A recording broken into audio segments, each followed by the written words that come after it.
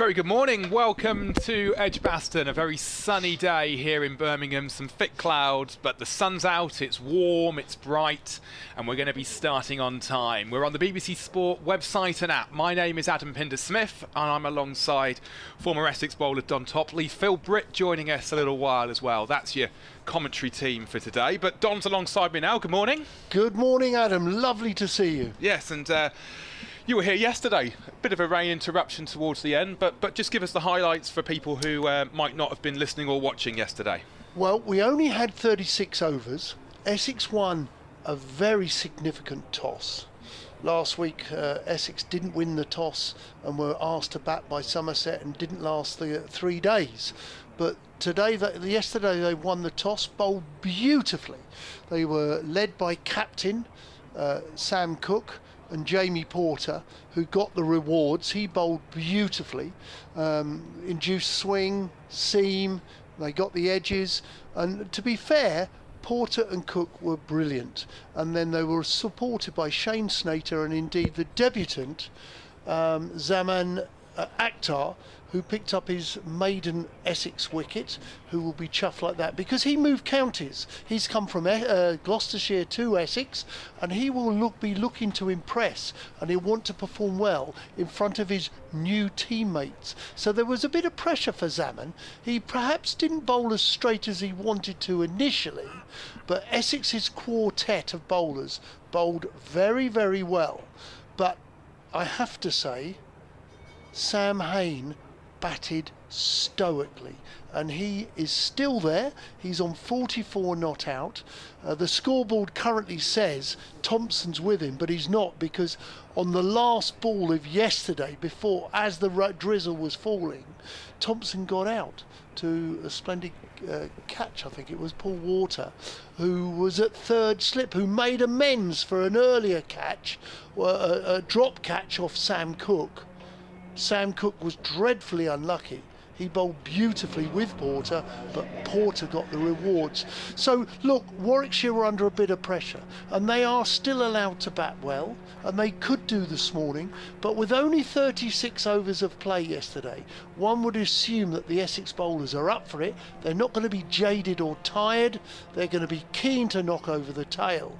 But Warwickshire would be delighted if they could get closer to 200. That's important. I would say 200 minimum they'll be looking for, really, even 7 down. The umpires are walking out in front of us. We've got a couple of minutes to go until play starts here for the second day of this County Championship Division 1 match between Warwickshire and Essex. They're just starting to see the Essex players emerge now. They're just crossing the boundary rope, doing the high fives and the final warm-ups. We've got 2 balls of Sam Cook's over to finish from the when the rain sort of came last night and the wicket fell, and then we'll be starting a fresh over. So there's 104.2 overs today, so I hope you've packed your... Yes. We're here for the long run. The players normally look upon it and call it overtime. Right.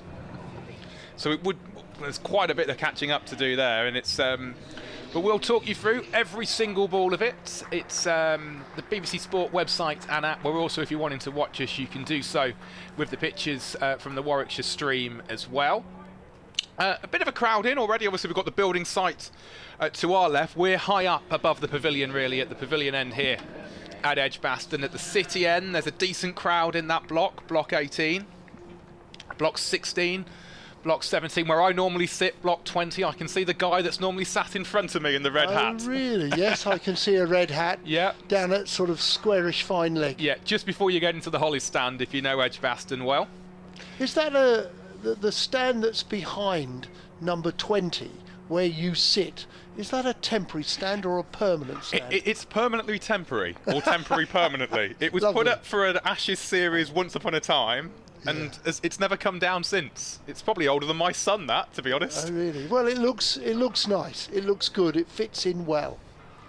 So Sam Cook has got 2 balls to finish in his 11th over. 113 for 7. Warwickshire are overnight. Sam Hayne 44 not out off 93 deliveries, and Barker is the new man alongside him, and he will face the first ball that Cook's going to bowl. Do you want to talk us through these 2 balls, Don? Okie doke. Sam Cook, who got 1 wicket yesterday, he bowled so well. The right arm around the wicket to Barker, who actually, to be fair to him, I think he leaves that. He shapes up to play and it goes through and there is no run. And 1 ball then to go in this over. Don's just nipping off to chat to BBC Essex about what he's seen so far in the morning and how the sun's out. There's 1, 2, 3 slips in place. And mid on, mid off. Point. Deep square leg as well.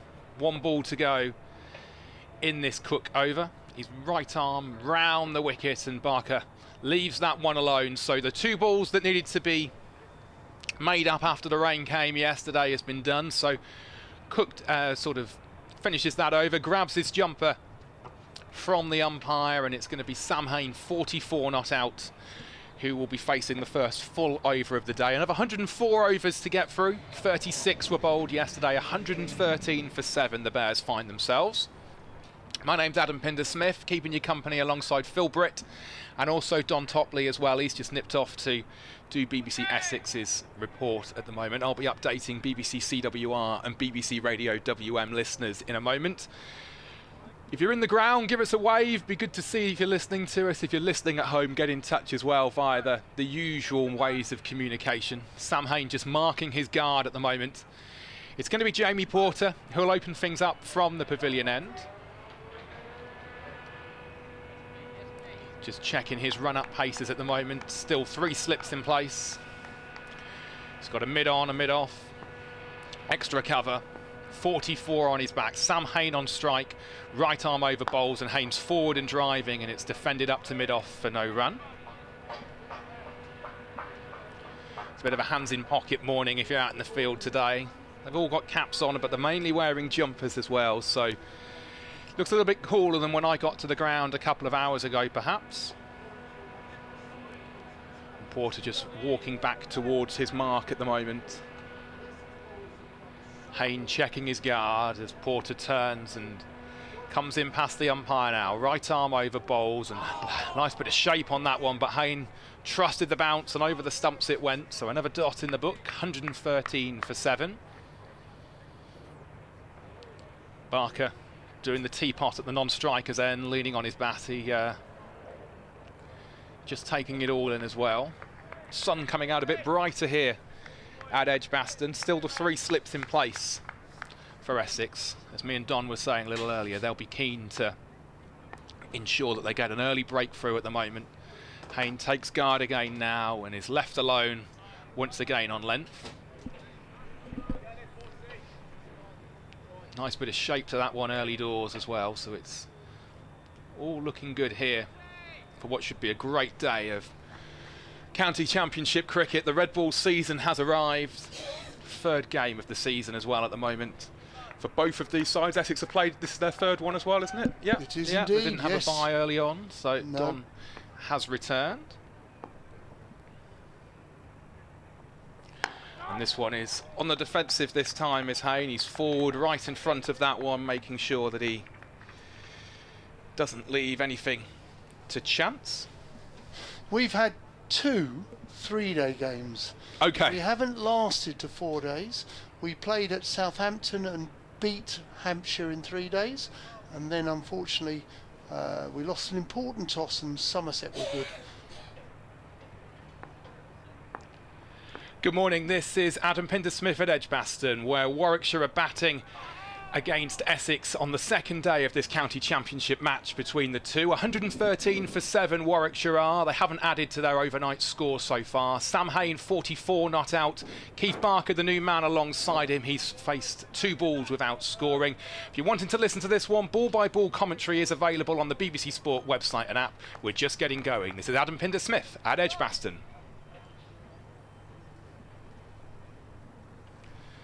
So there's 1 ball to go in this Jamie Porter over. Sam Hayne that is on strike at the moment and just taking guard and once again leaves alone. A very cautious watching full start by the Warwickshire pair. Not added to their overnight score so far, with the 2nd over of the day completed. The Bears are 113 for 7. I saw Tom Wesley this morning. He is here, and in fact a few people have contacted me asking about Tom. He was hoping to play here, especially with Vian Mulder not here, and Essex needing a number 3. Luke Benkenstein will probably back 3 for Essex later today, but Tom does have a fracture in his right hand index finger, where 2 days ago he batted and actually felt quite comfortable, but then it was the next day that he was struggling with, and it was just a little too soon. But Essex will need Tom Wesley, and he does hope to be back for the Oval next week. Big game for Essex, that. Cook to commence, having finished his incompleted over, he's now starting again from the city end outside off stump, which is well left and watched by the all-rounder Keith Barker, who's returned after an 8-year absence where he played at, I think it was Hampshire, but he's returned now to his beloved Birmingham club. Decent football player in his day as well. What position did he play, do you know? It looks as if he's got a strong man, probably had a decent engine, up and back, probably around the midfield I would suspect. Cook around the wicket to the left-hander, bowls, this time not straight enough, which Barker is very happy to leave and be watchful. Barker's still without a score. Hayne, who batted so well yesterday, so responsibly, he got stuck in and he saw, well, he came to the wicket actually at 12 for 2. Yeah, as scenarios go, it's not the one you're wanting, really, is it? Walking in at 12 for 2, but he really grounded out yesterday, didn't he, did Sam Hayne? As Cook comes in, outside off stump through to the keeper, no run. Well, Hayne has seen the downfall of Mosley, who was LBW Porter, Webster, who ran down the wicket and was bowled by Snater. It was an interesting dismissal. Barnard was LBW to Akhtar for his maiden wicket, and then after lunch Malik was LBW Porter.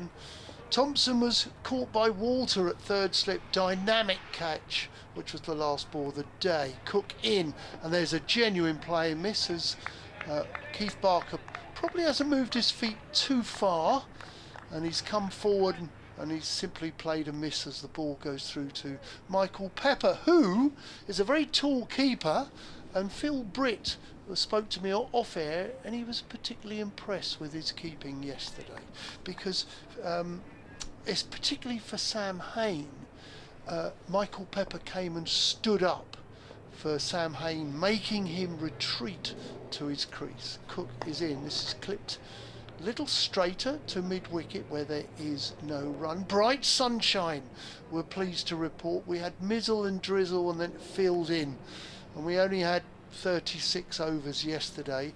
I think today's going to be better. I'm pretty confident we're going to see a lot of cricket today, although I'm not that I'm Michael Fish.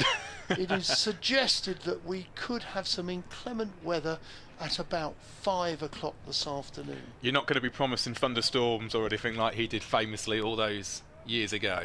Cook in.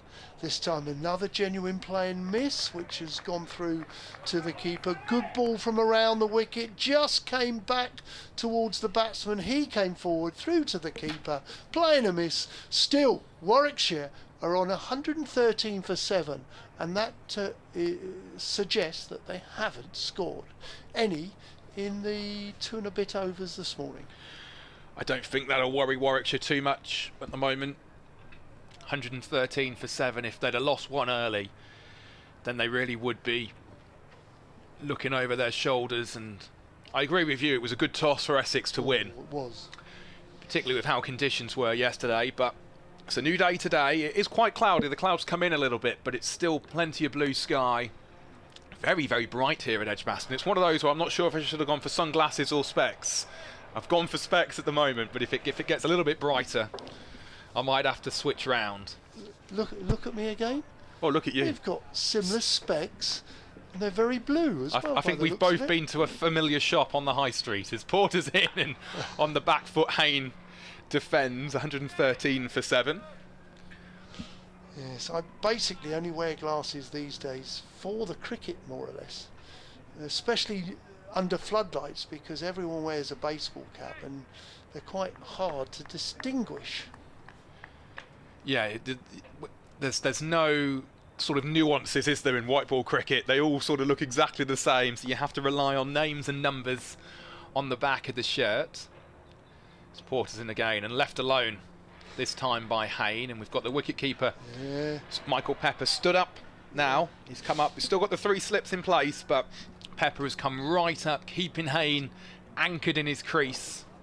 And of course the great tactic of that is, whilst he has to hang back, get back in his crease, when he comes forward it now brings an LBW into play, because he's got back into his crease, and secondly, you know, the ball might move and there's a chance of a nick.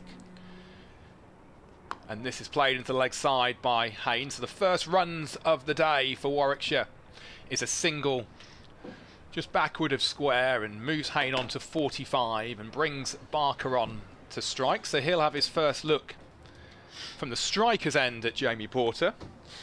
Obviously he's been stationed at the non-striker's end so far for the Porter deliveries, but the field will change probably for the left-handed Keith Barker as well.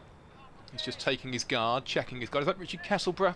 It is. I think at this end, doing Ben Debenham doing the umpiring duties. So Porter switching to right arm round the wicket to the left-handed Keith Barker. Halfway through this over, in he comes, and this one's tucked into the leg side. There'll be runs here, might be 2 of them for Barker. No, they settle for the single. So once again the field will change for the right-handed Sam Hayne, and Barker has opened his account. He's 1 not out off 9, and the partnership has doubled to 2. 115 for 7. Thank you for the contributions by email yesterday. We'll read out the new email address, but I will take the opportunity of reading a few from Essex and Warwickshire fans talking to us about cricket, all things cricket, not just the professional game. Right arm over the wicket this time. Well taken. For Porter, very well taken by Pepper behind the stumps as Hayne leaves that one alone. Good bit of cricket that. The reason I say that, it's a decent delivery. Hayne is being watchful and responsible and diligent, and the keeper standing up, and it probably just did a bit, moved away, and I have to say, as you rightly said, it was a very good take by the keeper. So good cricket all round. Last ball of Jamie Porter's over now then, 115 for 7. It's Hayne on strike, and just worked into the leg side this one. It's the fielder at mid-on who picks that one up. So a dot to finish. That's 39 overs complete now. We've still got 101 of them to bowl today. Barker is there on 1 not out. Sam Hayne 45 not out, and so far Warwickshire have moved on to 115 for 7. Well, the first email yesterday, we had a chap called Alessandro, who often contributes to things Essex cricket, and it's rather remiss of us, we couldn't access the emails yesterday, but it was his birthday and he was enjoying the commentary and he was enjoying the early 2 wickets courtesy of Jamie Porter. He's a big Essex fan from Chelmsford.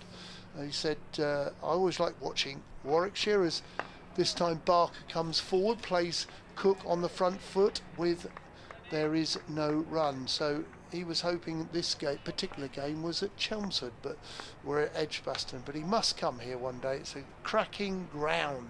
So happy birthday for yesterday, Alessandro. Yes, happy birthday, Alessandro. Does it say how many years, or is he keeping that to himself? No, he's keeping that to himself. Yeah. As Cook on his way in, 3 slips waiting, and that's a good leave. A little bit more pace. The ball got slightly bigger against Barker, and he was able to leave it alone, and it travelled through to the keeper. No run. That one really climbed, didn't it? As it hit the pitch, it certainly got big on Barker, and he did well to get his hands out the way and make sure it went through to Pepper. behind the stumps. Morning, guys. A gentleman called Rory Bysouth as Cook comes in.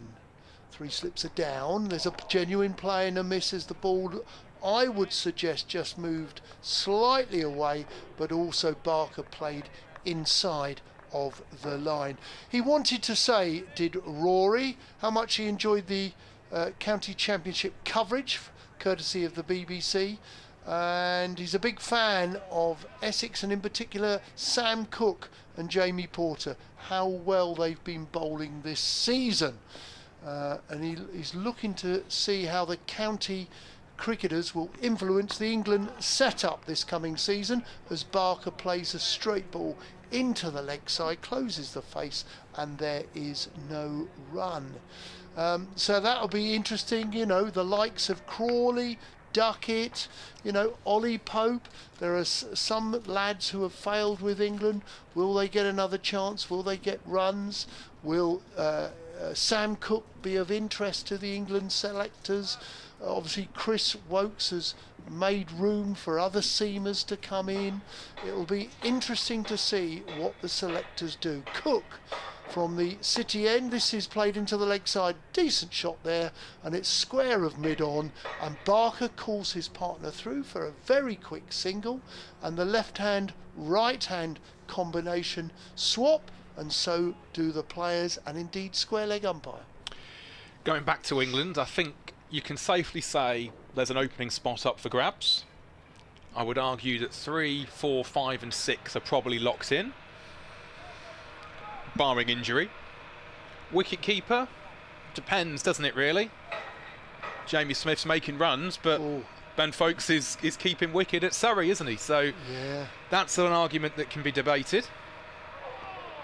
As this ball is a decent ball through to the keeper. Good over there from Sam Cook, and the score has moved from 113 for 7, and Warwickshire in quarter of an hour have added just the 3 runs, but importantly they have lost no further wickets. And then when you look at the bowling unit, as you say, Chris Wokes has retired, so there's definitely going to be a spot there. You would say that Archer and Josh Tongue are locked in, if available and fit? Correct. The only proviso is Archer won't have prepared for Test match cricket because he's playing, I think it is for Rajasthan Royals in the IPL. Yeah. So, you know, bowling 4 overs in a game isn't quite the same as a Test match preparation. Porter, right arm round the wicket, and it's cut off the back foot by Barker, but there's a fielder there that makes sure it doesn't sneak out to the boundary. Didn't affect him much in the India game at Lord's last season, though, did it? He just sort of came in and, well, sent Rishabh Pant's off stump cartwheeling back towards the pavilion in no time at all, really. So you're absolutely right, but obviously with my knowledge of bowling, the only thing is what you don't want to do. Yes, he could probably easily play, but you've got to make sure he's prepared. You don't want to get him injured. A wider one this time by Porter that's left well alone by Barker. Josh Tongue feels like the bowler of the winter. Yeah. I thought he bowled very well in that. Doesn't always take the new ball. No. Does it? No. So is that something England would like him to start to try? I think it depends on Gus Atkinson, that one, doesn't it, as well a bit, and who that additional seamer was. You know, Sam Cook, I assume, always takes the new ball for Essex, so that's an option. I thought he was a bit unlucky. I was at the Zimbabwe Test at Trent Bridge last summer, and I just thought, as Porter comes round the wicket and once again left alone by Barker, that had that been a 2 or 3 match series, he might have just, you know, been able to find his way a little bit more. I think Potts has probably drifted away a little bit, didn't do himself any sort of favours in that test he played at in Sydney. So Cass has had an injury or 2. Yeah, he's come back from the IPL, I think I saw this week. So there are going to be options available. Ollie Robinson at Sussex is a player I've always liked, and this is worked into the leg side by Barker. A good shot, actually. It was quite a straight, full delivery that takes him to another single, so he moves on to 3 not out and 117 for 7. And then it's the spinning situation, isn't it? I know Bashir's gone to Derbyshire, so will be bowling rather than being the understudy to Jack Leach at Somerset. but do they go for a James Coles, Liam Dawson type spinner? Do you know what I mean? That can bat at 8, so fill the Woakes slot in that sense, and can bowl some control and keep it tight? Or are they going to look at a Mason Crane, you know, who had a cracking start for Glamorgan the other week, and this is worked off the back foot by Hayne. Porter just giving him one to nudge into the covers. So I think Duckett, if he gets runs, plays. I'm not so sure about Crawley. I think Crawley's going to need a stack of runs between now and that first test, which is early June, I think, isn't it? The first test of the New Zealand series, to be alongside him. I like the look of Asa Tried at Glamorgan. I like the look of McKinley at Durham as well. And this is all struck on the pad. Big appeal. Not out, says the umpire. I think going down the leg side, and the umpire agrees. So that completes the over from Porter. It was a full delivery that had a bit of swing on it, but I think it was doing too much. And Sam Hayne survives. He's still 45 not out, 117 for 7. Sam Hayne's probably just a bit disappointed he didn't manipulate that ball into the leg side. He recognised it was going down and he tried to clip it. He's just missed out on a run scoring opportunity there. 117 for 7. It's going to be Cook to continue from the far end, which is the Birmingham or the city end, and we can see the Birmingham skyline as Cook is in. This time he's got a leading edge into the offside from the left-handed Barker, and that is a simple 2 runs. He was looking to play on the leg side, but Barker got a thick outside edge and it's gone via backward point for 2 runs. 119 for 7, and a good morning to Sports Extra, who has joined us here at Edgbaston.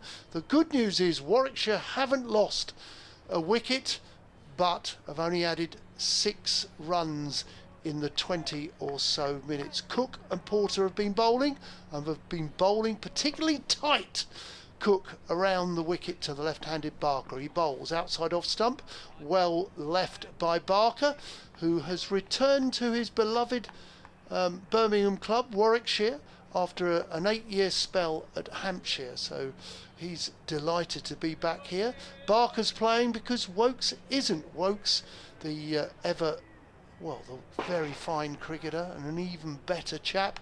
Well, Woakes has been rested or rotated in the championship so far this season, not playing this particular fixture. Cook on his way in, left alone by Barker, through to the keeper Michael Pepper.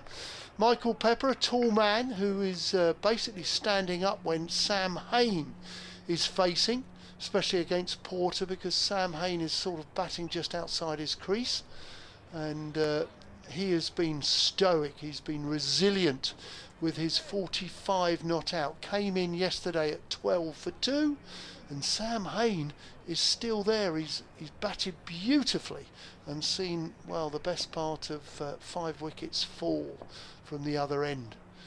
In comes Cook, 3 slips awaiting. Cook bowls a bit too straight, and this is a run to Barker, who clips it off his legs down to fine leg in front of this large pavilion stand, a fantastic pavilion stand. Must be looking at Phil Britt, must be the best part of 10 years old now, this stand, or longer. 15 nearly, really. It makes such an impression here at Edgbaston. And of course we're going to have a newish hotel and stand to our left, which is opposite the Hollies stand here at Edgbaston, and that's going to be impressive in due course as well. Cook over the wicket to the right-handed Hayne, who plays and misses off the back foot through to the keeper, and there is no run. Right on cue, the drill has started at the building site as well. So I suppose it's good news that they are working on Saturdays. Double time tomorrow maybe for Sunday as well. Do you reckon? Well, we'll find out, won't we, tomorrow if the game goes the distance. We saw about 15 to 20 gentlemen looking all gathered together, looking down a hole yesterday. It was quite a funny picture as Cook over the wicket comes in, bowls a slightly wideish delivery that goes wider on the angle, and that concludes an over from Sam Cook. The score is 120 for 7. You're listening to Adam Pinter-Smith. Phil Britt is our third voice, and myself, Don Topley, bringing the action, ball by ball action here from Edgbaston. They're wanting to get that all completed in time for the Ashes next summer, all that building work and hotel work. So just over a year to go, 18 months or so, depending on which of the Ashes tests Edgbaston gets allocated. They've been the first of the 5-match series in 2023 and in 2019. So it's them, Trent Bridge, Lords, the Ageas Bowl on the south coast, and the Oval, as Porter continues right arm round the wicket, and it's a full delivery that's just defended into the leg side by Barker for no run. It's going to be quite a change to the Birmingham skyline in this part of the city when that hotel is built and the new stand has been erected. Lovely day here in Birmingham. In fact, when you look around the city at the moment from our high vantage point, all you can see are cranes. There are different parts of high-rise buildings being added to and constructed in the second city. 120 for 7. It's Barker on strike, and he whips this one into the leg side. It's a sort of straightish ball from Porter, and he'll get at least 2. Fielded in the deep there by Snater, and 122 for 7 the score moves on to. I'm looking forward to the T20s. There's going to be some balls hit into that building site. Yes. Particularly if they're playing on the left-hand side as we're looking at it. There's going to be the first game of the season, actually, Surrey were the visitors to Warwickshire, and I think they played a little bit to the that side, and I think the ball did go in. There were a lot of runs scored that 4 days, and I think the ball went into the site a few times. This one again worked into the leg side by Barker. Just be a single this time. They're trotting through, so the field will change for the right-handed Sam Hayne. But if you're roughly, I know it's not the easiest thing to see, but if you're playing on one of these strips that are right over on the side near where the Raglan stand stood, and that's only a little chip, and you're going to be nipping into that building site. It's like when the COVID games were on here and the players were having to go up into the stands to fetch the ball themselves. It was a very strange time. So the right-handed Sam Hayne on strike, 127 for 7, and this one is worked into the leg side for no run. Fielded there by Allison. He stays on 45. Lovely bright sunny morning. There is a bit of cloud around, quite heavy cloud in places, but the sun is doing its thing at the moment, and it's a sleeveless sweater day today, isn't it, I think, if you're fielding? Yes. Well, it's the start of the cricket season, really, in club cricket, isn't it? I know the East Anglian Premier League, which is Norfolk, Cambridgeshire, Suffolk and Essex, they start today. Just struck on the pad that time, but it was outside the line, so Hayne survives any potential LBW appeal. Penkenstein doing the fielding. And in the Essex Premier League, they've actually don't start for a couple of weeks. They start on the 9th of May. And it was Colchester and East Essex Cricket Club that were champions last year, but they've got a few weeks of I think white ball cricket and friendlies before they start on the 9th of May. But good luck to the East Anglian Premier clubs in East Anglia. And this one left alone by Hayne. Porter bowls a lovely line actually just along that corridor of uncertainty to finish the over. So Hayne is there still, 45 not out, 112 balls he's faced so far. His partner is Keith Barker, he's 9 not out, partnership worth 10. And 43 overs Essex have bowled so far, and the Bears have moved on this morning from 113 for 7 overnight. They've added 10 to that overnight score and find themselves on 123 for 7. And you anticipate cricket clubs all over England and Scotland and Wales will be preparing for cricket, maybe not just the squares and the pitches and the rolling, but cleaning the ablution blocks, getting the kitchens ready. Liquor paint here, get the whitewash out for the side screens. Cleaning the pavilions.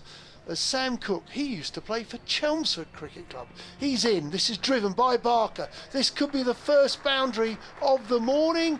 It was quite full, little bit of width on it, and the umpire, Ben Debenham, signals 4 runs. First boundary of the morning for Warwickshire. Good looking shot that, Adam. Yeah, cracking shot that. And Barker was fully committed, his eyes lit up like a Christmas tree, big stride in and hit it very straight. Mid-off had no chance, and I have to say, even with all the rain yesterday, that outfield looks fairly quick. It whistled away to the fence.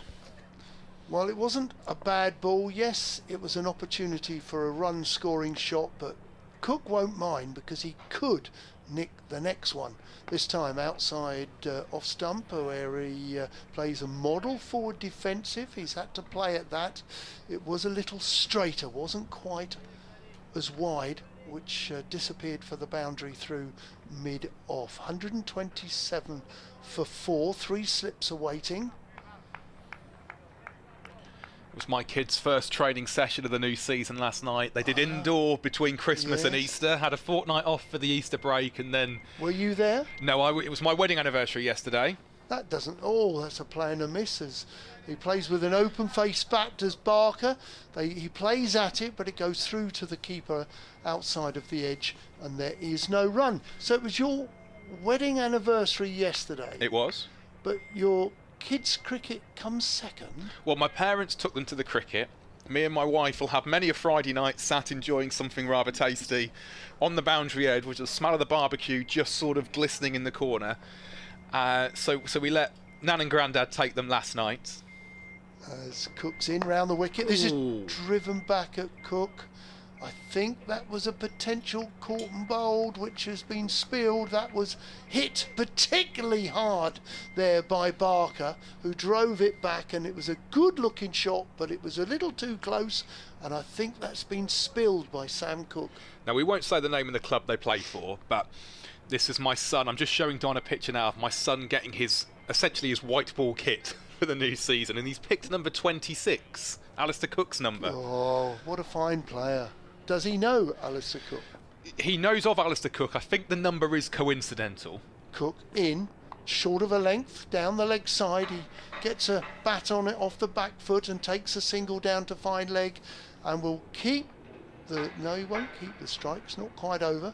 The right hand and left hand change, the umpires change, and indeed the fielders change. Sorry, it's Sir Alistair Sorry, Cook. sir. So if you are listening, Sir Alistair, we apologise for not giving you your full title. But no, the reason he picks 26 is he was born on the 25th of February, but it was at 5 minutes to midnight.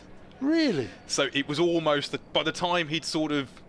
You might still be getting your breakfast at this time or having an early lunch. I shan't go into too many gory details, but by the time he was sort of slightly clean and...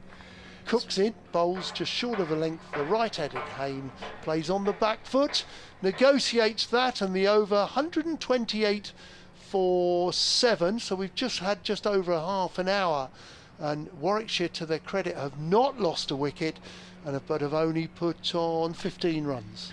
So yeah, by the time it was the 26th of February, you see, by the time we had the picture with him first being held with mum and dad and that sort of thing. So that's why he wears 26. His daughter wears 12. Yes. Because, oh sorry, my daughter, not his daughter, his sister. Crikey, that would have been wears 12 because her friend, she wanted an even number, and her friend was number 10, and so she wanted to be a higher number than her friend. So I don't know if there's any other sort of science to picking numbers, is there, in cricket? In the way Not really, just as long as somebody else hasn't got the number previously. Yeah, we see, I've always been number 4. That's been the one on my shirt, as Porter's right arm round the wicket to Keith Barker, who defends this one into the leg side for no run. Did shirt numbers come in when you were playing, or were you no, just... I'm far too old. What number's Reese for England? Well, originally he had 23 with an American connection there, basketball. Yeah. He enjoyed 23, but then Liam Livingstone took it when Reese had a stress fracture of the back and was out for a year. And he had 38 and other numbers as well. As Barker defends this one on the front foot for no run. I always favoured the football numbers, 1 to 11. Yeah. Yeah, but you see, I think Vian Morder's got something like 76. There's a 99 out there, I saw. That's Benkenstein. Yeah. They have some. I think in the international cricket, didn't one of the Indians have 000? Chris Gale was 999 for a long time, I think, in the IPL as well. So I think it's one of the things that have been brought into cricket that is added. Spectators can see who it is. This one's hooked away by Barker. This might go all the way to the fence as well. It does. 4 runs to Keith Barker. It was a ball that got tall on him from Jamie Porter, and he got his wrists through the delivery quickly, and it flied away to the fence, and he moves on to 18, 132 for 7. Yeah, it's gone to fine leg. It was a top edge. It was a genuine bouncer. To be honest, we haven't seen too many bouncers over the 45 overs that we've enjoyed in this Division 1 encounter between Warwickshire and Essex. So, Porter's shoved it in, and Barker's taken it on and got a top edge fortuitously for 4. The second boundary by Barker and indeed Warwickshire this morning. 3 slips remain in place though for Jamie Porter, so they're not panicking at the moment, and this one is a faster sort of fizzy delivery off the pitch that Barker goes to defend, and I think it caught him on the thigh guard at the end. Hello to Steve, he's just got in touch, listening to you on 5 Live Sports Extra at the moment. He's on his way to Barrow to watch Walsall play at lunchtime at the moment. He said he was here yesterday.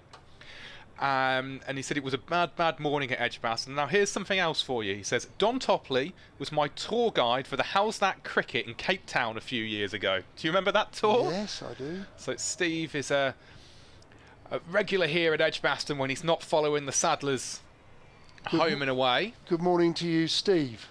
Porter in once more, and it's left alone by Barker. So he's probably somewhere around the Preston area, I would think, at the moment, going up the M6 to Barrow. When I was a young man back in Shorts, learning about being, having a contribution in cricket as a young man, a young boy rather, Barrow I used to collect football programmes, and Barrow were in the Football League before they spent some fair time out of the Football League. I can remember Barrow in Furness. An attempted bouncer there by Porter to end the over. He didn't quite get it right, and Barker was onto it quickly and whisked it away through the leg side for a single. So 1 more to the score, 133 for 7 the Bears are. They've made a good start in the first sort of 40 minutes or so here this morning at Edgbaston. We're on the BBC Sport website and app, wherever you're listening to us. It's great to have you with us. We've had a few messages in. We'll read some more of those at the moment, or in a moment, I should say. But if you want to get in touch, wm.sport@bbc.co.uk is the email address. And our email address is essexcricket@bbc.co.uk. You can find us on social media as well if you want to get in touch on X and send us a message. But it's been lovely to hear from you all this morning. It's a much warmer day here at Edgbaston, dry and bright. There is some cloud around, but no hint of any rain disruption today. The flags on the far side are cracking a bit, but it's not gale force by any stretch of the imagination. And it's been a good 40 minutes of cricket so far, Don, hasn't it? Yes, it's. We haven't seen lots of runs. We haven't seen any wickets. I mean, to be honest, we've only seen the 2 boundaries from Keith Barker, who has moved on to 19 from 36. But Sam Hayne at the other end, he's really batted responsibly, stoically. Get past this. He's made 45. It's going to be a slowish 50 if he can get there. At the moment, he's faced 113 balls. We've got a bowling change from the City end. Shane Snater into the attack, who bowls at Barker without any foot movement, who gets an inside edge. It runs down to fine leg where the debutant Zaman Akhtar was fielding, and the left-hand, right-hand combination move, because they've scored 1 run, 134 for 7, and we've had 40 minutes of play this morning. Got a little bit brighter again still, I'd say, at the moment. The floodlights casting shadows right into where the slips are stood, aren't they? They're keeping those 3 slips in, so they're keeping the attacking field in. Essex still feel like they're in with a snip of a wicket or two, I'd say. Slater in, little shorter, played into the leg side by the right-handed Hayne. That's very good play, moves back and across onto the back foot and just clips it into the leg side for a nonchalant single there. Good play from Hayne. He moves to 46, batted so well here at Edgbaston. He's an interesting gentleman because, you know, I'm not going to suggest, I know certain journalists are very much in favour of Sam Hayne. Has played a little bit of white ball cricket for England, but he's competing with a lot of very fine players. This time Barker drives off the back foot up to mid on no run, and I think of Ollie Pope, I think of Joe Root, you know, even James Vince over the years. You know, Sam Hayne is a very good player, and you know, you know, if you're a young bowler, as we talked about a few of the England bowlers, you know, there will be injuries or out of form, but when you're competing with an array of talented batsmen in the middle order for England, it's a hard gig.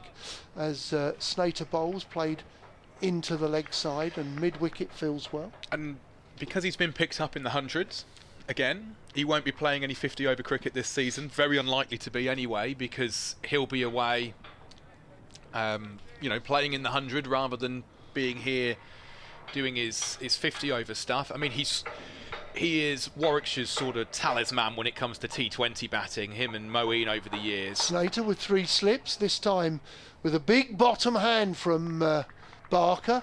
He forces it into the leg side, wants to play a little straighter, but he finds mid-wicket and just lost his shape there, trying to hit the ball perhaps a little too hard. So, is he going to be able to get those volume of games, I guess? You remember when Johnny Bairstow absolutely battered the door down and you know, it was Roy and Hales was locked in, wasn't it? And Bairstow just went, no thank you. Slater in around the wicket to the left-hander, and to be fair to Barker, he's played it out to third slip but along the floor.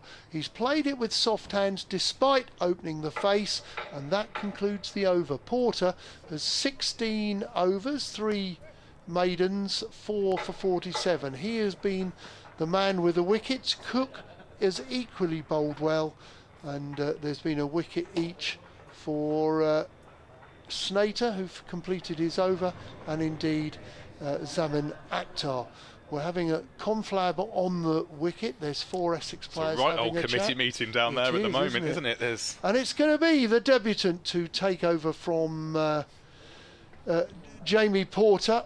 It's Akhtar, who's bowled 7 overs, 2 maidens, and he got 1 for 19. The wicket, his maiden Essex wicket, was the Warwickshire new captain, Ed Barnard, who was adjudged LBW to Akhtar for 9. The score then was 65 for 5, and he would have had a lot of, had a lot of relief than the fact that he got his first Essex wicket. He's loosening up, bowling the ball to Sam Cook at mid-off.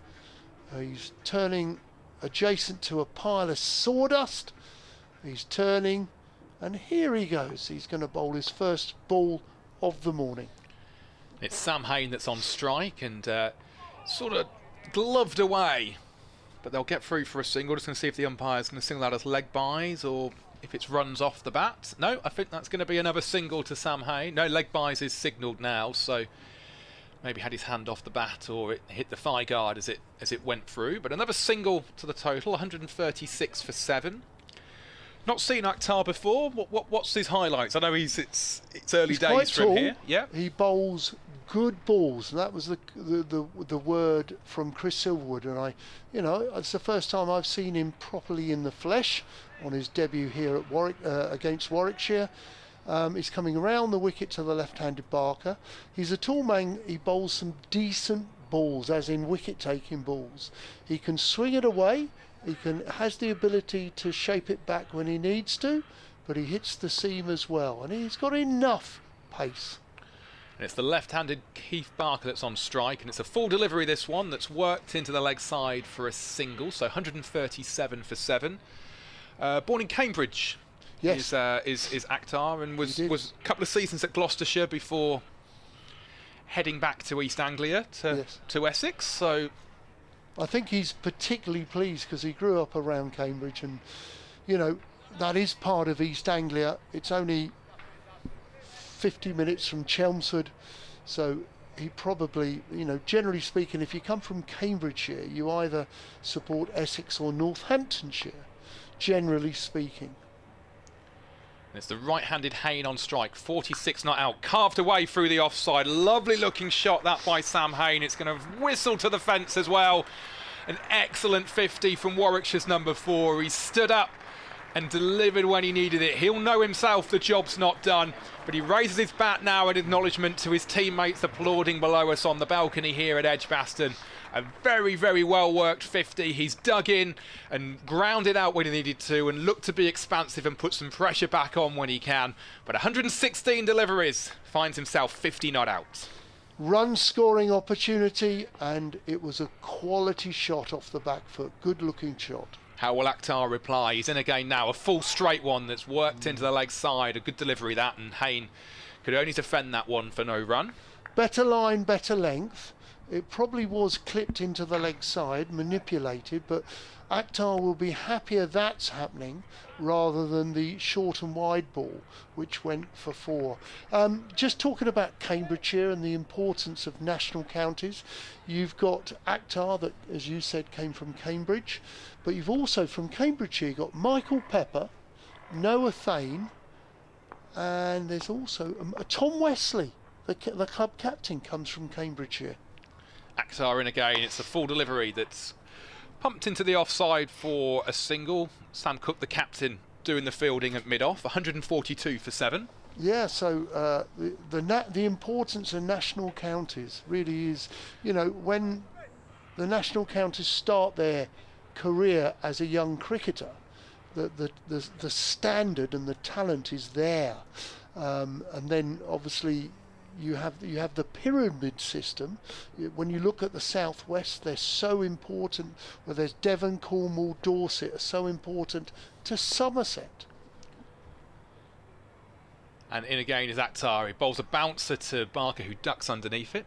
And then also around here, Staffordshire is one of the main ones. Dominic Cork came through Staffordshire. Well, Staffordshire over the years, Kim Barnett, Staffordshire over the years would have been one of the stronger in the old days minor counties. Minor counties in old money, yeah. Yeah, very much so. As well as Northumberland. Yeah, Cumbria. Cumbria, yes. Liam Livingston started off there. Paul Nixon, just some names I'm bringing up there. Jordan Clark. Yeah. Graham Clark at Durham. Jordan Clark at Surrey. They all come from Cumbria. Good standard of cricket in the northern leagues. Yeah. Durham, Jeff Cook. There's so many have played either at Durham or even Northamptonshire. When you think of Ned Larkins was at Bedfordshire, Monty Panesar, Bedfordshire. Making his debut for Pelsall Cricket Club today is Monty Panesar near Walsall. Is that right? Well, weather permitting, yes. He played in Norfolk last year for Great Witchingham. I've never heard of it, so I imagine it's not a massive place. East Anglian Premier League, but sadly got relegated last summer as Snater is in to commence a new over. This is played off the hips of the right-handed Hayne, who has batted beautifully this morning. He's only got the one boundary. That was the square cut to make his 50 off the bowling of Akhtar, but he's just taken a single off the bowling of Snater, off the first ball of his 9th over. 1 for 33 has Snater, and the left-handed Barker is about to face. Still, Essex have the 3 slips, and I totally agree with that. A ring on the leg side, but the square leg has just been sent back to the boundary on the Hollies stand. Is that a double bluff? We wait and see. Yes, it is, because it's pitched up, and Barker leaves it alone as it goes through. Barker, if I was bowling at Barker, I would probably, one of the things I've noted this morning, he isn't a big front foot man. He often plays from the crease. He's not a big front foot man, so as a bowler, you want him coming forward, try and inconvenience him, and perhaps, you know, he's had a shout for an LBW, but get him coming forward, don't bowl short at him. This time, that's a good delivery. See, he's played that from the crease. You sense that his front foot is on the crease, and there is no run as he plays it and respects it back up the wicket for no run. Not seen Snater bowl in the flesh for a couple of years, but he looks to have got a bit quicker in the balls I've seen him deliver so far. It looks like he was always an all-action cricketer. I think that's fair to say, isn't it, with someone like Slater? But he looks like he's got a yard of pace, an extra yard of pace or two now. He's got a quick snap as he comes in, outside off stump. Ball's moving away from the left-handed Barker. There is no run. Cousin of Jason Roy. Really? Didn't know if you knew that. No, didn't know that, no. He heralds from Zimbabwe, but he played for the Netherlands.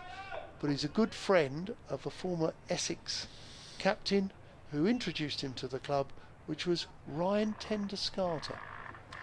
There's a cricketer. Oh, what a player. And a top man as well, top quality human being. Slater in, forced off the back foot. Barker wants a quick single. His partner Hayne agrees, and they both take an excellent single. Good bit of cricket from Warwickshire. 144 for 7. And we've now had just over 50 minutes of play this morning. The good news at Edgbaston is Warwickshire have not lost a wicket. What have they put on together then? 113? It was 113 31. overnight, so yeah, I'm going to say 30-ish. Your maths was quicker than mine there, but yes. Take my shoes and socks off. yeah, get the slide rule out. Good news for Warwickshire here this morning. Not doing quite as much, and we're in the 48th over of this game. This time as a play and a miss. Good delivery, which squares up Sam Hayne to complete the over of Snater. That's a good delivery, but equally well, he's still there is Sam Hayne. 52 runs and 120 balls. Very good morning to Bob, listening in Hastings. Says, listening in and enjoying watching the stream from very warm and sunny Sussex. Many Sussex supporters are tuning in after enjoying seeing Warwickshire here last week and are joining the stream's live chat. Could we give a shout out to Craig, to Mark, to Slains and any other Sussex supporters tuning in? And this is a bit that I always love to hear. Thank you for your excellent commentary as always, which I'm glad they're enjoying what we're providing you this morning here on the BBC Sport website and app. Having said that, I've dropped my pen and I can't see it. This is not very professional of me, is it? As I'm looking for where my pen's got here. Well, what we will say is give you a little shout out. Good morning to you, but well played Sussex. 2 out of 2. Chipped away by Essex. He's got him. Yeah. Caught at mid-wicket. And that looks to me, that is, I can't see who it is at the moment. We'll just remind ourselves in a second. But Barker's gone for 22 and Akhtar has his second wicket on his debut for Essex. But that's probably Barker's... He's not really moved his feet, he's clipped it in the air and he's found mid-wicket who's taken the ball above his head with 2 hands. It was a smart and simple catch in the end, but well played Keith Barker. He's put on an excellent partnership, scored 22 of those 31 runs. That tells you how responsible and stoic Hayne has been at the other end, who remains on 52 not out. Well played. Indeed, Keith Barker. Yeah, the only thing I'd say, it was quite a wide-ish delivery that from Akhtar. Did he have to play it and whip it through into the leg side? It was a good catch, it has to be said, but it's one I think as he'll be wandering back to the dressing room. He's thinking, could I have left that one? They've had such a good start here in the first hour of Warwickshire, and it's just opened the door once more to Essex, hasn't it? That just allowing them back in. And it's going to be Ethan Bamber in at number 10. Who joins Sam Hayne in the middle. If I was Sam Hayne, I'd be saying to Ethan, just bat time.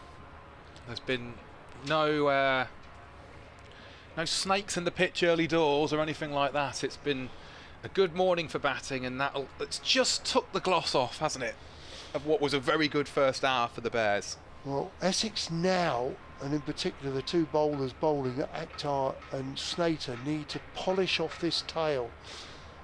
Bamber can bat, he's not a mug, but Hayne has been stoic and has been dependable. Really has batted well, and it's good to see. It's good to see a number 4 play so responsibly. Essex have got the 3 slips. They've got a ring on the offside, mid-on, mid-wicket, and a fine leg as Akhtar's coming in. He is. It's Bamber on strike for his first ball, a straight one that's chipped into the leg side. They'll get a single. They'll get through for 1, and Bamber gets up to the non-striker's end. 145 for 8. Looking at Akhtar, the way he's bowled, he's only been on for a couple of overs this morning. That last delivery, and he bowled a delivery earlier on to Barker, where Barker played it with one hand. Akhtar is quite a tallish bowler. He comes from over the top, and I think he bowls a heavy ball. And I think what I mean by that, he hits the bat a little harder than you think.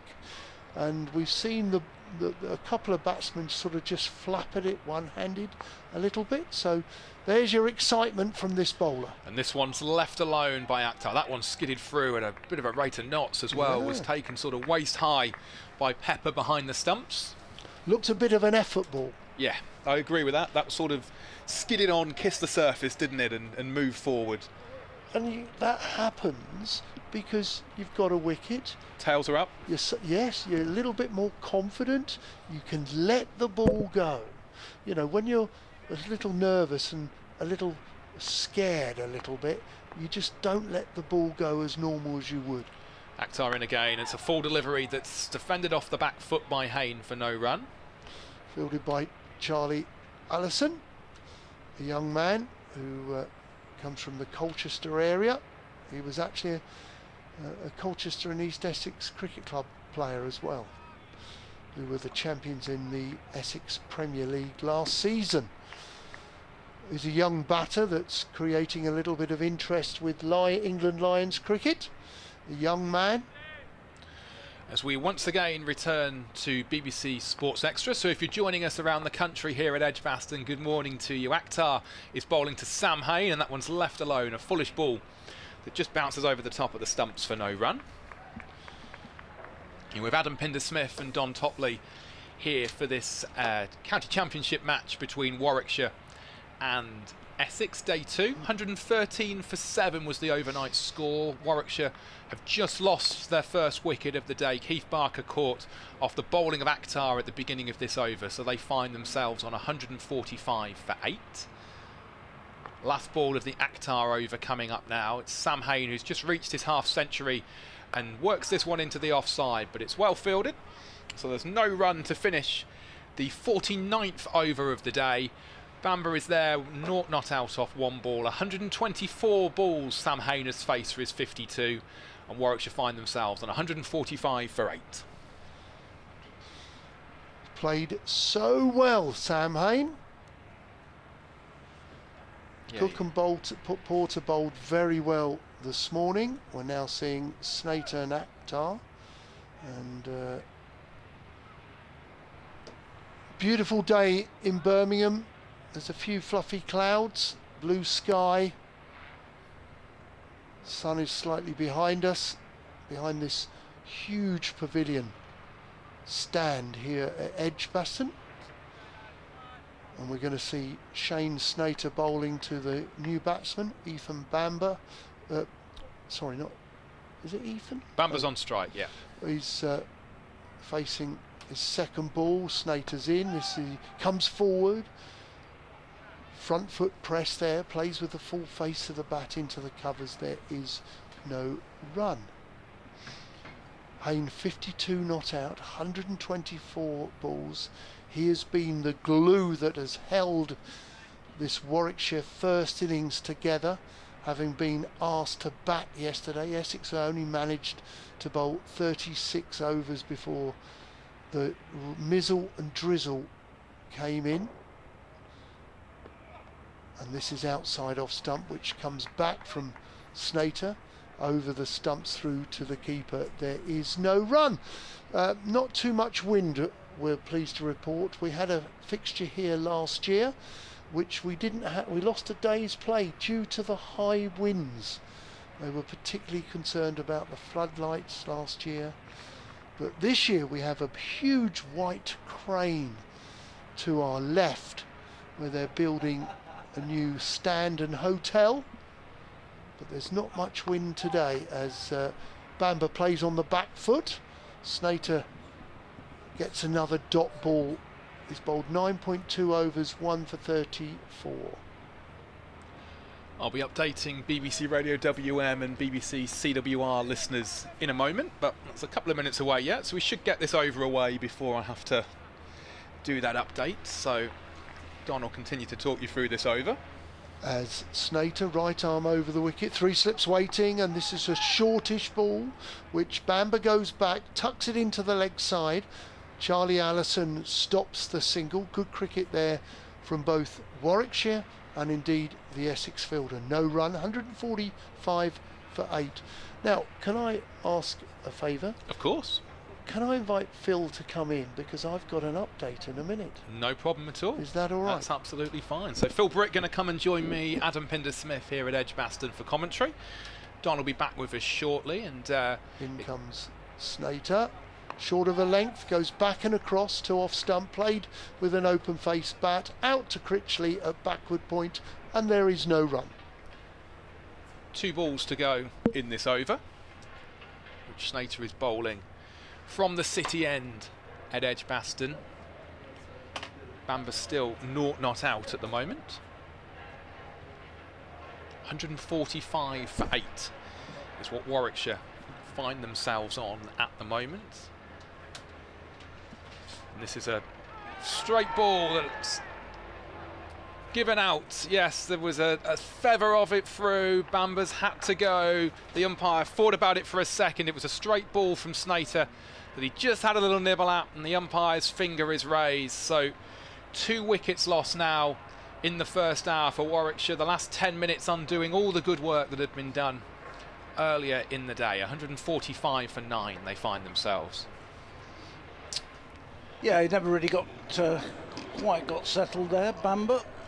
So it's 3 points, 3 bowling points for Essex with that wicket.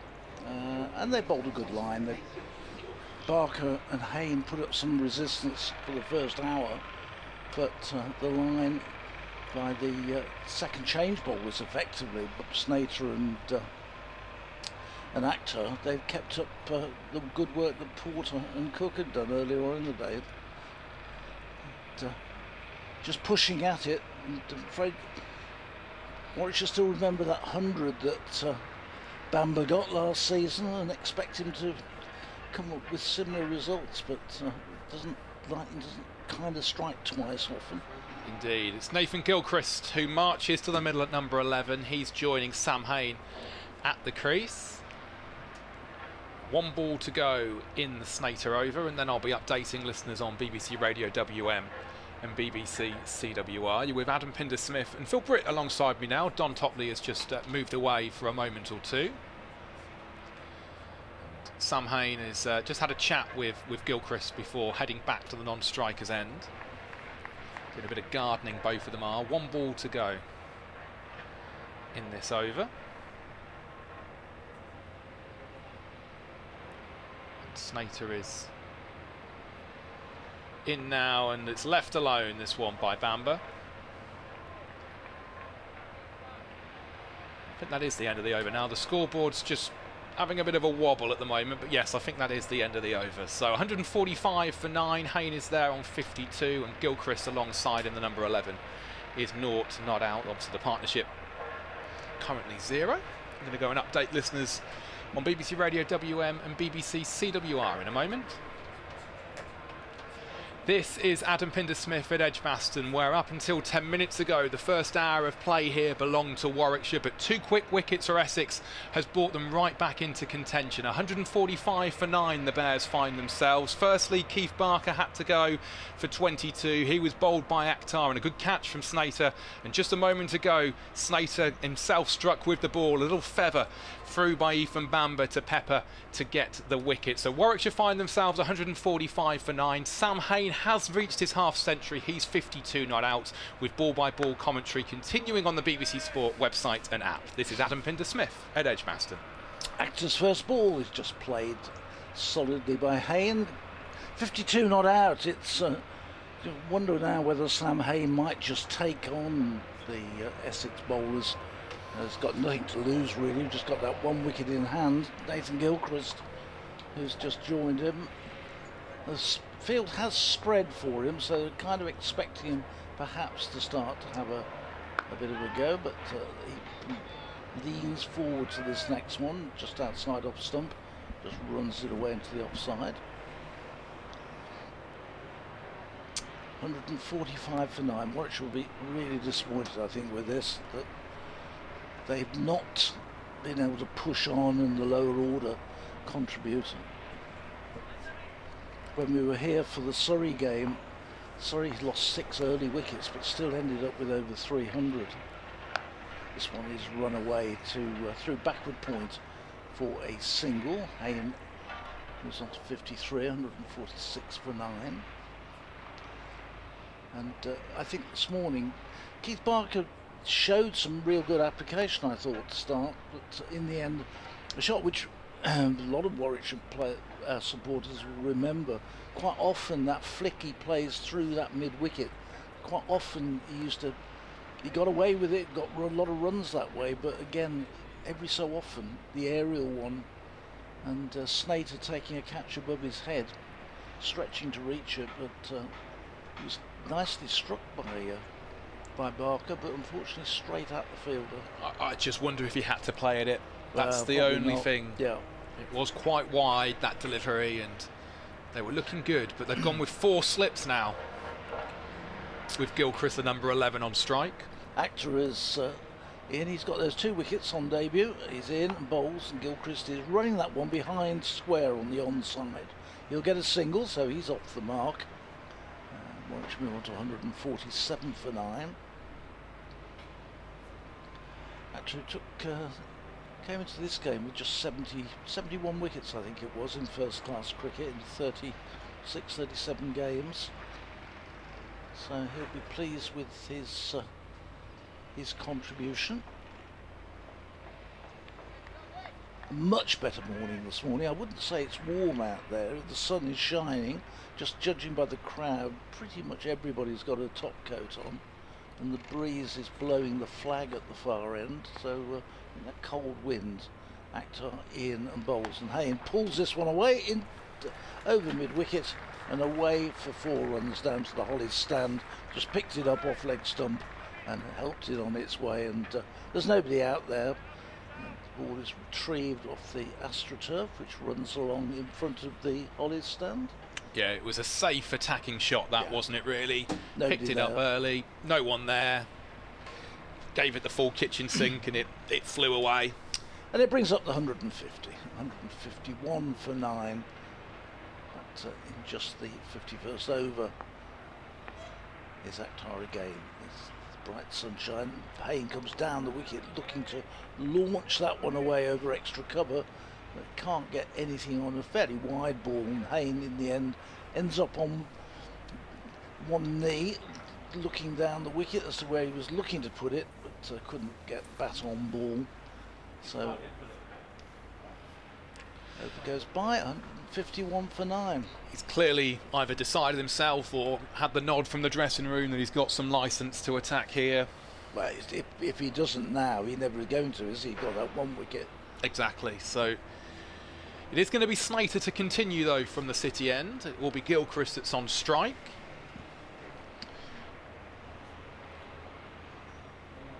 Clouds have moved away a bit here at Edgbaston as well. It's not that there was any any chance of rain, but it's what I call a Simpsons sky at the moment. There's big clouds up there, but no threat of any rain. I think there's possibility later in the afternoon, but I think we're clear until certainly 4 o'clock, 5 o'clock. So Snater to the number 11 Gilchrist, and a play and a miss, and it's taken by Pepper, the wicket keeper, for no run. I think that's shot there from Gilchrist indicates why Hayne ought to make hay whilst he's got the chance, because that's one of those flashing a ball outside off stump that could easily get an edge through to the keeper. Well, there was a part of me, by the way, that Pepper sort of tossed the ball up, that he thought maybe he was celebrating a wicket there, but no edge on this occasion. So Gilchrist gets another life, and Snater is in past the umpire again and bowls. It's a straighter one that's defended on the crease by Gilchrist. Another dot in the book, so the score stays 151 for 9. A decent crowd in. It's always difficult to assess for the county championship the crowds here at Edgbaston, because it's being such a big ground that people just get scattered round, so it always looks empty, whereas in fact if you put it into one of the smaller grounds around the circuit, it'd be a half decent crowd. So the play and a miss this time by Gilchrist, one that squared him up, and he looks like a number 11 at the moment, doesn't he? I'm afraid it's sort of...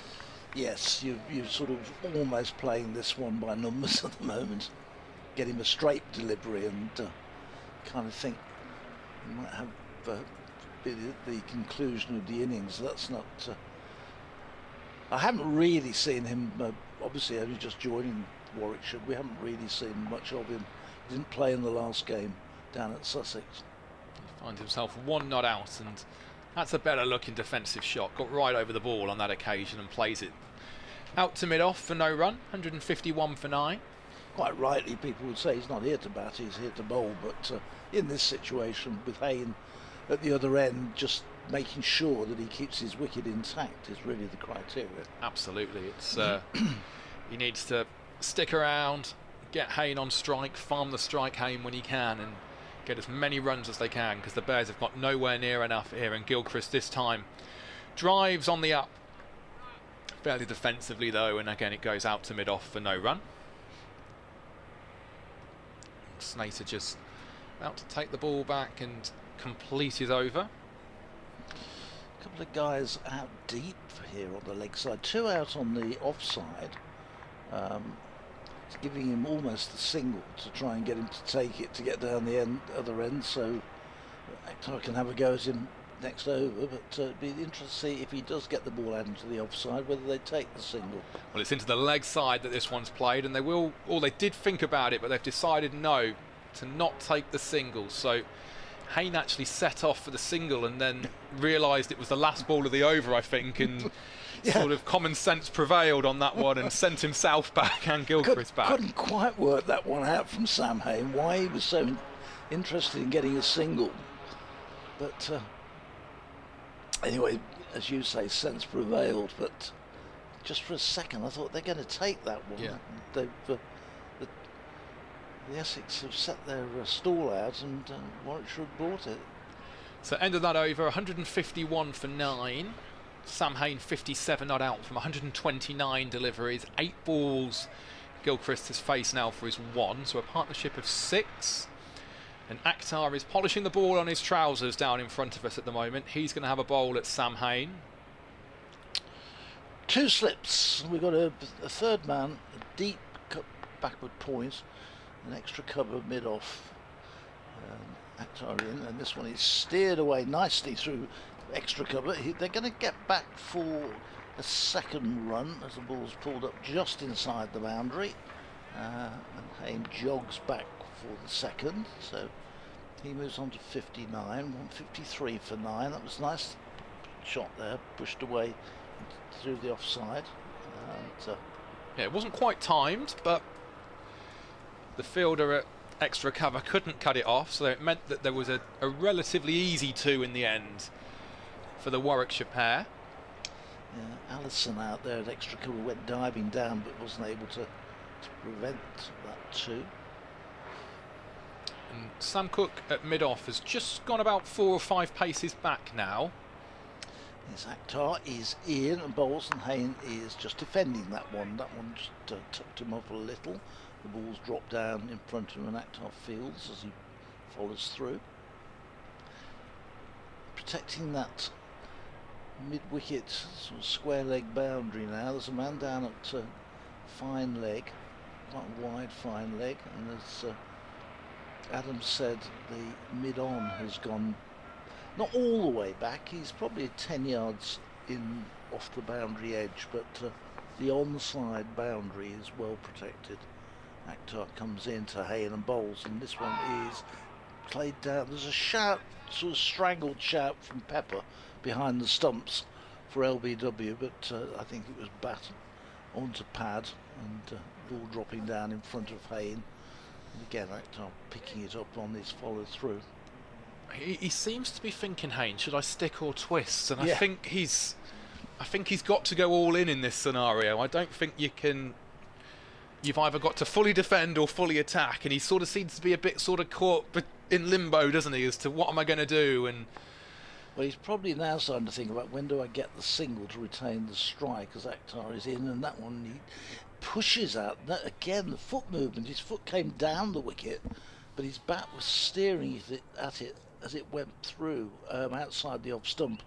Now the field changes because we've got 2 deliveries left, and suddenly it's like closing an umbrella, isn't it? That all the field converges round the wicket. it's like the wicket keeper's just turned a magnet Yeah, on. and someone said, "Come on in." In you come, fellas, because there's now, if you can imagine the 30-yard circle in a white ball game, they're all in that, apart from there's a deep backward square and there's a deep fine leg.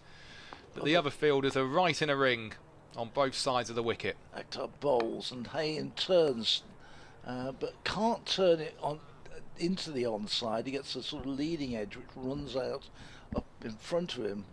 Akhtar just fields off his own bowling. So 1 ball here for Hayne to retain the strike. 153 for 9. 59 Hayne has got.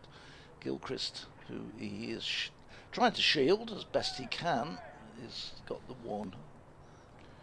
But they'll be looking for a single off this last delivery. Will the Bears, in an ideal world?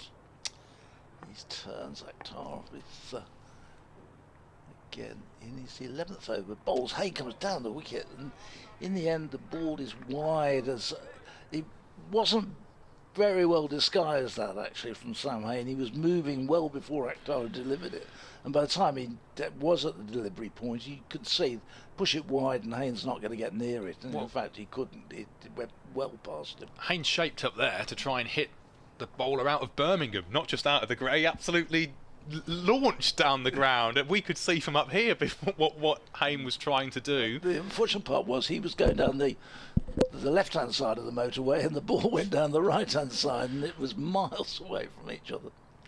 But yes, he didn't disguise that well. No, so 153 for 9 then. That's 53 overs done. Still got 87 to bowl today. Yeah, because we picked up the extra 8 overs. We had 2 balls left from yesterday, from the over which was gone, and then plus 8 to recover the lost time. As this one is a play and a miss to start Snater's new over by Gilchrist. I think we'll do well though, Adam, to get 104 overs in during the day. Yeah, there was a day in the Surrey game I think where they got it. They did do it. Did just, Mike was basically, well, I might as well sleep here by the time he'd actually finished. I think coming. I think there was a fair bit of spin bowling as well which took place. And we haven't seen any spin this morning so far, as Slater is in once more, and this is once again not the most convincing of shots by Gilchrist. He's just trapped on the crease at the moment, can't lay bat on ball, and that one whistles by to the keeper. And I don't think we're going to see a great deal for some time to come. Obviously just the 1 wicket left for Essex to get, and then Warwickshire with their sort of legion of quick bowlers that they've got in the team at the moment. So we'll Webster can bowl a bit of spin, but yeah, I don't think he'll be opening with that, as in comes Snater once more. And this one is worked into the leg side, but it's well fielded actually by the Essex man at a sort of squarish, close catching on the leg side, sort of just making sure. He's almost doing 2 jobs there, isn't he, really? He's making sure they don't get through for 1, but also because he knows Gilchrist isn't probably going to be pinging it off the square, can also defend the boundary in that position. 153 for 9. 2 wickets fell in the first hour for Warwickshire. They've done really well to keep in the game, but 2 quick wickets have brought Essex right into the fore, and this one is just worked into the leg side, and Gilchrist thought about setting off for the single, but it was probably a ball too early in the over to guarantee they'd then be able to get back for a single as well. So he's sent back by Hayne. That's a difficult one. That's 4 balls gone. So yeah, I think Hayne's probably done the right thing. In fairness to Gilchrist, so far he's looked reasonably solid in terms of defence. He's not sort of given huge issues, but so perhaps Hayne's got a lot more faith in him.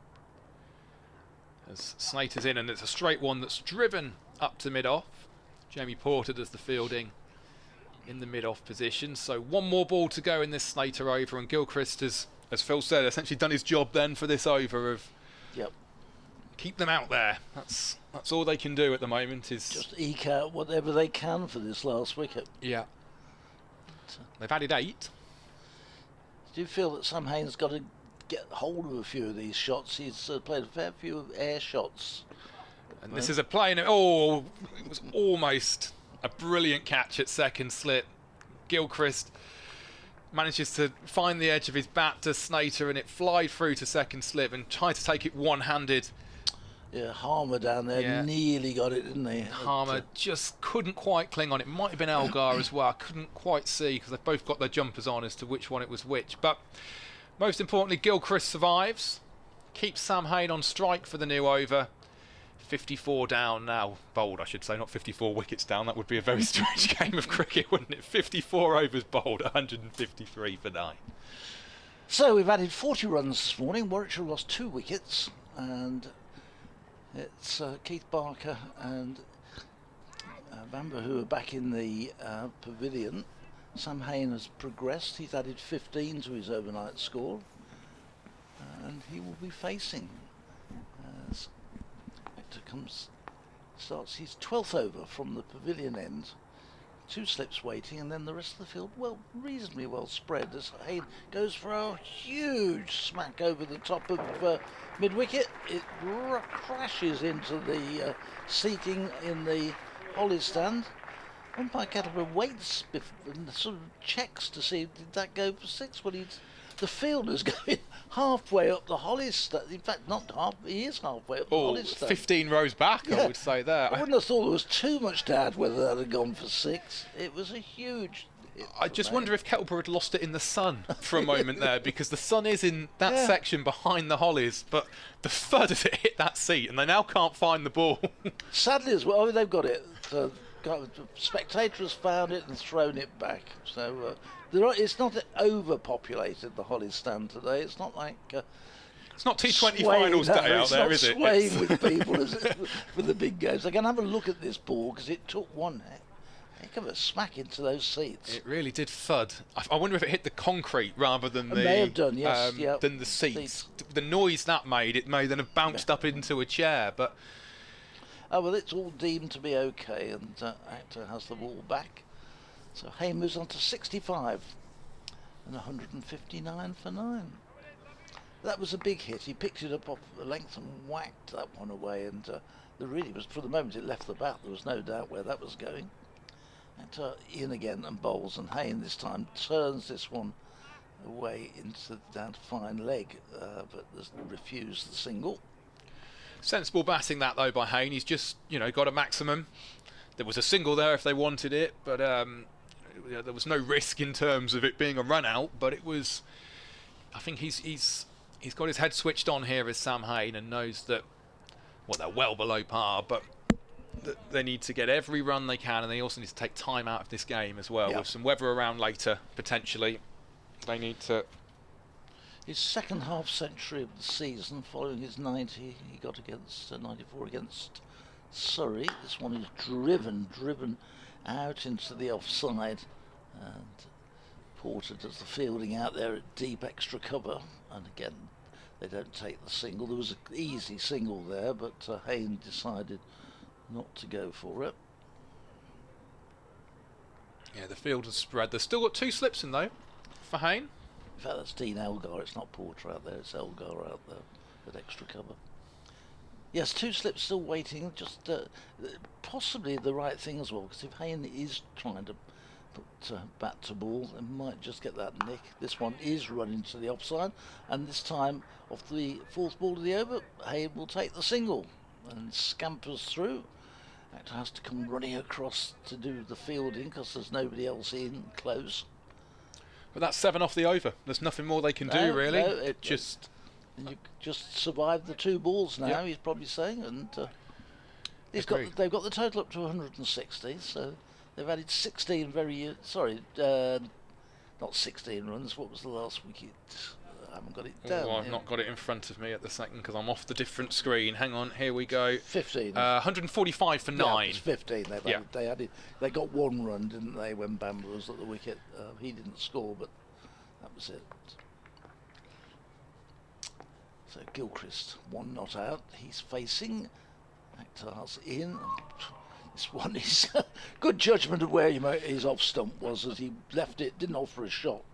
And the reaction of the slip cordon confirms the fact that was fairly close, I reckon, to the off stump. I think the phrase coat of varnish comes to mind there. That was, in the context of things, a very, very, very good leave. Very well judged by Gilchrist, but that was... Didn't leave much of margin for error there.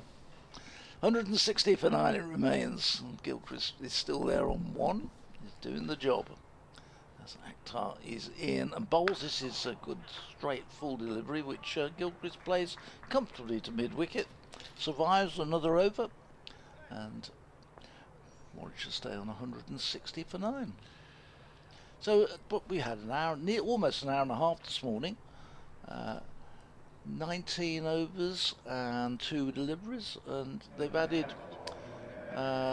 47 and lost the 2 wickets. Well, you would say, apart from the 2 wickets, it's been relatively comfortable for Warwickshire. It's not like it's been, no. thundering into the pad or drop chances here and there. They've batted very sensibly. It's just, if those 2 shots that would just let the door open for Essex to come in and... I would say what is looking is this is a much easier wicket to bat on today with the conditions than it was yesterday morning. Agreed. And they're not really having too much difficulty here, these 2, and I just wonder when it comes to Essex turn to bat whether these conditions are going to slightly favour the Essex bats. And we've got a change of bowling from the City end. Jamie Porter is back into the attack now. It's Sam Hayne that is on strike, and Porter's in, and this one is defended into the leg side by Sam Hayne. So a dot to start Porter's 17th over, the 56th of the match, 160 for 9. Yeah, he's bowled really well. Bowled yesterday, he was super spells yesterday. Got the first 3 wickets and to fall and looked very impressive. But just looking for that 1 more to get another 5 for. Good servants, he and Cook for Essex. This one is defended by Hayne on the offside, a fuller delivery for no run.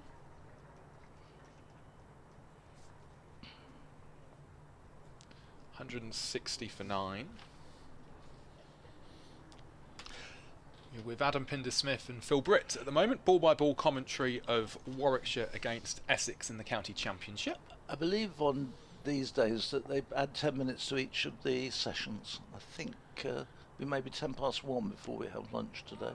Ball left alone by Hayne, so you're going to have to wait for your fish and chips a few more minutes. No, won't be partaking of the fish and chips. I don't know what's on the menu, actually. I haven't seen a menu this morning. No idea. So...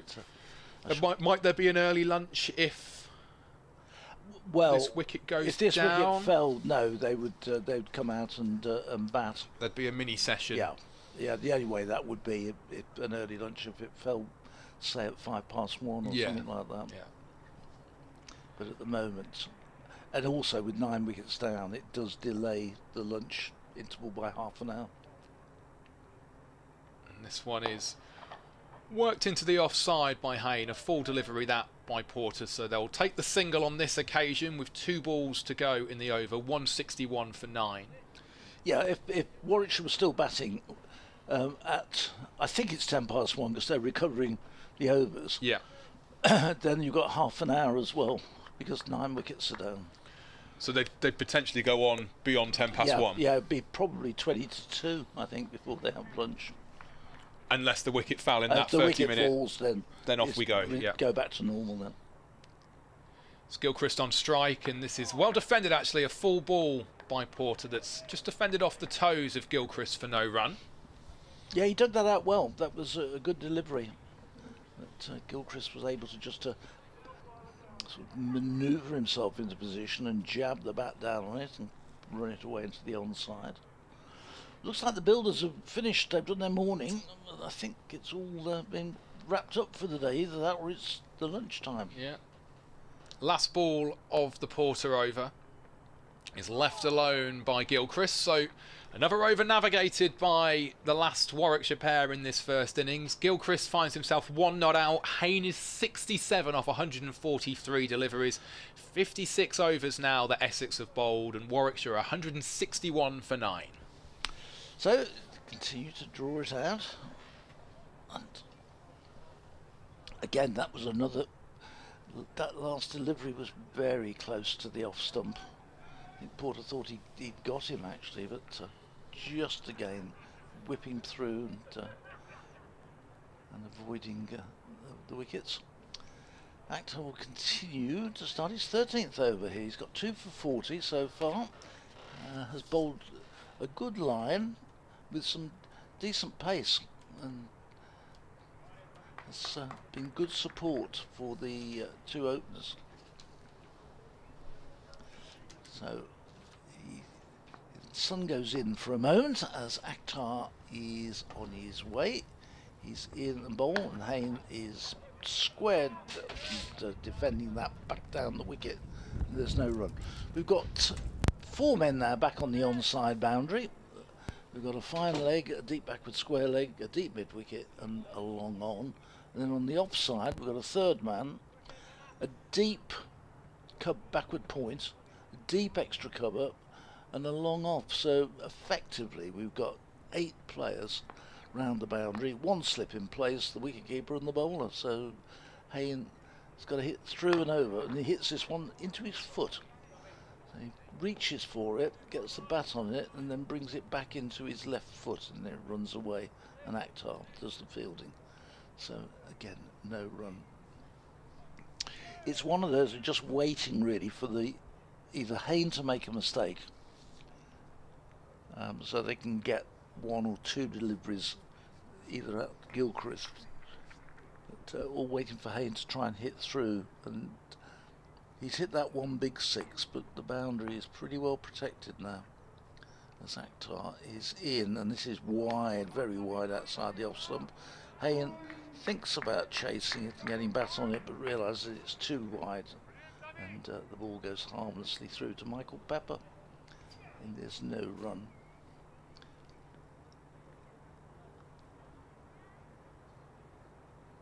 The breeze, I don't think, is quite as strong as it was at the start of play this morning. The flag this morning was really being tugged off against the flagpole, but it was much gentler this morning. This is a full toss, which Hayne misses out on. He tries to swing it away.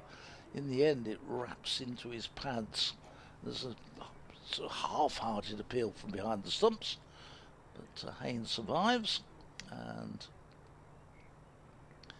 it stays on 161 for 9, and the field starts to come in again. We've had 4 deliveries, so 2 left, and the men off the mid-wicket boundary, the long on comes in to mid-on, and same with the long off. Akhtar is in, bowls. This is hit in the air, hard and high, down below us, and has gone all the way for 6 over long off, where the man had come in from. Hayne hits it back over his head and picks up his 2nd 6 of the innings. Takes onto 73 and Warwickshire to 167 for 9, and he picked that up beautifully off the 5th ball of the over. It still leaves him the slight problem. He's still got to find a single off the last ball to retain the strike. But nice clean hit. It was in the air for a long time. Whether it would have been caught had the fielder stayed back at long off, not entirely sure, because he disappears from sight just below us in the commentary box here, right down on the long off boundary, so you can't quite see how much he cleared it by.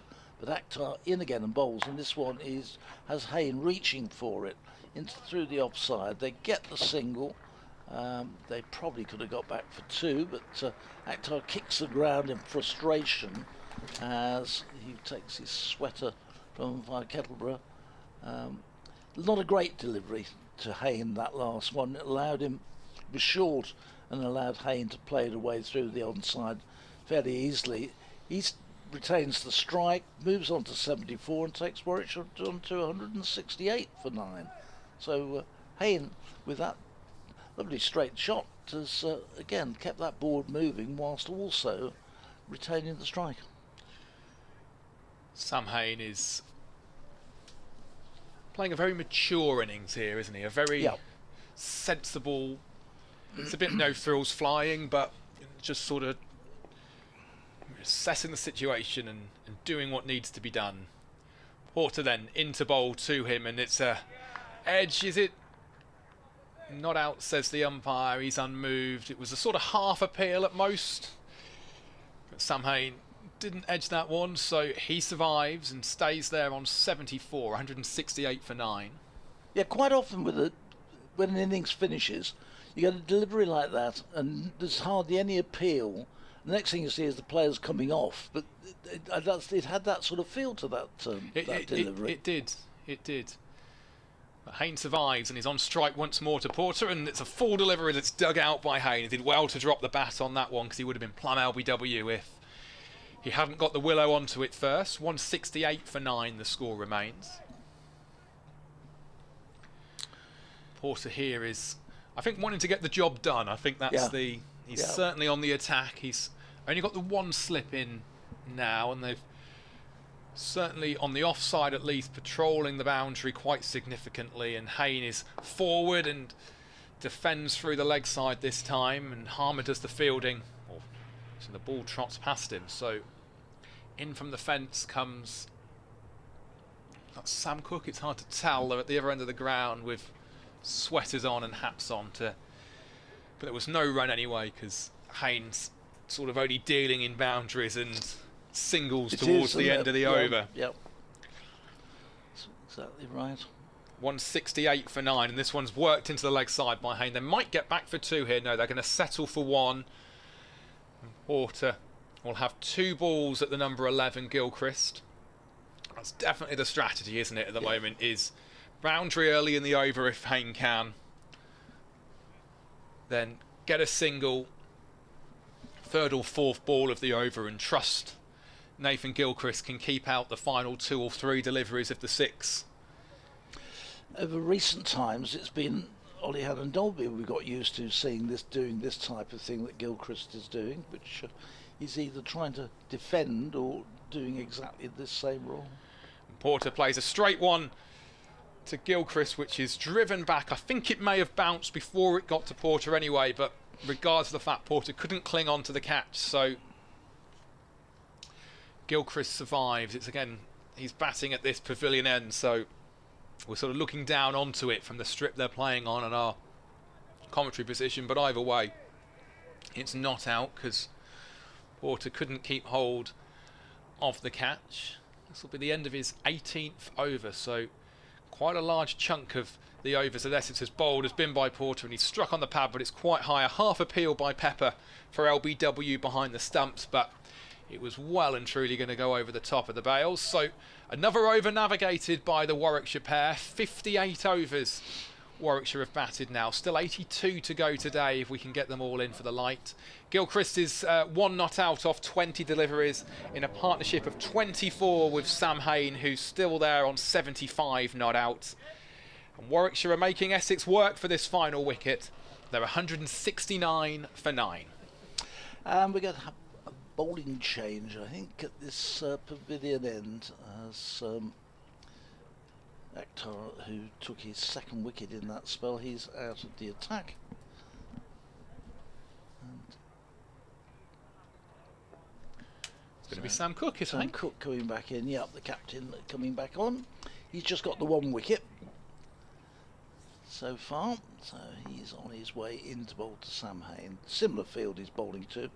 He's wide outside the off stump. I think that 6 in the last over probably saw the end of Akhtar. He'd had a decent spell there though this morning, getting his second wicket of the innings. As Cook just got again, in terms of close fielders, it's just the wicket keeper and the slip, and everybody else is at least 40-50 yards away from him as he runs away and bowls. This is short outside the off stump, and it's cracked away to deep point, but single refused by Hayne.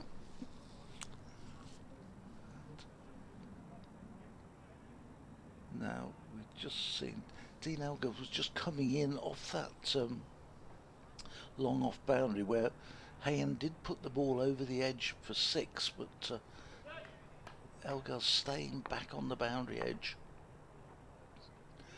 as Cook in and bowl. That's gosh, that's wide. That is very, very wide. It's that wide. They probably could have run for 2. Actually, yeah, they could have got there and back. That was almost halfway down across the strip next to the one they're playing on. Gosh, I haven't seen a ball that wide for a long, long time. That's like my bowling, that. So it's another single goes on to the total, 170 for 9. Going back to what you were saying about Elgar, he can be out on the fence because this early in the over they're not going to risk a single. No, they brought him up in the last over. Ooh, and that's another wide one. It's got to be another wide single. It is, yeah. Very, very wide. Well, biggest cheer of the day, yeah, is for a second wide from the Warwickshire fans, but the radar's a little bit off for the Essex captain at the moment. Well, I think he's trying to prevent Hayne being able to play, isn't he? And he's certainly doing that. You need to give him a broom handle, I think, on the end of that bat to reach those. Here's Cook in again. See what this one's like. This is a straighter one, and Hayne runs it away down towards third man, sets off, and then thinks, hang on, it's only the third ball of the over after all that lot. I'm too early. It was a little bit there of they hadn't realised quite where they were in the over, I think, because both him and Gilchrist set off with a single, thinking, well, we've had 4 balls, so I'll take the single. And then they realised, no, with those 2 wides, that was only the 3rd ball of the over. So, but the field hasn't come up.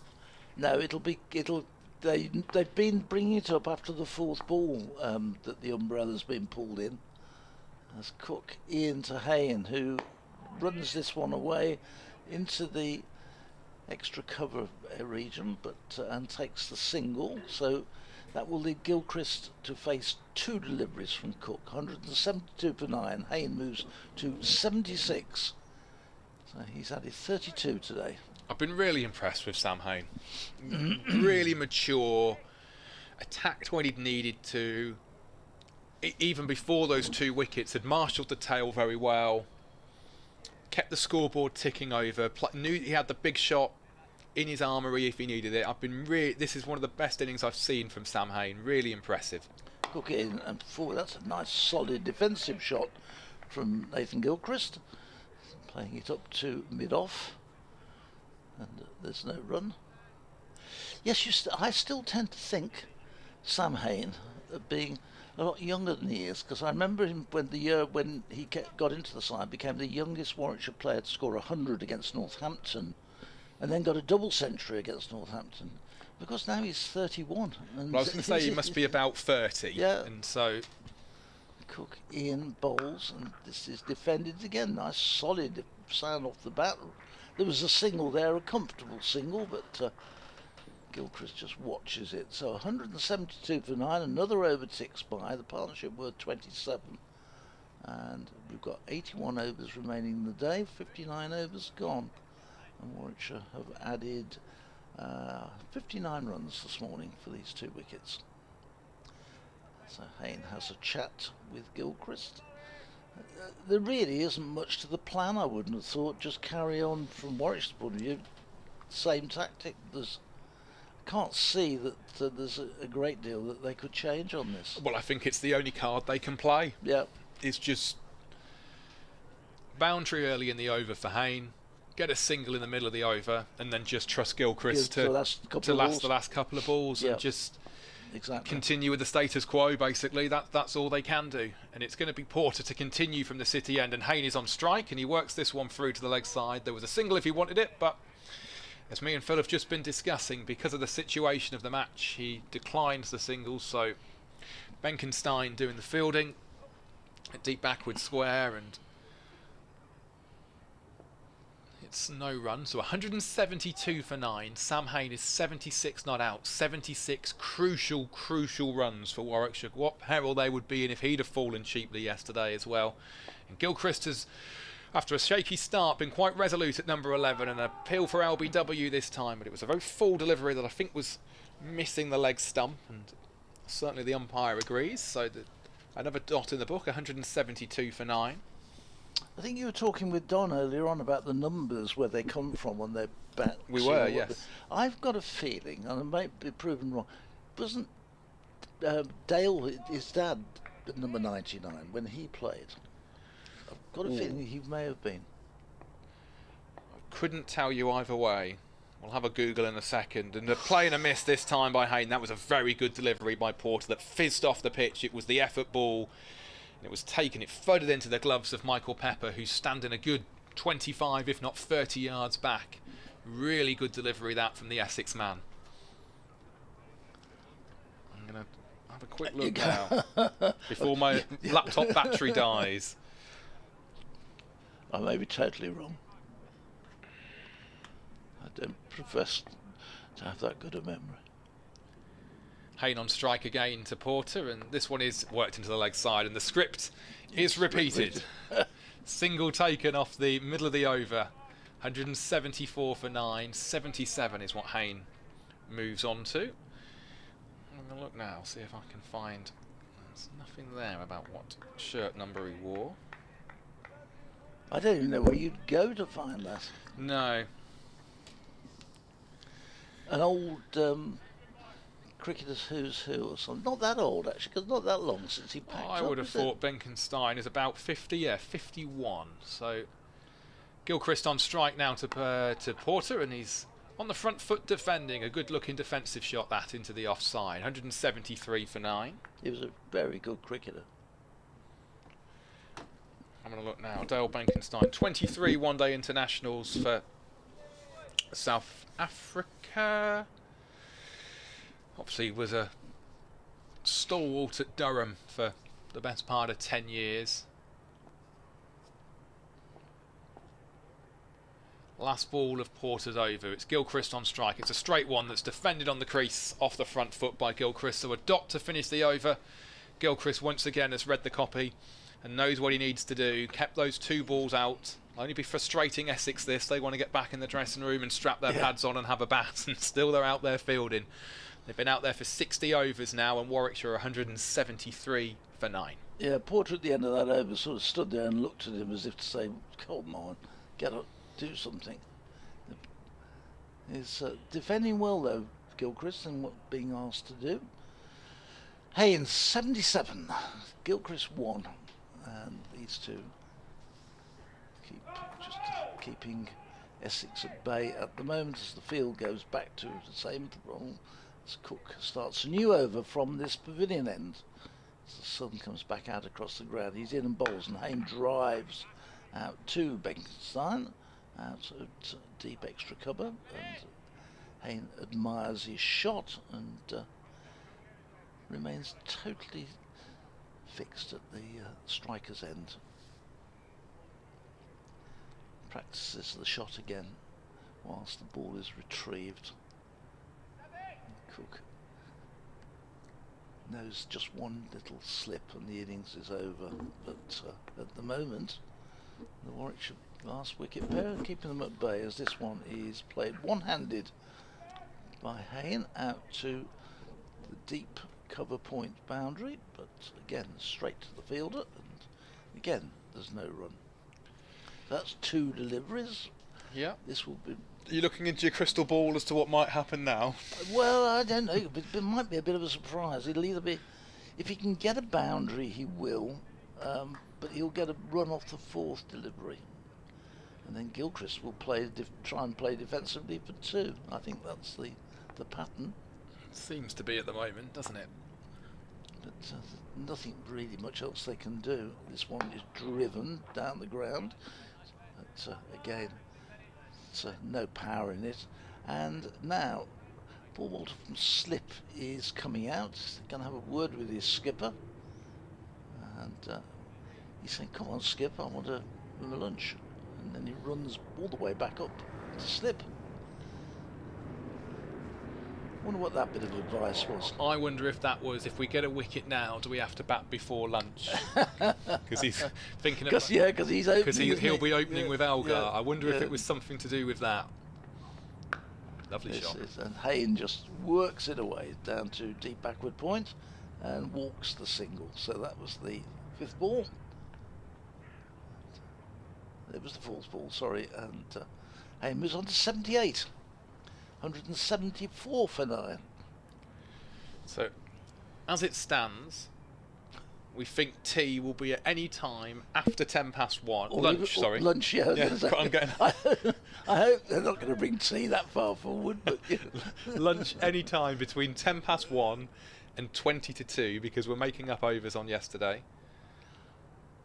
Comes Cook bowls, and this is turned down to a wideish mid-on. 3 slips in place now, waiting for the mistake from Gilchrist. But so far, when he's got bat onto ball, it's been fairly solid. And so we think...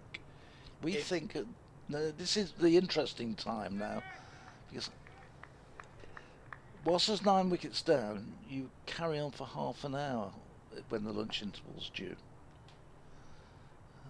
Cook is in. Oh, that's well left outside the off stump.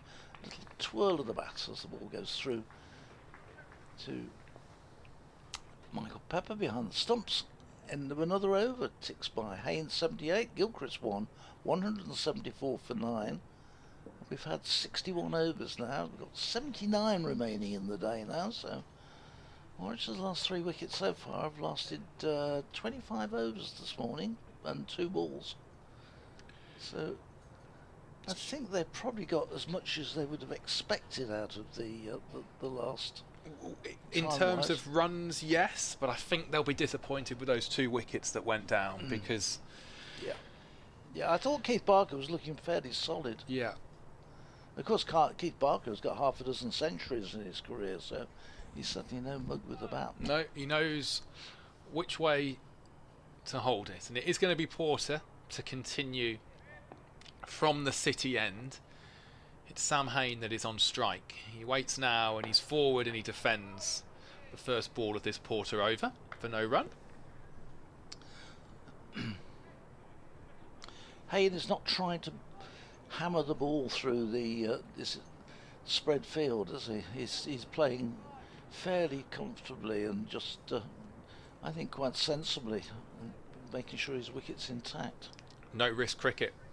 That's the motto at the moment for Sam Hayne, and this time he's forward and down the ground, and that's a beautiful off drive. Almost as if he's just saying, "No, I'm not." No, it's as if he's got an earpiece in, listening to our commentary, and gone, "I'll show you, fellas," because he danced down there, one bounce 4 to the rope, and it whistled past Jamie Porter and flew away for 4. He's on to 82, 178 for 9.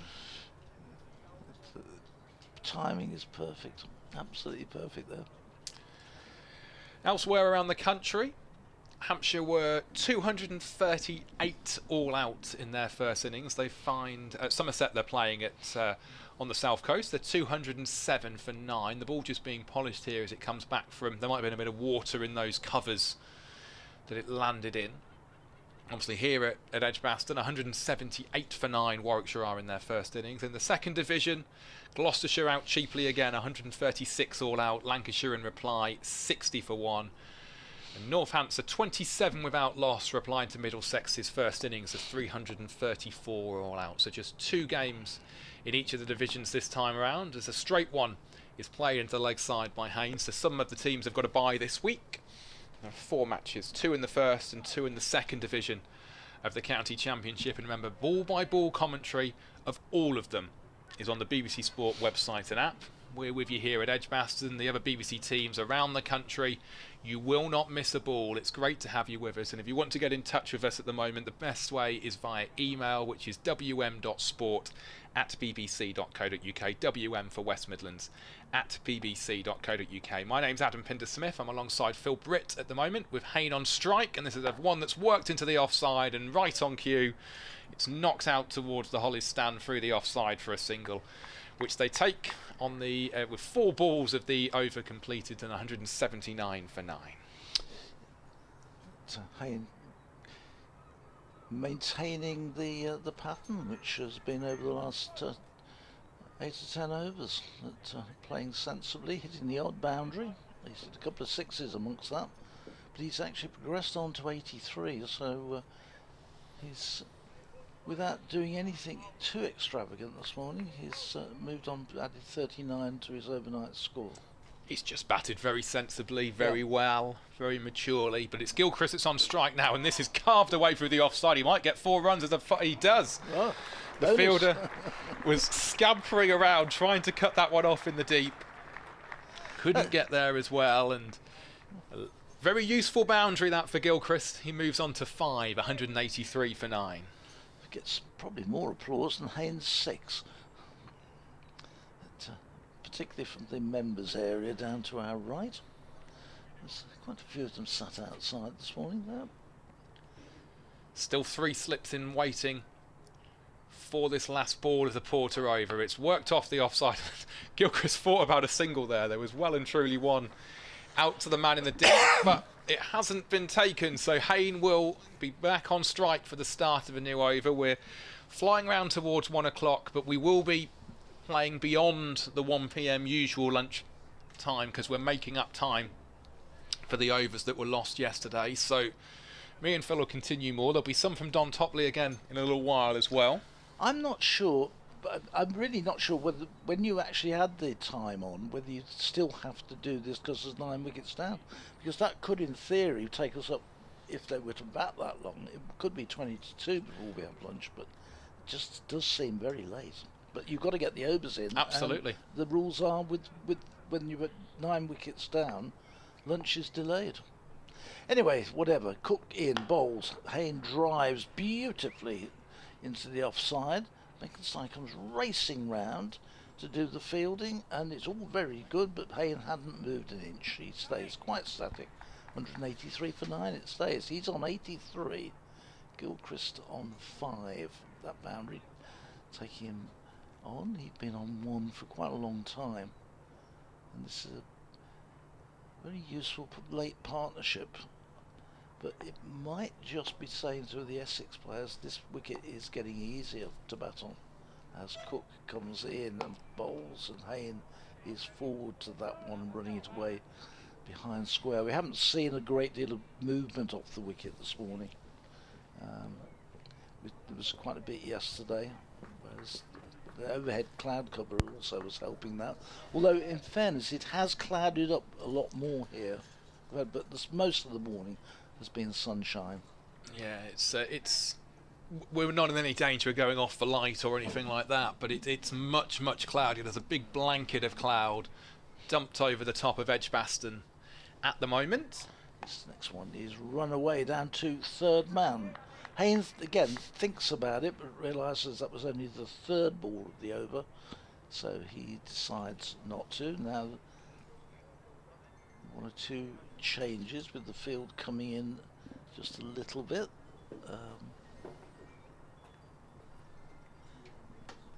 As the field, no, has stayed out. Ben's trying to think, has come in a bit. In comes Cook to bowl, and Hayne down the leg side. Did he get a touch on that? No, because it was a good take by Pepper, diving across down to low to his left. One-handed as well. Good take, that.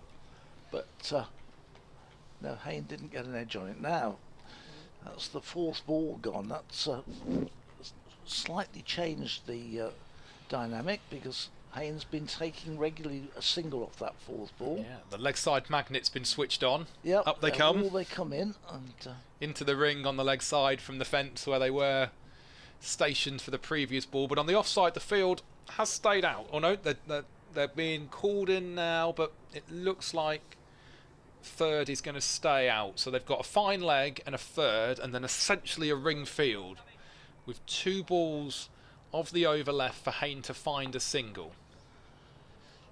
Cook bowls. Hayne, full toss, he'll say thank you very much for that. He whips it away behind square for 4. That was a freebie from Cook. There haven't been many of those during this game, but that one was inviting, and Hayne tucks into it. He moves on to 87, 187 for 9. This is becoming quite a useful partnership now. Yeah, worth 42, but Hayne almost timed that too well, really. If he'd have not timed it quite well, they would have only got a single, because fine leg would have cut it off. But he's got to find a single off the last ball, or Gilchrist will be on strike. Cook in, bowls. Hayne comes across looking to pull it, but it was short and rising and flies past Hayne through to the keeper. So that's kept Gilchrist on strike for the whole over, or for the beginning of the over. 187 for 9, 87 to Hayne, 5 to Gilchrist. And the protective equipment is coming out for the fielders, so you would suspect that it's going to be men round the bat to greet Nathan Gilchrist in a few moments' time. I'll be updating listeners once more on BBC Radio WM and BBC CWR. Spin. And we're going to see some spin. Simon Harmer's coming on from the city end. He's handed his sweater already to the umpire and is deep in conversation with Sam Cook about what field he wants.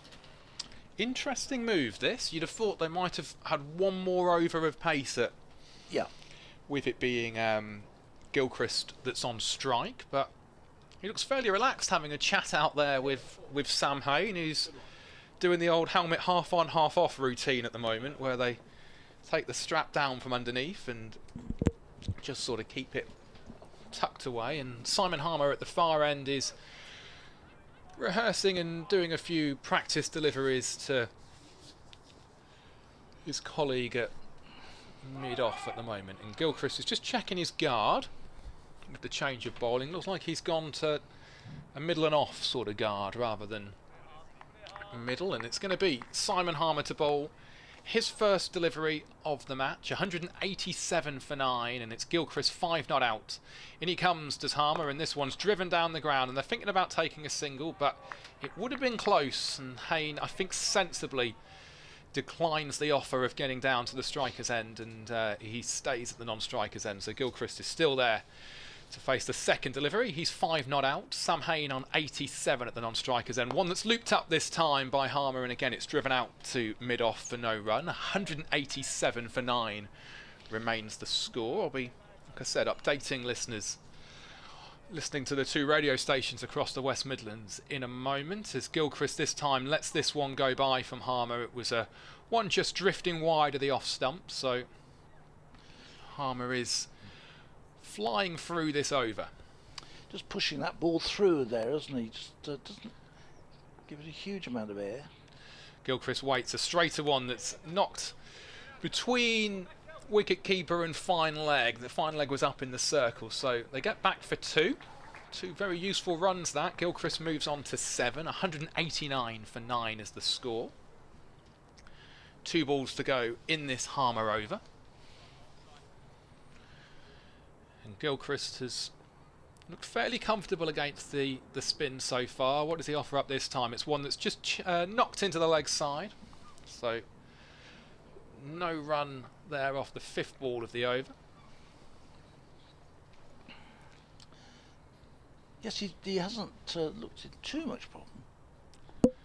And Harmer now finishes the over, and it's just glanced off the glove, but the keeper can't get there, so that is a dot to finish the over here at Edgbaston. Good afternoon from Adam Pinder-Smith here at Edgbaston, where Warwickshire have moved on to 189 for 9. We'll be going to lunch very shortly, but Sam Hayne is still there on 87 not out. Been faultless so far. He hit a massive 6 into the Hollis stand that they had to check the ball hadn't been damaged. He hit it that hard. And he's had some good support of late from the number 11, Nathan Gilchrist. Off 33 balls, he finds himself 7 not out.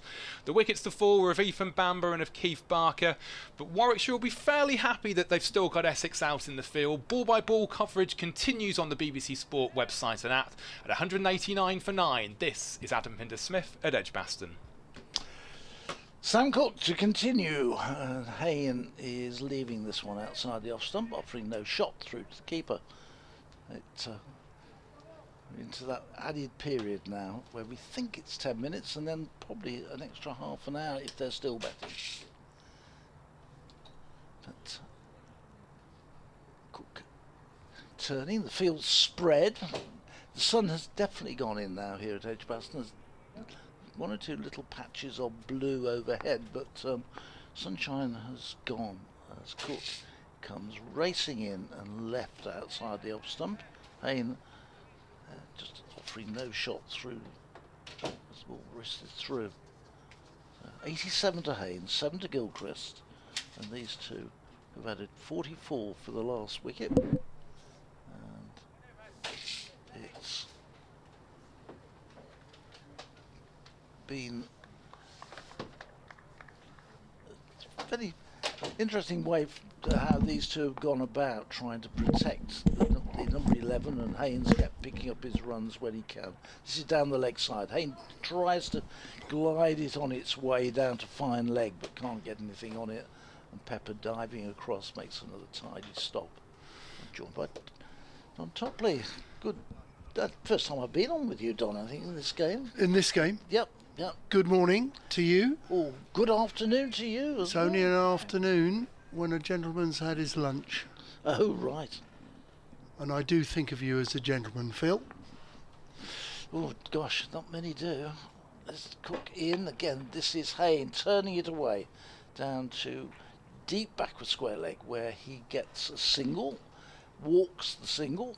He goes on to 88, 190 for 9. This is annoying when this happens to a side, isn't it? It is. I think Essex would still take all out for under 200. Yeah. I mean, look, Essex haven't bowled badly at all, but it's probably not doing it quite as much. We're in the 65th over of this ball. Hayne has batted beautifully. He's just 12 runs off 100. And even Gilchrist batting at 11. He's made 7 in 34 balls. Oh, he's bowled him. There you go. I've come on here. And you've done it. I tell you what, Don Topley, the man for the wickets. How about that? It was a one ball. Where have I been? Where were you? 190 all out. 190 all out, which does represent a good effort. I think so. Look, I just want to say as well, this partnership is worth 45. 45 runs. But clearly, Hayne is the man of the moment, batted beautifully. Gilchrist has just patted the senior batter on the shoulder as he's walked him off. He's probably a little bit disappointed. He feels he may have let him down. But you can hear the applause. People have come out this fantastic rabbit warren here, where they're hiding in many rooms and corridors of this great pavilion, and they're applauding Sam Hayne for a fantastic knock here at Edgbaston. Yeah, it has been. He's done a really good job. He was 44 overnight. He's doubled that score. He's 88. He's twice this season. Against Surrey, he got 94. He's got 88 not out today. So a couple of half centuries. Hasn't quite been able to push on and get the 100 in either innings. But 190. And I think Essex will see that there's been very little movement this morning off the wicket. the wicket's a lot easier than it was yesterday, I think. I do think with a brand new ball in the Warwickshire hands, they could be a little more challenging. We're going to have lunch now, but in 40 minutes time, which is going to be best part of close to quarter to two, we'll probably start, something like that. You'll find Warwickshire will run in. There'll be a little bit more in it. It will do it a little bit quicker because we've got a harder cricket ball. And the other thing, swing. Don, yeah, because the cloud cover is coming back in. It has, isn't it? We've lost our blue sky. We've got definition in the cloud. I'm going to suggest and put my money on that we're not going to have any rain till much later this afternoon. But I think Warwickshire have done very well this morning, starting on 113, recommencing on 113 for 7. Well, the first to go was Barker after a partnership of 31, of which Barker contributed 22. Yeah. That shows you a little bit how patient and disciplined, responsible Sam Hayne was. But Barker played well for his 22, and then Bamber didn't last for long. He went for naught with one run partnership, and then Gilchrist. Well, how many did he make? Was it 7? I think 7. In a partnership that was worth 45, which was for a 10th wicket partnership. It would have frustrated Essex. But in a different way, Essex had to be patient. They can't go searching. And I think, it's worth me reading out, if you don't mind. If you just take over for a second, I'll just read out the bowling figures, if I may. Because I think that's quite important. What's your thoughts of the morning? Well, I thought that Warwickshire in the end, when Barker was there with Hayne, Barker didn't seem to be in too much problem at all. Not a lot of foot movement with Barker, but never has been. But he plays the ball through the onside really well, picks a lot of runs up through the onside. But I was saying to Adam earlier on, one of the things with Keith is that he quite often plays that ball on the up when he clips it through mid-wicket area, and that's in the end the way he fell. He picked most of his runs up glancing and pushing into the onside, got to 22, they didn't look in any trouble at all, and then suddenly clipped one at Snater, which was above Snater's head, but straight at him. And Snater took a good catch, I thought, going up, clasping it out of the air to get it. And then Bamber really was in and out without offering too much. And you were sort of looking to say, well, what will they get to 150? And in fact, Gilchrist, I thought, played his role in the partnership with Hayne, did a really good job. Hayne batted very sensibly, hit a couple of big sixes, which obviously helped boost the total, but Gilchrist played very sensibly and very straight till Don Toppy came on air and got rid of him. He did. I should have come on earlier. I was going to say, you could have saved doing all this work on bowling. You could have just sat here years ago. Well, we're right on lunch now. We're just slightly late for lunch, but they're enjoying perhaps their starters, maybe some soup. Well, this they morning. were in danger, of course, with 9 wickets down, of having to play the extra half hour, which you do if you're at the lunch interval, because we could have been still talking at 2:30, so it was great timing. Well, we're going to look at the bowling with the second ball yesterday morning. He bowled 20 overs, 3 maidens, 4 for 59. He didn't add to his wickets tally this morning. Sam Cook, who got the final wicket, that of Gilchrist, where he castled him. Cook bowled 18.5 overs, 7 maidens, 2 for 38. Probably bowled better than his figures suggest.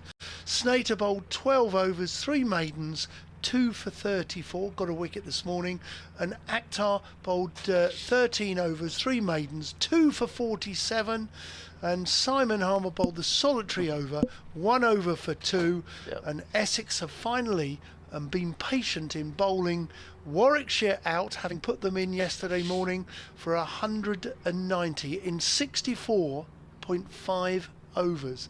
So well done to Essex, well done in particular to Sam Hayne, who I thought played really very nicely, looked a class act yesterday and even today. Yeah, and he started the season in very good shape, so that promises well for Warwickshire. I think they've got, just need now one or two of the other batsmen, they looked very effective as a batting side here against Surrey. They only had the one innings. Disappointing, I think, with their totals down at Sussex in the last game, that probably could have done. Obviously they lost the game, but didn't probably get the number of runs they would have liked to. And here today in this game, these last 2 days, definitely disappointed. Conditions difficult, but you would want more from your top order than they were giving. Well, Warwickshire have made 190 all out.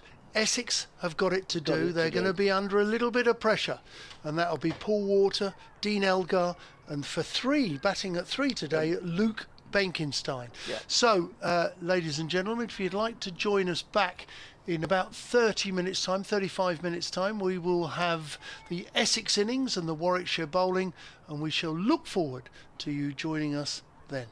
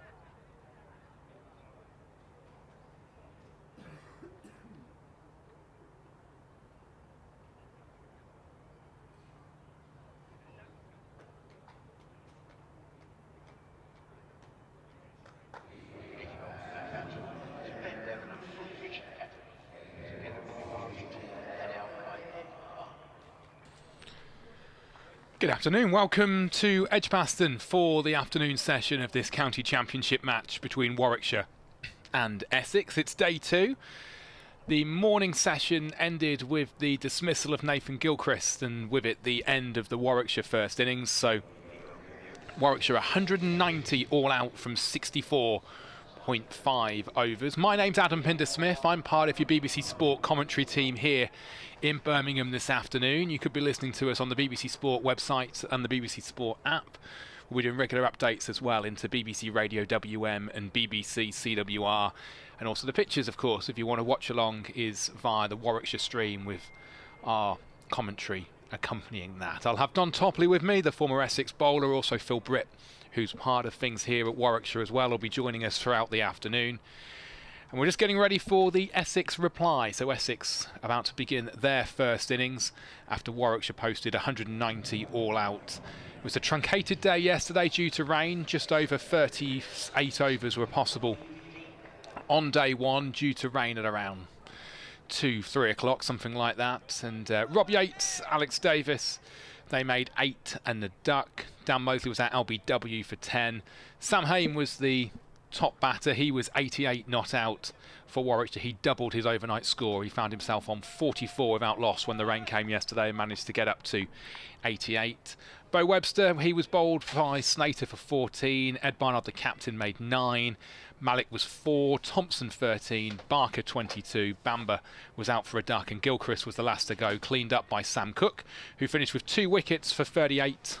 Jamie Porter, the pick of the Essex bowlers, with 4 for 59. It's going to be Keith Barker to open things up for Warwickshire from this pavilion end. It's going to be the South African Dean Alger, the left-hander, on strike as Barker's in and Alger's forward, and they managed to sneak a single off the first delivery of the Essex reply. They're 1 without loss, bringing Walter onto strike. There's 3 slips, a mid-on, a mid-off, square leg,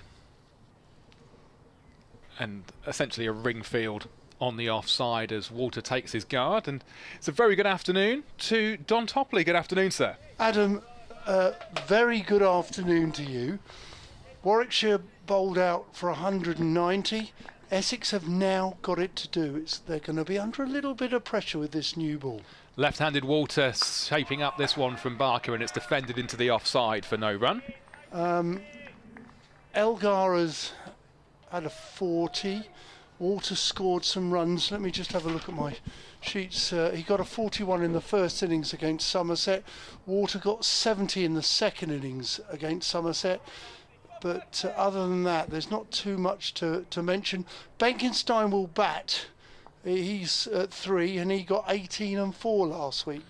As Barker's in again and Walter once again defends on the front foot. So Walter played well against Somerset in the second innings, but we they haven't got a half century in at the moment. No Wesley, no Mulder. 2 big names not to have in the batting ranks Very for much Essex. so. They're those names that when you look down the averages at the end of the season, you expect to see Tom Wesley sort of in the mix, really, don't you? He will be a big miss. As Walter is getting ready to face this ball from Barker, which is a full delivery, and he's forward to Venn, tucks him up this one, and wasn't quite balanced as he played the shot there, Walter, for no run. We're not behind the arm. It might have just offered a little bit of shape, and he was looking to play leg side. I'll be saying, if I could have a little radio mic to Walter's helmet, I'll be saying, hey, keep playing straight. Don't look to work against the swing of the ball. Keep playing straight. And particularly with how Sam Hayne coped this morning, there's no snakes in this pitch. As forward comes Walter to a full one from Barker, and it's flying out towards the Hollies stand, but the fielding is done out in the deep by Malik, and it's just a single. So they might have got back for 2, actually. Yes, they did. So 2 to Walter, 3 without loss. 1 ball to go in the first over of the Essex reply, and they're 187 behind. Better shot because he was playing with the swing into the offside, where the left arm bowler's bowling to the left-handed batsman, and he's playing with the swing as opposed to the previous ball where he's looking to play against the swing. Last ball of the first over, Barker's in now, and it's defended off the front foot. So first over navigated by the Essex opening pair, 1 for Dean Elgar, 2 there for Paul Water. They find themselves 3 for none. Well, he gives a bit of variety to the Warwickshire attack. A left arm swing bowler. Okay, not too much pace, but he has swing and seam. And Essex will have to be vigilant here. They'll have to be watchful. They're going to have to be disciplined. If Warwickshire bowl well, then take your hat off, congratulate them, but make sure you don't give your wicket away. Dean Elgar is a very nuggety type batsman. He's done it for South Africa for many a year, and he's enjoyed playing for Essex, but we could really do with a knock of substance today from the South African. And meanwhile at the other end, it's you've got a giant in Paul Water, and he's quite a small chap is Dean Elgar, but we're going to see Ethan Bamber bowling around the wicket, as so many bowlers do, to the left-handed opening batsman. In he comes, bowls, and he comes forward to Elgar, plays with an open-faced bat out to backward point, and there is no run. He always has I don't see much of Dean Elgar, you see much more of him, you follow Essex home and away, but he always strikes me that he's got that Stephen Mark Waugh streak of over my dead body type opener. I just seem to remember him, taking over from Graham Smith at the top of the South African order of, you want to get to de Villiers, you want to get to some of the middle order, you've got to get past me first. This is wide and wider, not given a wide, but probably just inside the tram line there. Didn't really interest Dean Elgar there. I think you're absolutely right, and I think when you think of South African sport, some of the great rugby players, over their dead body, they'll put their body down on the floor, and you've got to get across it.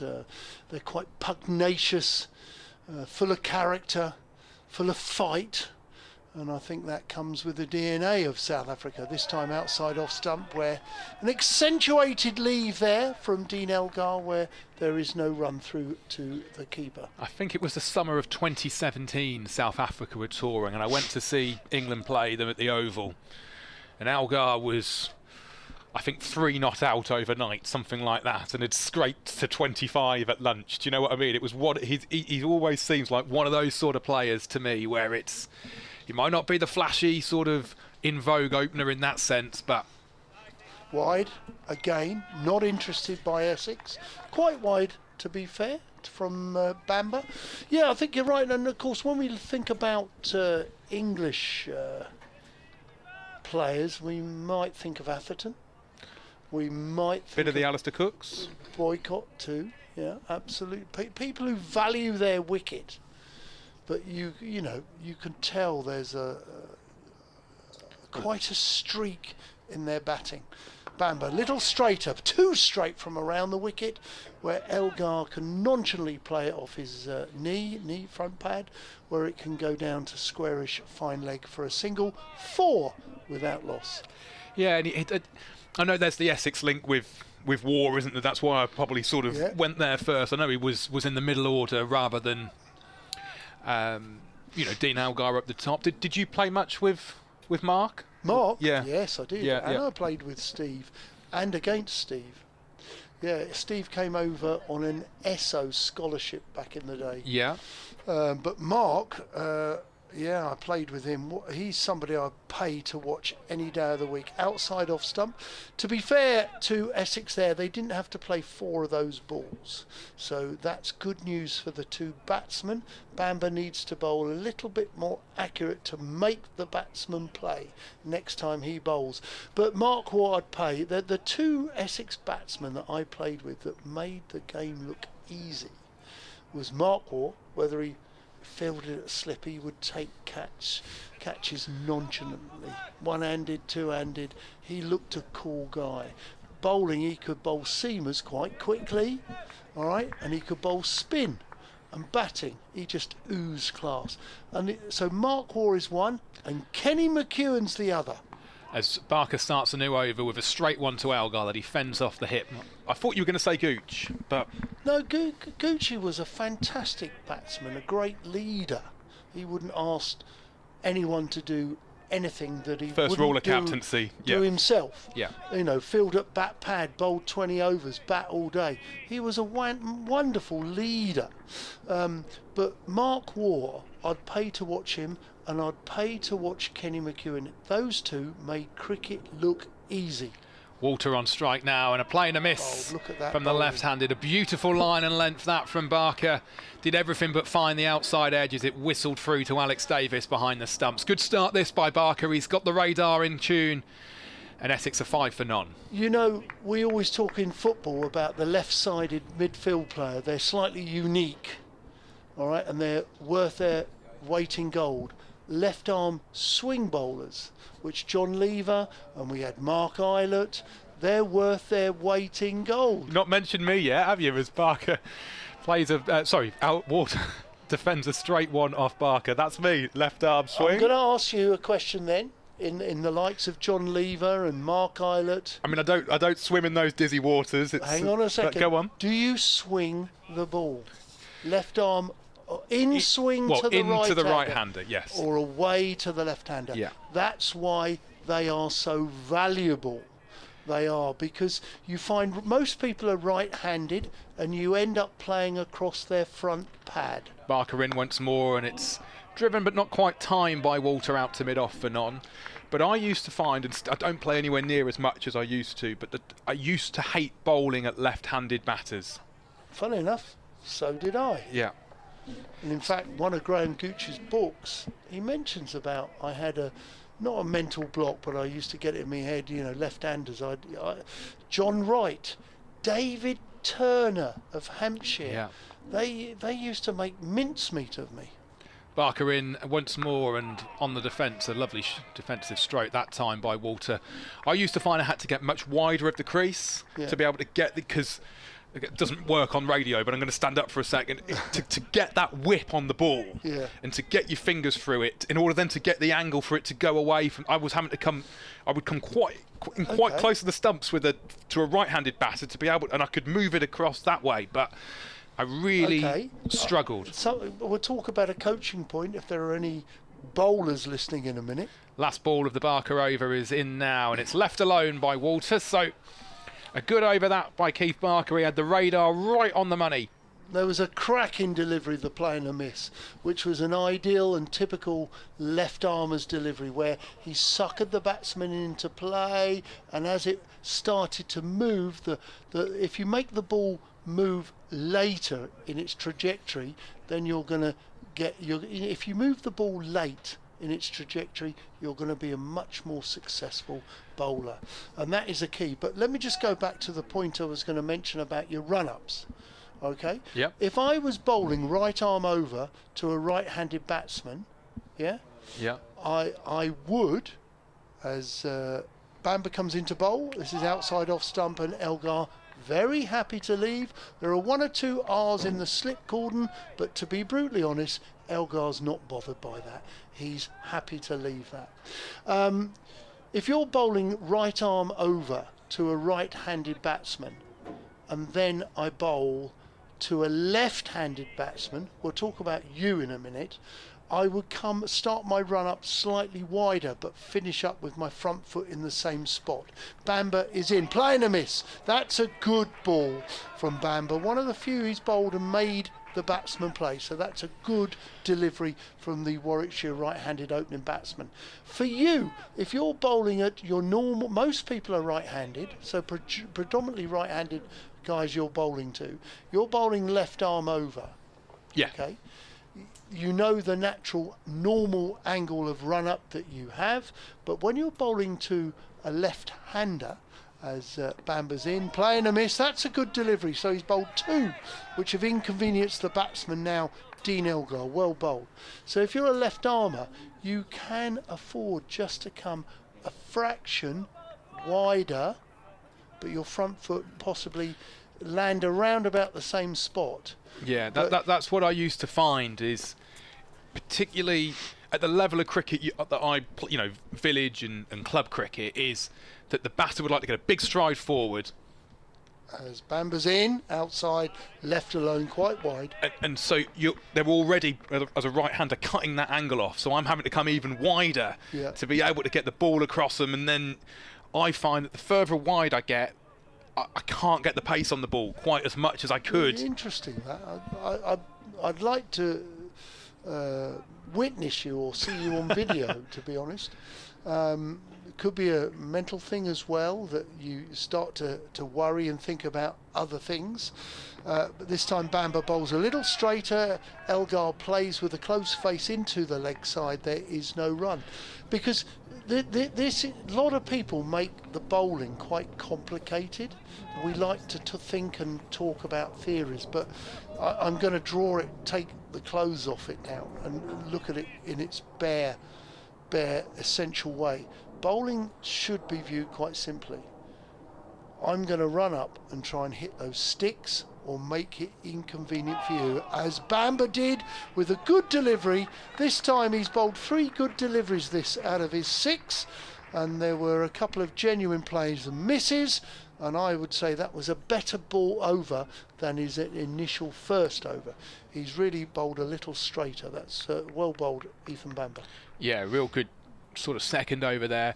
The other thing as well, at the level I play at, it might be a month between bowling at left-handers. Yeah. Do you know, because you have to practice. Do you see what I mean? It's sort of there might only be one in every 3 teams that you play, and then that person might not bat. Do you see what? Because of just I reckon 99% of people I bowl at is right-handed. As Barker begins his 3rd over with a slightly wide one that's left alone by Walter, so you're not getting the overs in. Do you see what I mean? And it's sort of, well, it's like any sport or any skill, you have to practice it, and even if you bowled to a mitt and you've got to put yourself under a pressure, I often see kids just bowling to a mitt without any genuine practice. They're just bowling. You need to be a bit more specific in your training.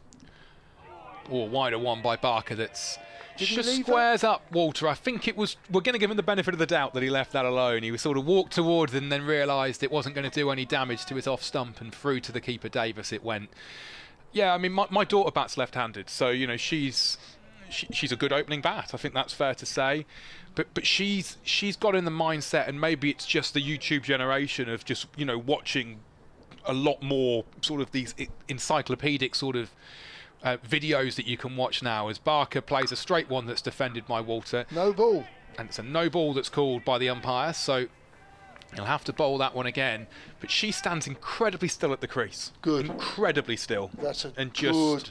That's important. That's good. If your head is still, your eyes are still. That's important. You often see kids who have their bat up and down. Yeah. And when their bat is going up and down and they get a bit more tense about it, their head is bouncing as well. Walter on strike and worked into the leg side. Fielding done there by Rob Yates. 5 for none. And if their head is bouncing up and down, what else is moving? Their eyes. Yeah. Their eyes. It's funny enough. It's something like that when I was teaching at school, I used to talk about, when you see a darts player play darts, and I used to say to the kids as a joke, when you go down the pub with your dad and you're playing a game of darts, is your head and eyes moving when you're trying to aim at treble 20? Walter on strike and defended on the front foot this time, and very powerful fashion off the bowling of Barker. Or when you're playing pool, when you not kneel down, but when you crouch down and have your head over the cue, is your head and eyes moving up and down? No, because it will be much harder to hit the ball. Batting is exactly the same. You've got to be a little bit, some people have set-up and movements, pre-movements at the crease, but your head and eyes still have to be still. Walter once again defends this one on the front foot by Barker for none. So that's a good trait for your daughter, if her head and she is still at the crease. Yeah, she's not going to be facing Malcolm Marshall at the age of... Well, she's 12. 12. So, but there are a few quick enough. Do you know what I mean? Yeah, but in over 21 yards or 19 yards or whatever it is, I'd like to think she's going to be able to cope with the pace. Last ball of the Barker over is defended on the front foot by Walter, so a maiden there for the Warwickshire left armour. 7 without loss. But you should remind her and say to her, that's a really good thing that your head and your eyes are still. And I think because she's left-handed as in terms of her batting, bizarrely she's the opposite to me. So I bat right-handed and bowl left-handed. She bats left-handed and bowls right arm. So does it come down to something like dominant hand, would you say, in your experience? Is that what it is? Dominant eye. Dominant eye, okay. Eye. Right. Dominant eye. Yeah, very much so. Very much so. As Bamba's in, and he bowls with 3 slips and outside off stump, and Elgar is allowed to leave. It's do you know what, we haven't got the stats, we haven't got a score, yeah. But what I traditionally we talk about Porter and Cook, who bowl quite straight, who make the batsman play, and Sam Hayne was talking to me about that this morning when I was walking in with him. You know, they inconvenient the batsman because they bowl so straight, and it'd be interesting to see how many balls, bowl from Bamba, ball nips back and hits Dean Elgar on the inside of the thigh, bounce, balloons into the offside, no run. It'd be interesting to see some stats about Porter and Cook and other traditional opening bowlers. You've got a left armour bowling, which generally speaking, compared to a right arm bowler, a left armer's aiming at the sticks for LBs, and when it doesn't swing, he's looking for a nick. Yeah. So left armers make the batsman play more anyway, statistically, as this is clipped into the leg side, defensive off the back foot, but good by Elgar being watchful, and he takes a quick single down to backward square leg.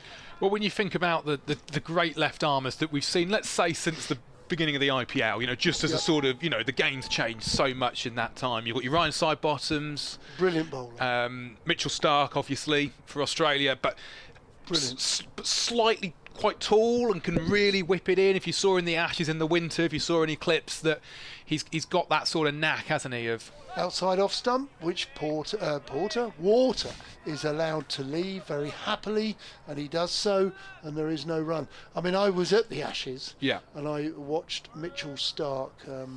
He's probably my favourite bowler in world cricket just at the moment, and not forgetting. Mitchell Starc was always in a little bit in the background because of Cummins and because of Hazelwood, all right? But listen, Hazelwood and Cummins haven't played much in the last year, and Starc has moved to the 4. This is played with an open face bat, smartly and under control from Walter, who takes a single as backward point isn't fine enough to prevent the single. So 1 more run to Essex, 9 without loss. But Mitchell Starc, I just think, as you know, he's had a bit of pressure because he's had to do it on his own. Well, he hasn't got his big mates with him, and he has done it, and he bowled beautifully at England. That first spell in Perth, you know, was just 3 o'clock in the morning over here, sat up watching it, and you just go, oh, here we go. Bamba in down the leg side, well done by Alex Davies, who dives to his right hand side down the leg side. Good stop there by the Warwickshire keeper, 9 without loss. I mean, what does you know, your son Reese, he bowls left arm fast, would you say? Fast medium? Fast medium, fast enough. And so, did you sort of find watching him grow up that it came quite naturally, and he almost had a bit of an advantage being that little bit different and sort of standing out? Or would it not have made much difference, you know, to Reese if he'd picked the ball up in his right hand and launched it down? To be honest, he was ball crazy as a baby. Yeah. You know, we would have every conceivable ball in the house as a baby. Barker beginning a new over, which is defended into the leg side by Walter for none. There would be table tennis balls, there would be golf balls, there would be football balls, rugby balls, just in and around the house. Yeah. And he would crawl and follow a ball, and slowly but surely became very hand-eye coordinated, you know, and invariably we would play catch with a apple, with an orange or a sweet. So had you retired by this point? Were you sort of... he was born, I was still playing for Essex. As Defending on the front foot again is Walter for none. And that was very much my last season. But then I became a schoolmaster and I taught, so he would be on my shirt tail. So he was brought up with all the sports. But that's what I mean. It was in the. We as a family would always be playing around with the ball, catching a sweet. So if he dropped the sweet, I would. You get it, yeah. You know, and obviously he dropped a lot because I ate a lot of sweets. Yeah. But, you know, that's all the bit of fun about having a young... Oh, playing a miss this time by Walter. Very well bowled by Barker. Drew the batter forward. Just couldn't find the edge. That is wonderful left arm bowling. Whether you're Ryan Sidebottom, Reece Topley, Mitchell Stark, that is why left armers are special. There's something about... There's lots of things I love about cricket. But the thing I love the most is fast bowling. You know, there's just sort of watching Mark Wood at Headingley in 2023 against Australia, or seeing, you know, some of the greats of the game. As another play and a miss this time. Barker is well and truly on the money here. He's asking all the questions of Walter, but just can't quite find the outside edges. Another one goes through to Davis. You know, the greats, the Harmisons, the over here where he got Kasparovich and England win by 2 runs, and it's just sort of... There's just something about fast bowling. You know, mystery spin is magical, isn't it? But fast bowling, that's when the game. That is the ultimate of the game, isn't it? Really. Totally agree. 2 balls to go in this Barker over, and it's a wider one that's left alone by Walter. He's weathering the storm. Is the Essex opener. But where there's natural variety, as in Barker's swinging the ball. We've had 7 overs, 7th over now. The lacquer's coming off. Yeah. It will swing a bit more because the lacquer comes off, and they'll buff it up, and you've got down to the leather. The varnish is coming off, and you'll swing it more. But not every ball will swing.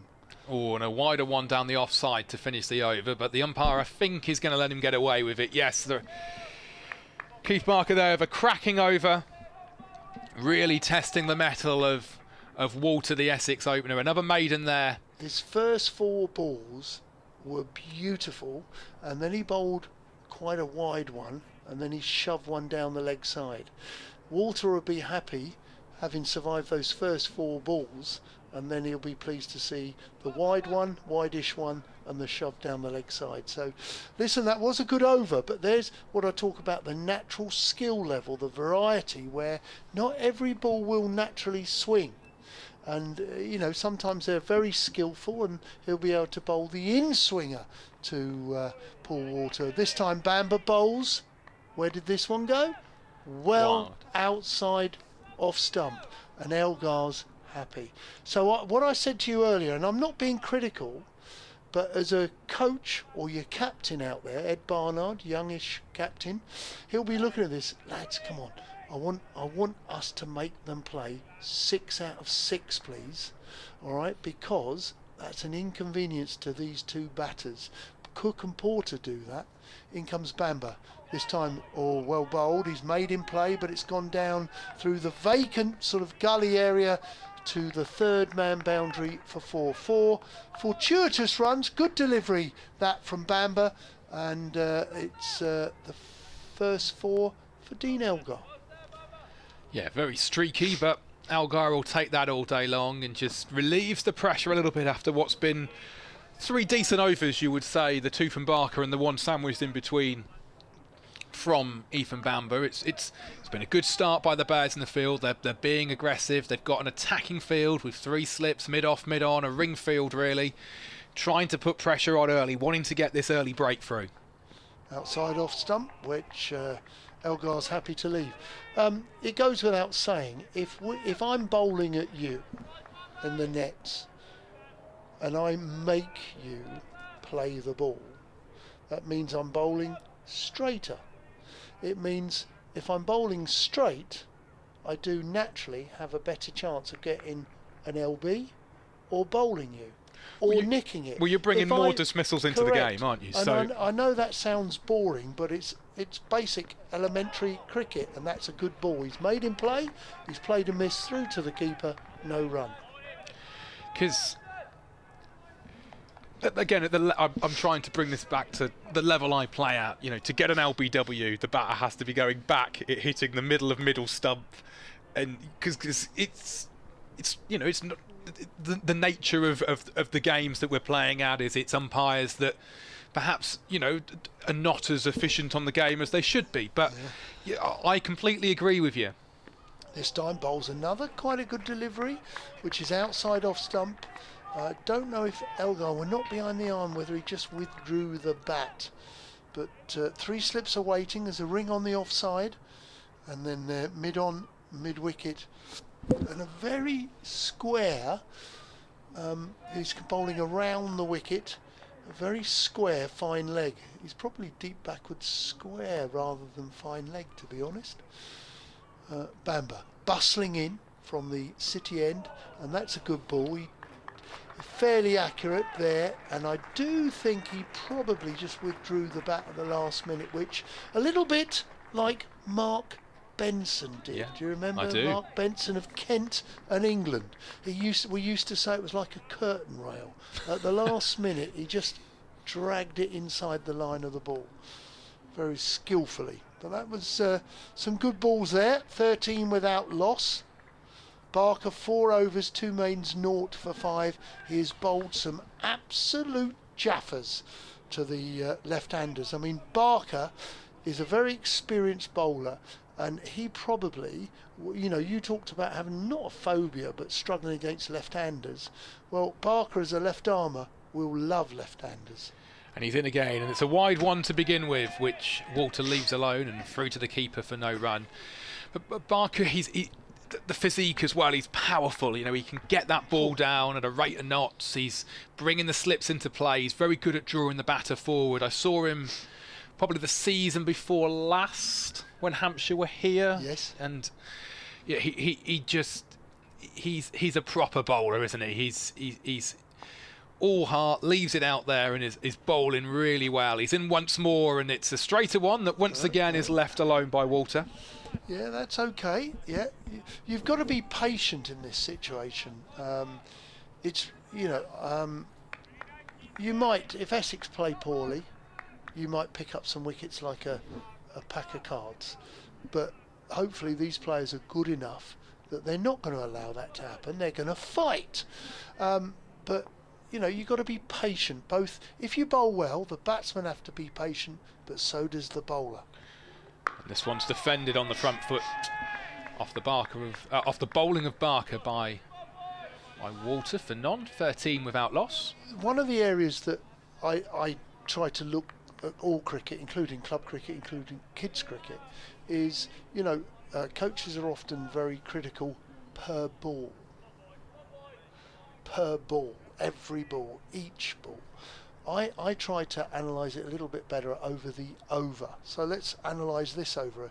It was a little bit wide, and he's got a bit closer, and the last 2 balls Paul Water has played into the covers, yeah? Well, I would say the second and third ball of that over have been bang on the money. Yep. Drawing forward, batter... Left the first ball. Yeah, which is fine. And now he's just had to, the bowler, Keith Barker's just had to look at his radar and say, I need to bowl a bit straighter, of which he's done that, hasn't he? And maybe slightly fuller, that last one as well, just to ensure that Walter has to play, that he can't just trust where his off stump is and let it go through to the keeper. Barker in once more, and that is a wide one. That will be called a wide, I think. Could be a wide. Yes, umpire Richard Kettleper spreads his arms. That was not his finest hour. No, that's yes. You'd have to say he let us down there, didn't he? We were analysing his over, and he's bowled a genuine wide for red ball cricket. I mean, it was nearly on the green of the of the next strip along, so I think there can't be many complaints with the umpire's decision on that one. But what does Barker do with the extra ball? It's one that's, well, straighter than the wide, but not close enough to worry Walter about playing, and through it goes for none.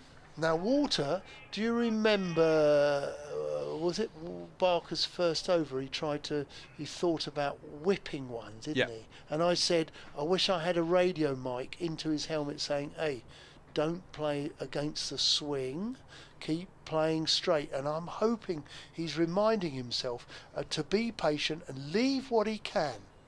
And it's up in the air, or chance of a catch, but it goes past the cover fielder, which is running away to the fence, the ball, and that will be 4. It was played on the up, not convincingly by Walter, but he does find the boundary.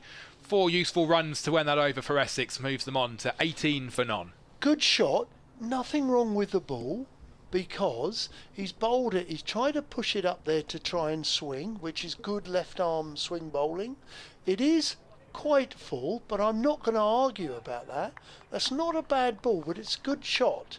But equally, he could bowl the same ball again and Walter could nick it. So listen, it's not bad bowling. He's pitched it up. It's probably 6 to 8 inches further full than he would want, but it's not a bad delivery. It's a good shot, but it could get him a wicket, the same delivery next over. In comes Bamber to start his next over, and that's a good ball. That's a genuine play and leave, play and miss rather. 18 without loss, and let's analyse this over. Let's see what happens this over. He's bowled a first good ball. So your advice to anyone listening that's about to start a new season is, don't worry about playing it short and drying it up. Pitch it up, even if you get driven for a couple of 4s. You will know if you swing it or if it can seam. Pitch it up, aim at the sticks. This is a nick, and he's been caught. Is he going to have to go? Yes, he does. The umpire knows it's out, and he walks away, and Dean Elgar has been caught at first slip, I think it was. It was a very good catch, quite low, and Bamber strikes. Elgar can't get any run at the moment. He's out, caught at slip, off the bowling of Bamber for 7 in his 25 balls, and Warwickshire have struck. Essex are 18 for 1.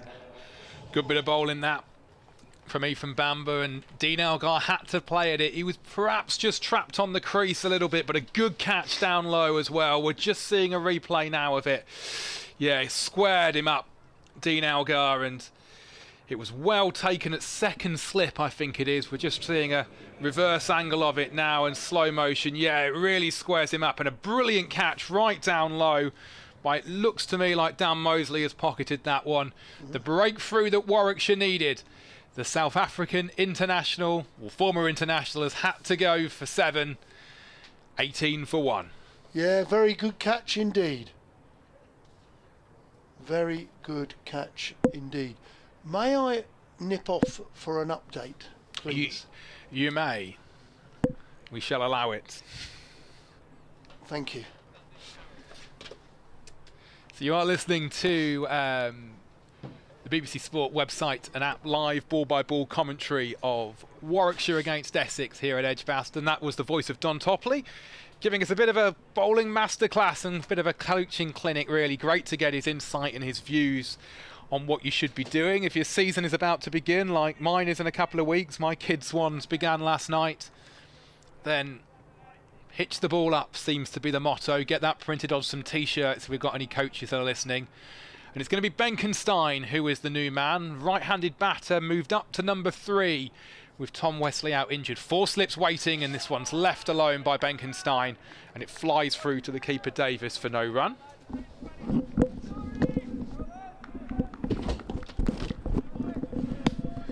Don back with me just for the time being. 5 minutes too early. That's all right. I'm going to, as you're here, nip and just make a very quick phone call. And then I'll take over.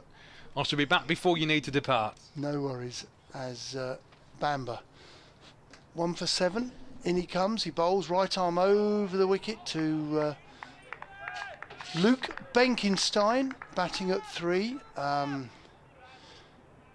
It's a real opportunity.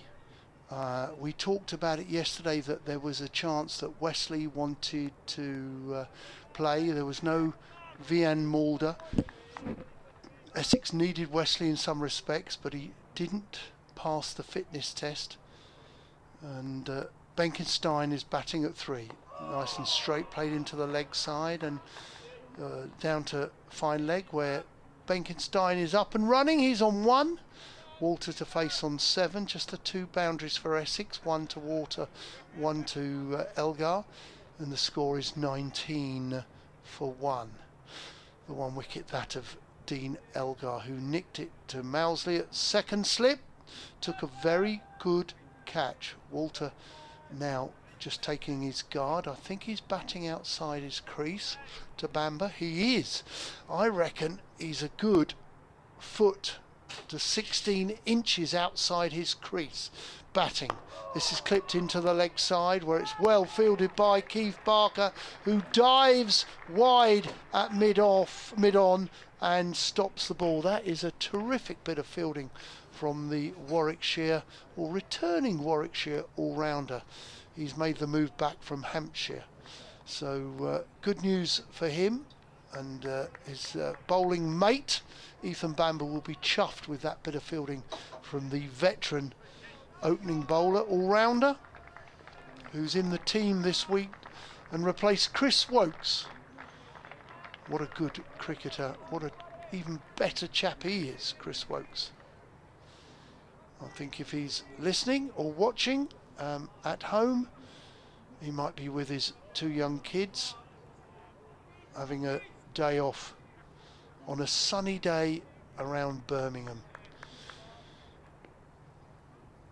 The flag gently waving in the breeze as Barker comes around the wicket to the right-handed Benkenstein, still swinging it in. There's an ooh and an ah, but I'm going to give credit. It was good. And at ball-by-ball commentary at Edgbaston of Warwickshire against Essex. It's day 2 here. If you're just joining us, then Warwickshire were dismissed just before lunch, on the stroke of lunch really. 190 all out. 88 was the top score in that innings by Sam Hayne, who batted magnificently well and ended up not out, as Barker once again is round the wicket. And is that a second wicket? It is. A lovely delivery by Barker, moved late, some very late swing. Benkenstein trapped on the crease, got a feather through to Davis, the keeper. And Essex are on the brink of a bit of trouble here, find themselves inside the first 10 overs, already 2 down at 19 for 2. Just seeing a replay of this one now, and it's a beautiful delivery. Just did enough, some late swing. Just takes the feather of the outside edge, and Benkenstein knew it, that his number was up. A really good delivery, might be slightly quicker as well. Just caught the edge, and Davis did the rest. A good start this by the Bears. They've bowled really well indeed and looked really, really good. We'll be updating BBC CWR very, very shortly, after that wicket's gone down. We'll see who the new player is as well. We've got it on the scorecard that it will be Charlie Allison that's going to be coming in, but the big sort of famous scoreboard here at Edgbaston hasn't updated yet. It's still saying that Benkenstein is there. So yes, it is Charlie Allison that comes in at number 4. Essex still 171 behind. 190 all out, Warwickshire were.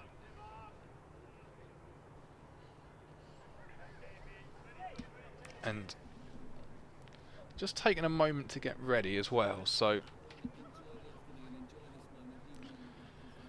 we shall see what this one brings.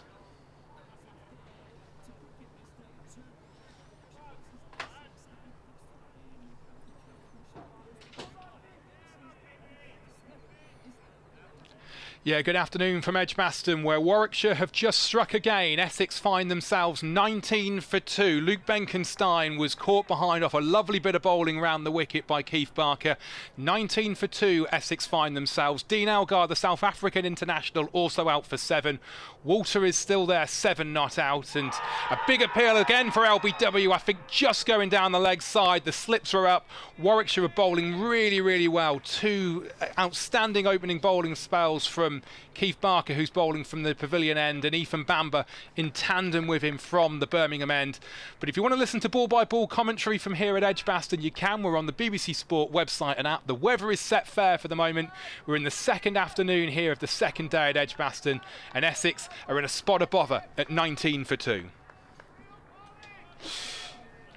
Well, they certainly are. Barker bowling nicely from around the wicket. He's in, he bowls, and this time, well, I think he did play at that. It looks to me as if he played inside it, but Charlie Allison is going to be under a little bit of pressure here. So Benkenstein, it was interesting. He's bowled round the wicket to Benkenstein, and the challenge is that he's swinging it in, and you've got a change of line. You have to negotiate from around the wicket. So right arm batters find that quite difficult because it's a left arm round the wicket coming quite wide, and whilst you're happy to leave the ball, swinging back in, you've just got to be careful, and you end up sort of, you're not sure whether to play it or leave it, whether you're looking to play it, but do you leave it? And you've got to be careful of the ball coming back in. Straight one to start the Bamber over, that's whipped into the leg side by Walter. It will probably be pulled up just in front of the rope by Malik. It is. So they get back for a couple. We've just seen a replay of that tight LBW. It was going down the leg side as well, despite the big shout by Barker, the wicket-keeper, in the slips. 21 for 2 now. Walters has moved on to 9. That LBW shout, I wasn't interested in it because he's bowling left arm round the wicket. How wide will his bowling arm be wide of the wicket? And so it's not bowling wicket to wicket because it's his left arm. Right arm round again by Bamber, and again it's worked into the leg side, but Malik fields at square leg this time. 21 for 2. Bowling around the wicket, whether you're a right armer or a left armer, it's just a little bit harder to get an LBW, because invariably if you bowl like you do, left arm over the wicket where your left arm is adjacent to the stumps or the umpire, then you're going to get a closer LBW, whereas if you're bowling round the wicket, you're further away from the umpire, aren't you?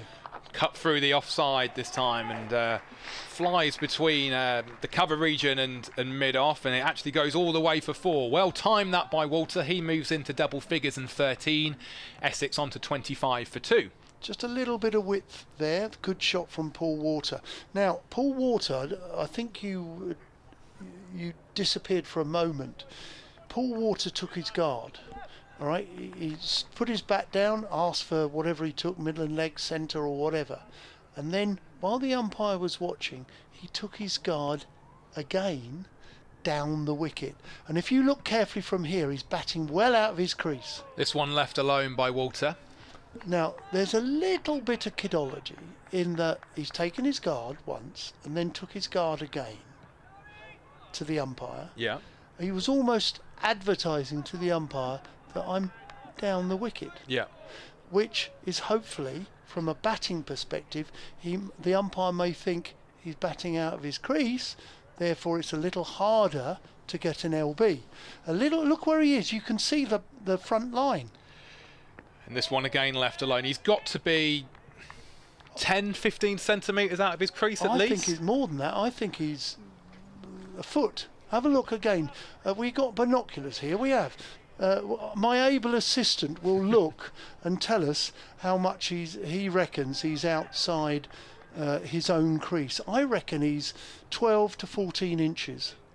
Which is what, 30 centimetres, something like that? That's quite a distance to be batting out, and Bamber is got his pace up. Oh, that was a climbing delivery that is left alone by Walter. A good over there by Bamber. Admittedly, there was a boundary in the middle of it. Apart from that, though, he's been on the money. And Essex move on to 25 for 2. Sir, would you like to guess? 30 centimetres. So there you go. So a little bit of kidology, but the umpire will know that Walter's out of his crease, but not to Barker. Yeah, maybe. Yeah, it's not about the lack of pace or pace. He's just happy batting outside the crease. Maybe somebody has mentioned it to Bamber. Bamber then Bamber just then has to bring back his length a little bit. Change of bowling. Is this Ed Barnard? It is Ed Barnard. The captain bowling quite close to the stumps. There's almost a full toss, which is driven by Allison up to Barker at mid-on. There is no run. Good cricketer, Ed Barnard. I'm not being disrespectful here. Probably not a glamorous cricketer, but he bowls well, and he is a competent batsman, a good cricketer that moved last year, I think it was, from Worcestershire to Warwickshire. Right arm over the wicket, swinging delivery out, and well fielded by one of the three on the ring on the offside. There is no run. It was the season before, if not the season before that, he came to Edgbaston, but he's definitely got the respect in the dressing room. You know, he feels to me like he was captaining in the 50-over tournament last season anyway, because Alex Davis was away at the 100. Yep. So I think he's got the players with him. Barnard close to the stumps, bowls outside off stump. The ball only just reaches the keeper just mentioned, Alex Davis, who was captain, who resigned just before the start of the season. Yes, the change came a week, 10 days before the season started. Which was rather unusual. Doesn't mean it wasn't already out there in the dressing room, does it? It was just when it was made public that he wouldn't be captaining in any of the formats. In comes Barnard, driven. It closes the face slightly on a ball on off stump by Allison, who went to my school. Just outside Ipswich, is a Colchester lad, and he's a good cricketer, certainly interesting. England Lions, one of the next cabs off the rank as a young batsman, traditionally quite correct. Barnard in, this time a model forward defensive, where he comes forward, plays the ball into the offside, no run. So Alex Davis going back into the ranks. Yep. In your experience, is that something that some players struggle with more than others? Is it I'm trying to think of like when Nasser gave up the England captaincy and then had to not had to, but chose to play under Vaughan, didn't he? And then I think his form last year has been affected as Allison smothers that. That's well bowled, nice and straight to conclude the first over of Ed Barnard, who's bowling from the pavilion end here at Edgbaston. Alex Davis, I think, just struggled for a bit of form last year, and I just wonder whether he felt he needs to concentrate on his own game. You've had an array of wicket keepers here lately. Yeah. Michael Burgess for a couple of seasons. Kai Smith, who was doing an interview downstairs with Brian Halford yesterday for the members. They say he's a good cricketer, good batsman and good glove man, but it's an opportunity. So maybe Alex Davis is happy without the pressures of captaincy. Well, Bamber begins a new over with a wide one that's left well alone by Walter. Yeah, he's taken the gloves here for this game. I've not seen him keep in red ball cricket. He had a bad hand finger injury, which stopped him keeping at the start of of the season, and I think that's why Kai took the gloves. Was it in the game against Surrey and the Sussex game? Sussex, yeah. Round the wicket once more comes Bamber, and this one's just worked into the leg side for no run. Who's doing the fielding out there? I can't. Is it Malik? Patel? Malik. Yeah, that's right. Yeah. It was a good shot, but I would just keep reminding Paul Walter, keep playing straight, boy. Keep playing straight. Don't look to work it. Don't try and make things more difficult than they need to be. Keep playing straight. Because is it an English thing for captains to go back into the ranks a bit more? I'm trying to think. That Atherton and Stewart played under Hussain, didn't they, in the late 90s? Is a straight one driven this time by Walter off the bowling of Bamber. That gets some applause from Don Topley. It was a good shot, not quite timed, so only a single. But where he's playing it is the good thing. Yeah. He's looking to play in the V. We often talk about that in cricket, playing the V. So that's the window between mid-off and mid-on, really, isn't it? Either side of the stumps, yeah? Back from where it's come from. Yeah. Keep playing straight, especially in 4-day cricket. Not white ball cricket is an entirely different game, but we want, or Essex fans and Essex team will need Paul Water to stay here all afternoon. Brings Allison on to strike, and he's forward defending the first one from Ethan Bamber, who's gone back to over the wicket to the right-handed Allison. I don't think you've probably seen much of Charlie Allison. He's technically very correct. Yeah. Great temperament. It really is. It's quite nice to watch, and you know, he will. Between these two, they would do well to keep talking to each other at each end of the over. He's forward in defending this time. Is he the regular number 4, or is he there because of for this the last season? Yeah, and a little bit last season. He had a cracking season. He had his first proper season last year, and rewarded Essex with a lot of runs, some good centuries, one particular one at the Oval. But this season, let me just, if I turn my page after this ball, which is the last one of Bamber's over, and it's into the leg side. An appeal for LBW. The slips go up, but it was going down the leg side, I think. And a leg bye to finish the over moves Essex on to 27 for 2. Allison's still there, 0 not out. Walter is 14. 2 wickets to go down so far.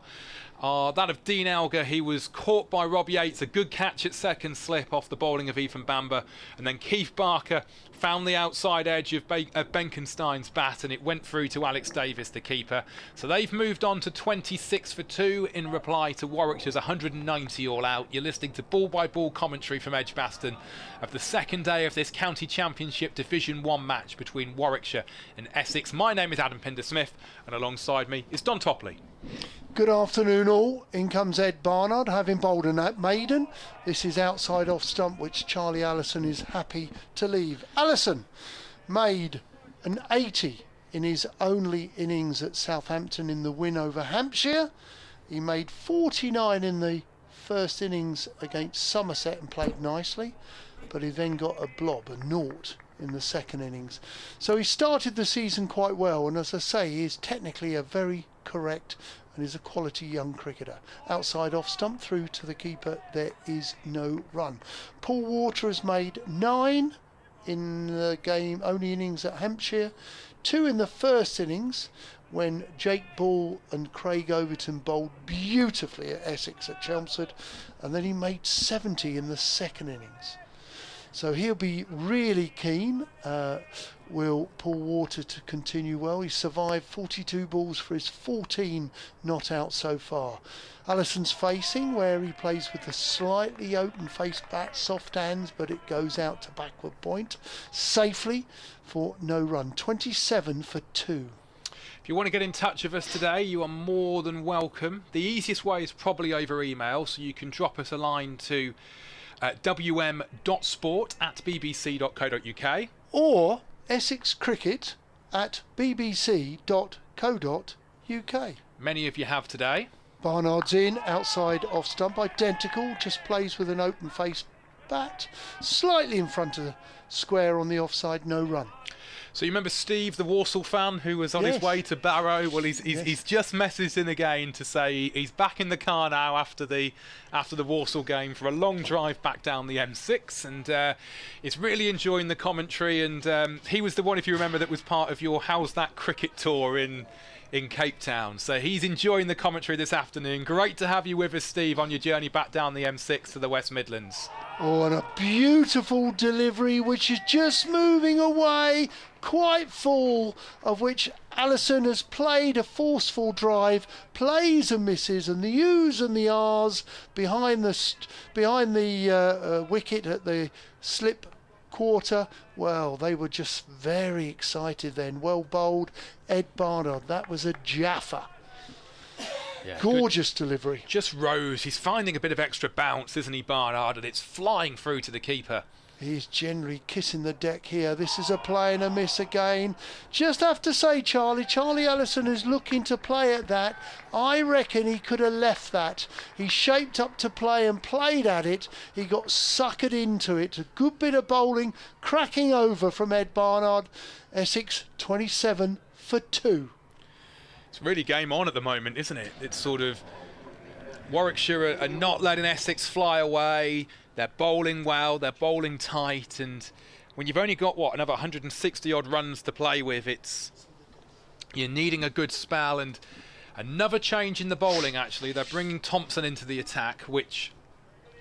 Jordan Thompson. Well, this is the thing with Warwickshire, is that they've got plenty of options with the ball, so they can be doing this sort of short, sharp spells, almost going all in with the chips at this stage, really, of sort of, right, we're going to keep coming at you. Bro Webster hasn't bowled a ball yet. We could get a bit of Rob Yates with some spin if we need to, but Ed Barnard, with himself as well at that number 6 role, can really help balance the side and just keep Warwickshire coming at Essex. It's Walter that's on strike. He's 14 not out, and Thompson's first delivery is cut away through the offside and is fielded by Malik for no run. He's batting back in his crease so far. You know, we spotted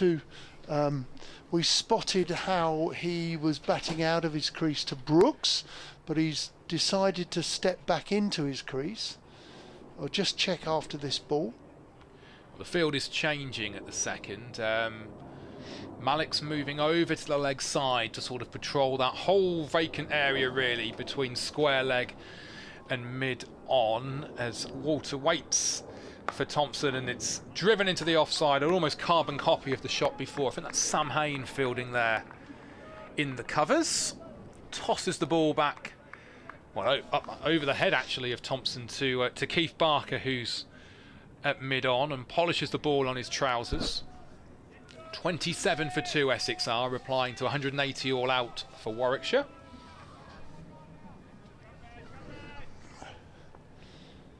Been a really good spell with the ball for Warwickshire since lunch, and this is a straight one that's defended off the front foot by Walter. He's faced 46 deliveries now for his 14 runs, and is, I wouldn't say grounded out, that's not fair, Dom, but he's just been looking to occupy the crease and put the bad ball away and try and just take a single and get up the other end when he can.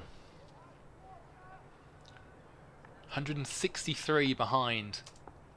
Essex find themselves at 27 for 2, and this one is driven straight, and that'll be 4. Lovely shot by Walter. That was in the V that Dom was talking about, and he sent it straight back from Thompson. Was still following through as the ball whistled back past him, and that scampered away to the boundary out at the far end of the ground and moves the score on to 31 for 2. Yeah, super shot. That's what we want to see. It was quite full, but nothing wrong with that. It'd rather be full than short. But probably the shot of Essex's innings at the moment that was powerfully hit. He's a very very big man, is Paul Walter. 6'8", 6'9". Crikey. How will Thompson respond? It's a ball that's this time smacked through the offside. That's running away towards the fence as well. He gave it the full kitchen sink, but it'll be cut off just in front of the rope, I think. Yes, it is. Bit of relay fielding means that they'll have to settle for 3, but good running between the Essex pair there to make sure they got back for the 3rd run, and that takes the score to 34 for 2. Yeah, good shot. Little bit of width on it. We're now into the 16th over. Paul Walter on 21. It's been hard work for him, especially when Barker was bowling. But he's still there. Charlie Allison on 0 at the moment. He got a 0 last week in the 2nd innings against Somerset, having started the season in the first 2 knocks, getting some runs. The last ball then of Thompson's first over is left alone by Allison, so he remains 0 not out. Walter will have the strike for the start of the next over. He finds himself on 21. 16 have been bowled in Essex's reply to Warwickshire's first innings score of 180, and Essex have moved on to 34 for 2.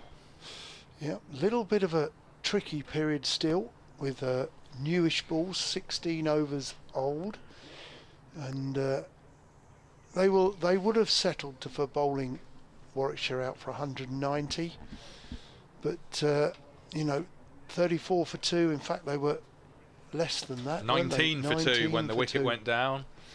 So yeah, a little bit of pressure to cope with, but and of course Barnard's bowled 2 maidens. He's going to continue from the pavilion end. A little bit of grey sky, there's a little bit of blue over the city, but other than that it's quite grey now. Barnard around the wicket to Walter with 3 slips. Model forward defensive. What's quite nice about that is he's allowed the full face of the bat to push drive. Strong forward defensive there. Back to the bowler, there is no run. Elsewhere in the county championship in the first division, Hampshire are 238 all out. Somerset find themselves in reply 279 for 9, so leading Hampshire on the south coast by 34 runs with 1 wicket still intact. Barnard in, little too straight, it's gone down the leg side.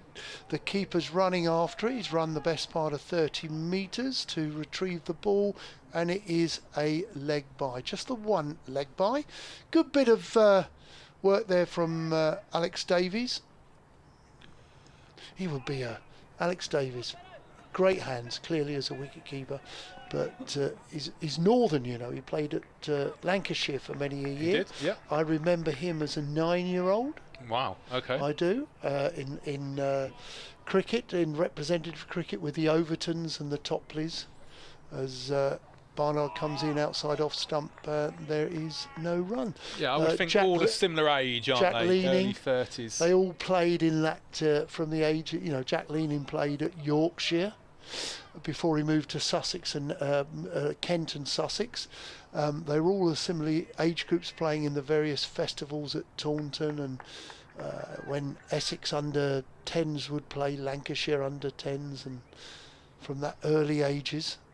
And that's a good delivery there. Forward defensive by Allison, and there is no run. He was quite a noisy wicketkeeper as a 10-year-old. And if his dad Chris is listening, a very good afternoon with you. He enjoys his antiques. Right, okay. Does Alex's father. But it's amazing, isn't it, that even at 9, yeah, you can tell yes, that they're going to... They've not exclusively. Someone like Rob Yates was a bit of a late bloomer, but... Down the leg side, it's gone very fine. It's going to run away towards the scoreboard for 4 for Charlie Allison, who collects his first few runs and his first boundary. So he moves to 4. Score is 39 for 2. You know, Chris Wokes was probably about 10 when he first came to Warwickshire. Ollie Pope, I think, was 9 when he joined Surrey. You know, so it's sort of... I think Ben Foster was about 10 when he first went to Essex. You'd know more that than me. James Foster. Sorry, Ben Foster's the football keeper. James Foster. I mean, you know, so Joe Root, I think, was a similar age when he was first on the Yorkshire radar. So, you know, it's outside off stumps. He's sucking. That ball's just moved away. He's just bowled a fraction wider, and the as Geoffrey Boycott would call it, the corridor of uncertainty, where he's bowled that line, which has really looked at Charlie Allison. He's looked at it and thought, I think I should play, and it's moved away. That's great bowling.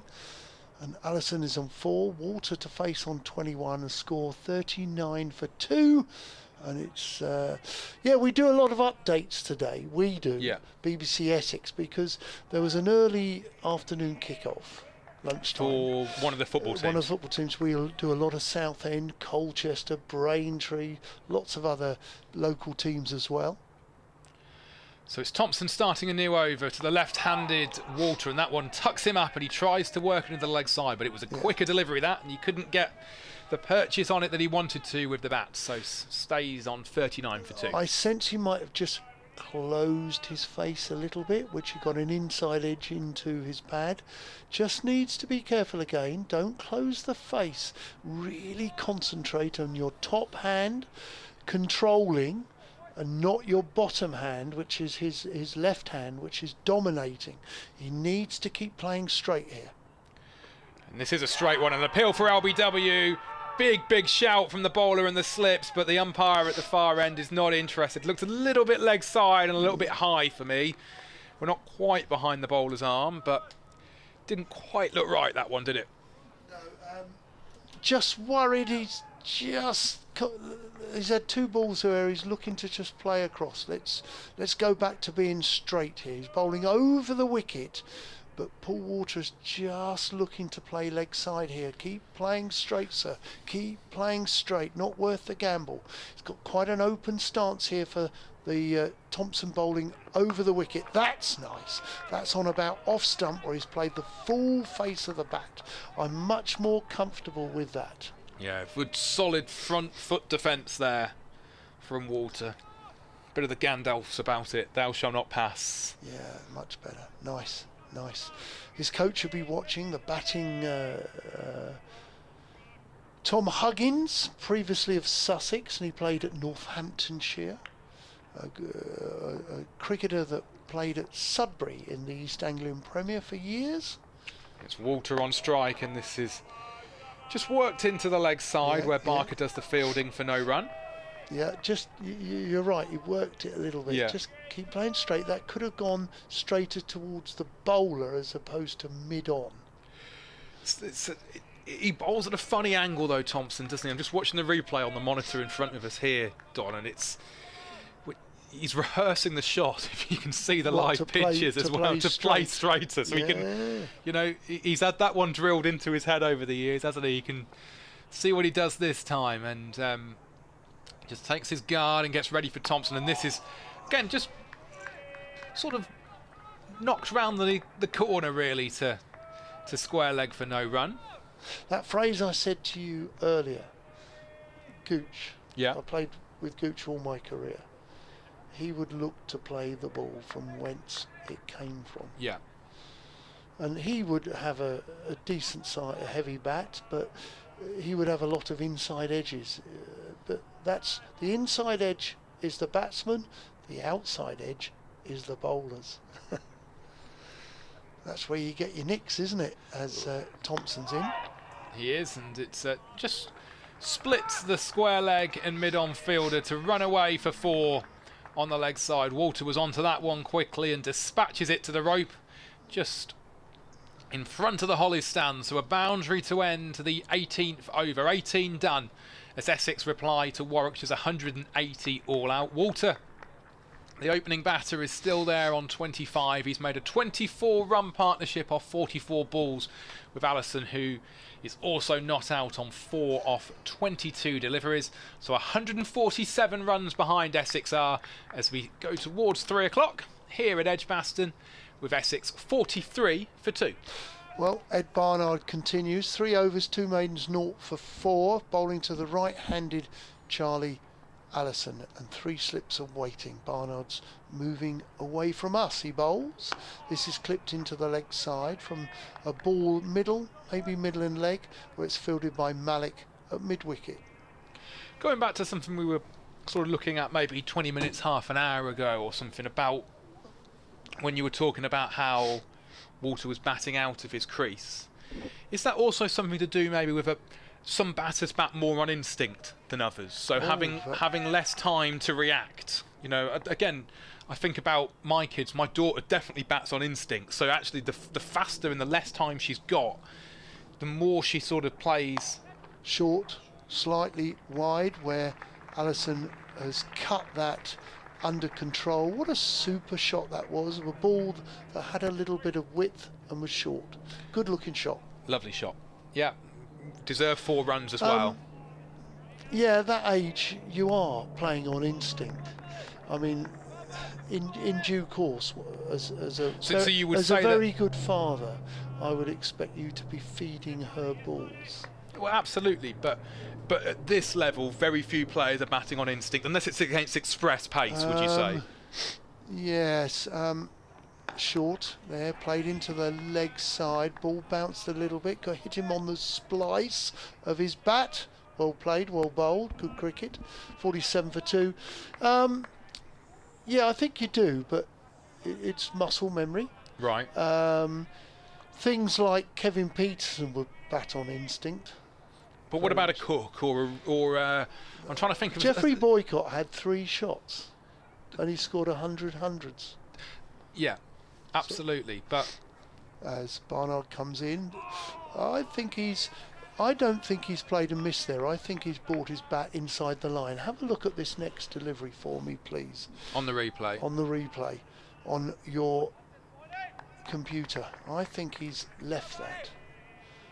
Ooh, I think you're just about right. Played on the inside of the line, knowing it's swinging it away. Yeah.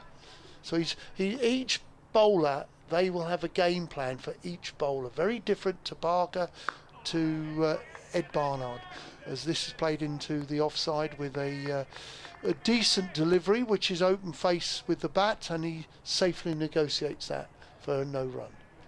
So you would say then that the lion's share of batters against the lion's share of bowlers in the professional game are not batting on instinct. They are seeing the ball and deciding what shot they want to play, rather than the brain just sort of doing it without them realising.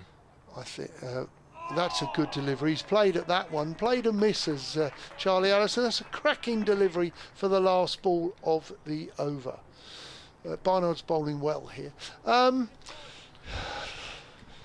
You know, where I appreciate express pace. You know, you've got Mark Wood in his pomp steaming in at you, or a Jofra, or a Harmison. You know what I mean? It's sort of go back an era that you had, you know, Brett Lee steaming in at you.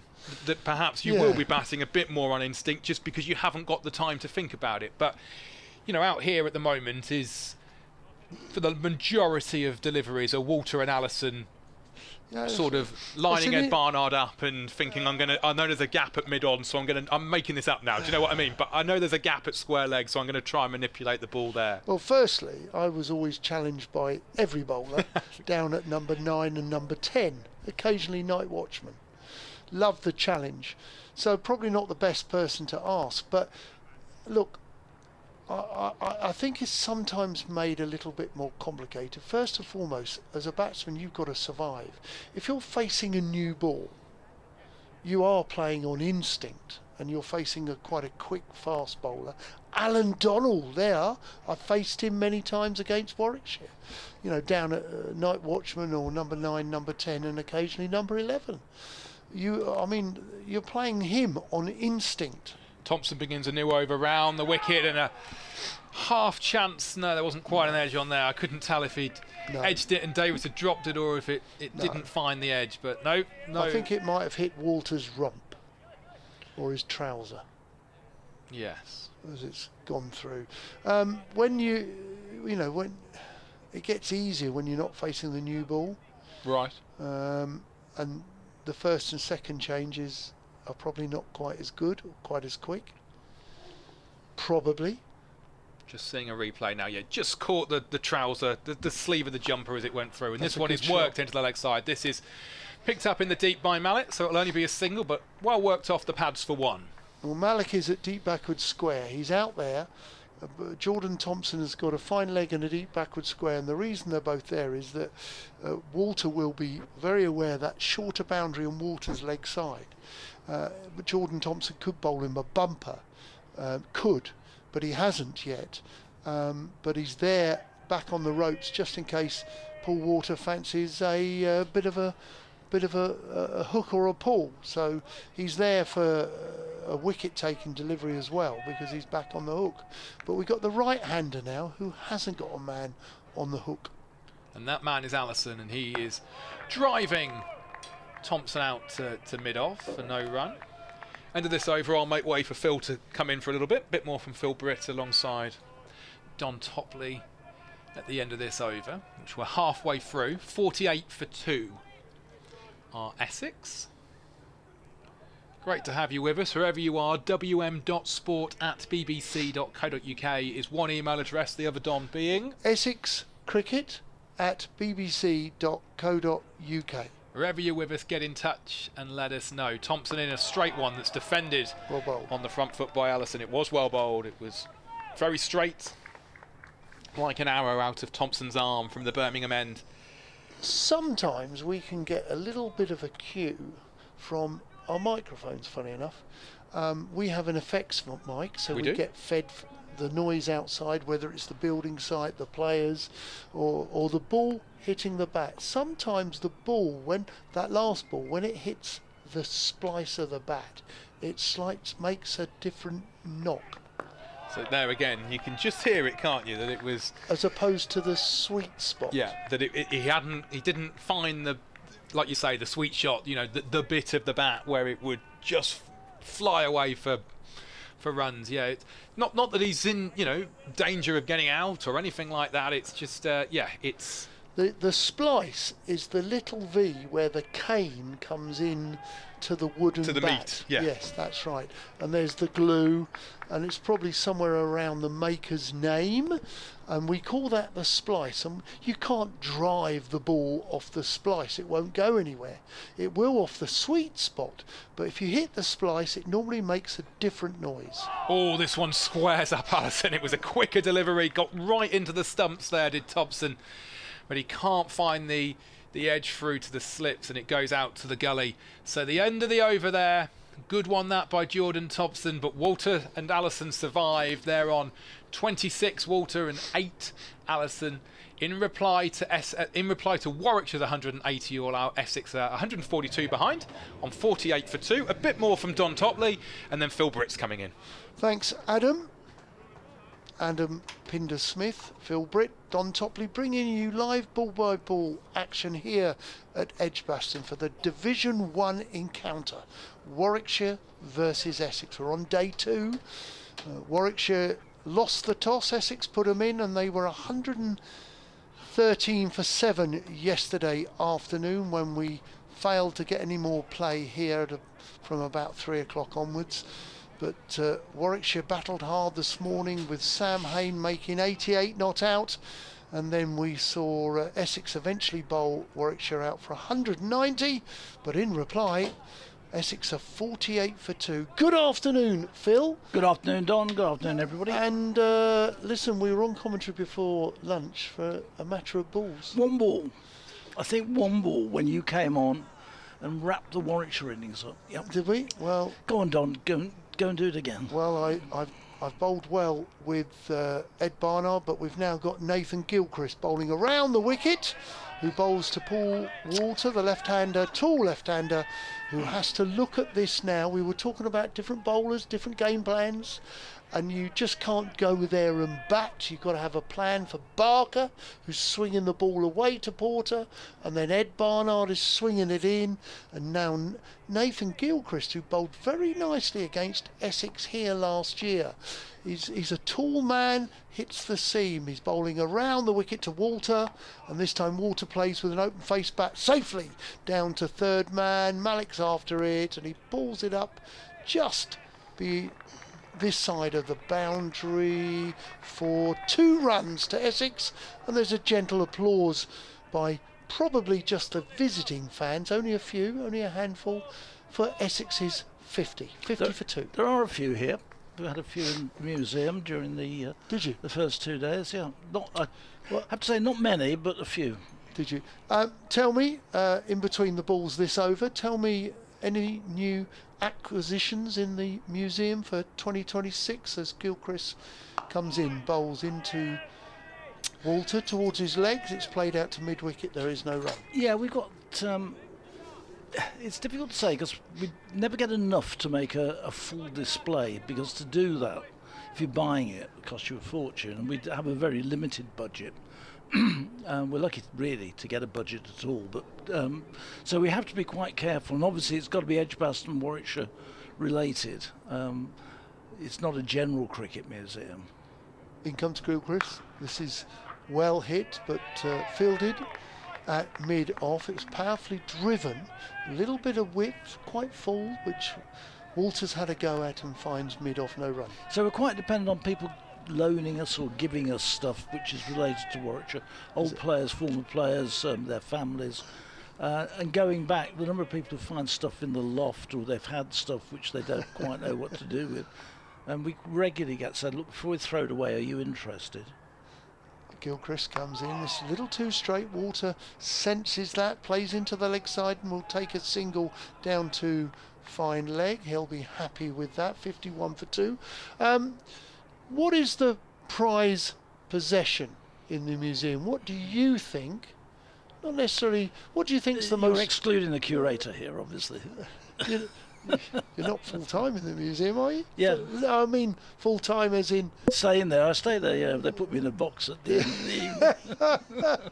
You're listening to Phil Britt, who is the Warwickshire Museum's curator. Go on, tell me a few bits of what you've got that you cherish. Well, we've got a lot of stuff which we've got quite a lot of stuff on display, which is against the Bodyline tour, which Bob Wyatt was vice captain with Douglas Jardine.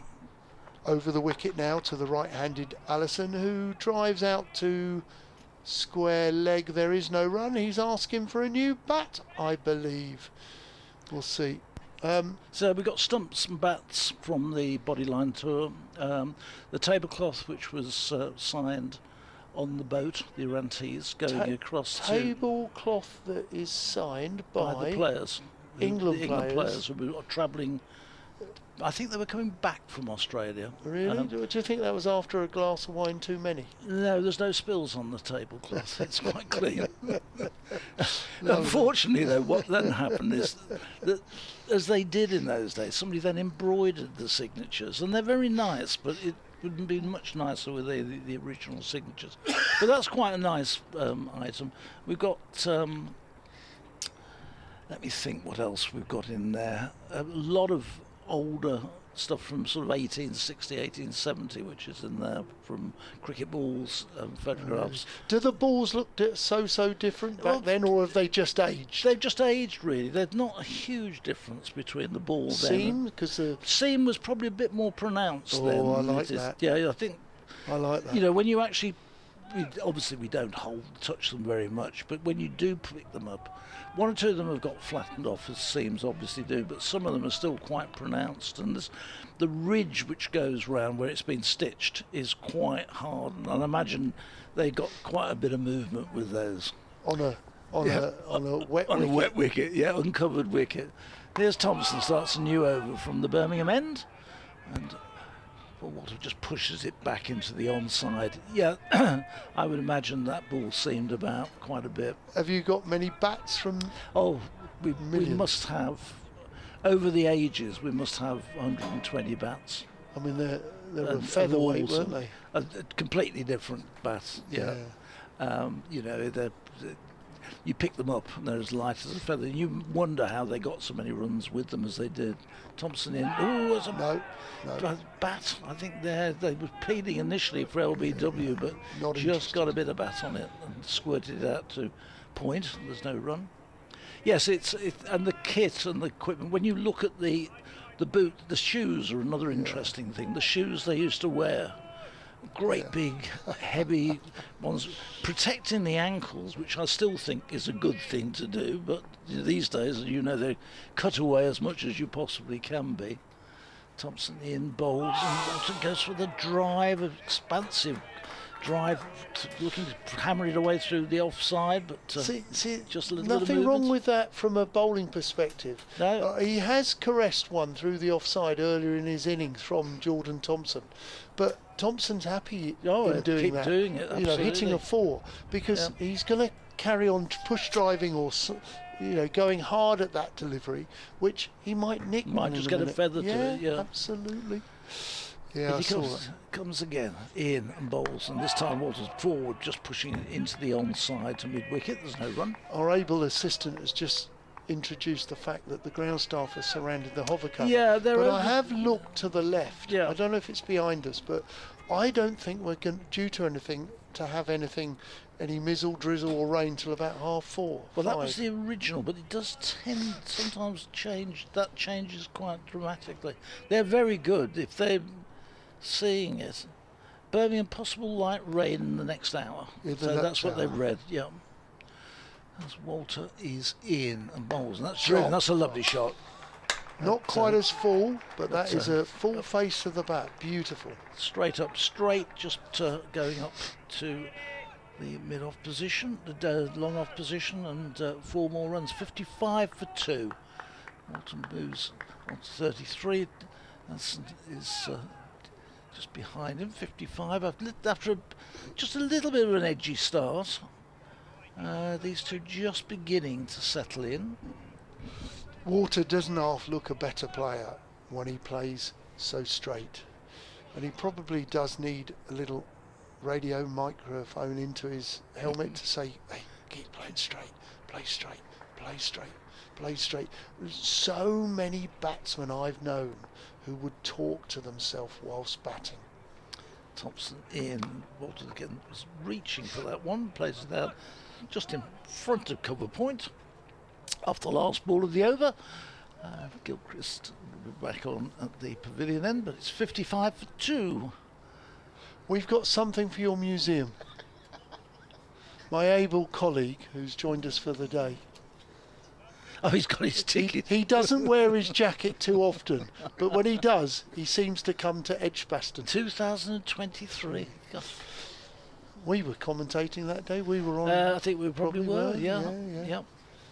It was last season. We had the windy day where it howled, where didn't it? the rain, where there was no real rain. It was just abandoned for wind. But then didn't we Not lose? my wind either. We lost a day for the wind. The wind was dangerous, wasn't it? Yeah. They were worried about the floodlights. So listen, Gilchrist is back on for his second over. 1 over for 3 so far. All genuinely playing a miss. Charlie Ellison has gone at that ball outside off stump, just short of a length, just a bit of a flirt, I would call that last shot from Charlie Ellison. 55 for 2. Essex have got to knuckle down again. Don't give your wicket away here. Was it the end of the season that Essex were here last year? It must have been. No, fairly early again. Oh, well, then Gilchrist couldn't have played in that game because he only joined us at the end of last season. Maybe it was. Oh, no. Come on, that's almost an identical shot. Because he was, he came and towards the end of the season from Kent, they allowed him to play, and then he played against us in the one-day cup for Kent. Did he? This is his first, what you call, full season here. He bowled well against Essex last season. I think he's a good bowler, actually. Yeah. He was on the Lions tour, wasn't he? Yeah, he was in Australia. Yeah. This is short. He's going at the same sort of length there. This time he hasn't played so much a waft. He's waited and watched the ball onto his bat, played out to backward point, avoided the fielder where he's collected 2 runs. That's a far better shot, Charlie Ellison. He's on 10, score 57 for 2. And of course Gilchrist is a different type of bowler. I would call him he's similar to an Australian where he bowls a heavy ball but he bangs it in a little bit. Formerly of Somerset, Kent, and now Warwickshire he bowls. This is a slightly pitched up delivery, little straighter, which Allison plays into mid-wicket, no run. I think he might have got a 4 for 5 for last year. Can't remember. Without looking it up. Yeah, 4, maybe 5 wickets. But we got blue sky at the moment above us. The lights are on here with their famous E for Edgbaston, which are shaped at the top of the floodlights. In comes Gilchrist. It's forced off the back foot by Allison up to mid-off. There is no run. 57 for 2 in a minute, Phil. Are you all right to look after the mics? Yeah, you've got to go and do an update. I've got to do an update in due course. We do so many today, which is good, but we fit them in between half times, in the morning, afternoon kick-off, or the late afternoon kick-off. We do an array of updates for BBC Essex. Gilchrist, this is short, wide, and it's cut powerfully through backward point for 4, and it heads towards the building site, which clearly they were working Saturday morning, but not Saturday afternoon. Been pouring concrete, I think, this morning, and got that done. Now they've all gone. Lunchtime, all clocked off, and the site is quiet. Because we had this 10, 15 years ago when the pavilion was built, and it was constant. And of course that will rush to get that done through for the Ashes test next year. So it will be hopefully will be completed. So 61 for 2, and Ed Barnard is going to come on at the Birmingham end. Bowled well this end, Phil. Yes, he did. 4 overs, 2 maidens, 0 for 8. Swung it in to Walter, who's batting outside his crease again. Here he is now. First ball just pushed up his thigh. That might. Did he get back to it? Yes, he did. No sign of signalled leg bias. So 1 more to the total. One of the things I was a bit worried about when Ed Barnard took over as skipper was whether, in fact, as a lot of captains do, you don't bowl yourself as much as you should do. You either over bowl yourself or you don't bowl enough. And it's just Ed Barnard is a really good, I think, a really good all-round cricketer. Oh, very much so. I would second that. He comes in again in bright sunshine now, in and bowls, and this one has Allison just chopping back and pushing the ball out into the offside. He's got a repeatable action. It's a very simple action. He's a sideways on, probably not at 12 o'clock, but he sometimes is a little bit. Not necessarily 12 o'clock, he might be at 11 o'clock or 10:30, slightly occasionally round arm. Bowls, and this one beats the forward push of Allison and goes through to Alex Davis. What he does with his slightly round arm is it accentuates the swing. Yeah.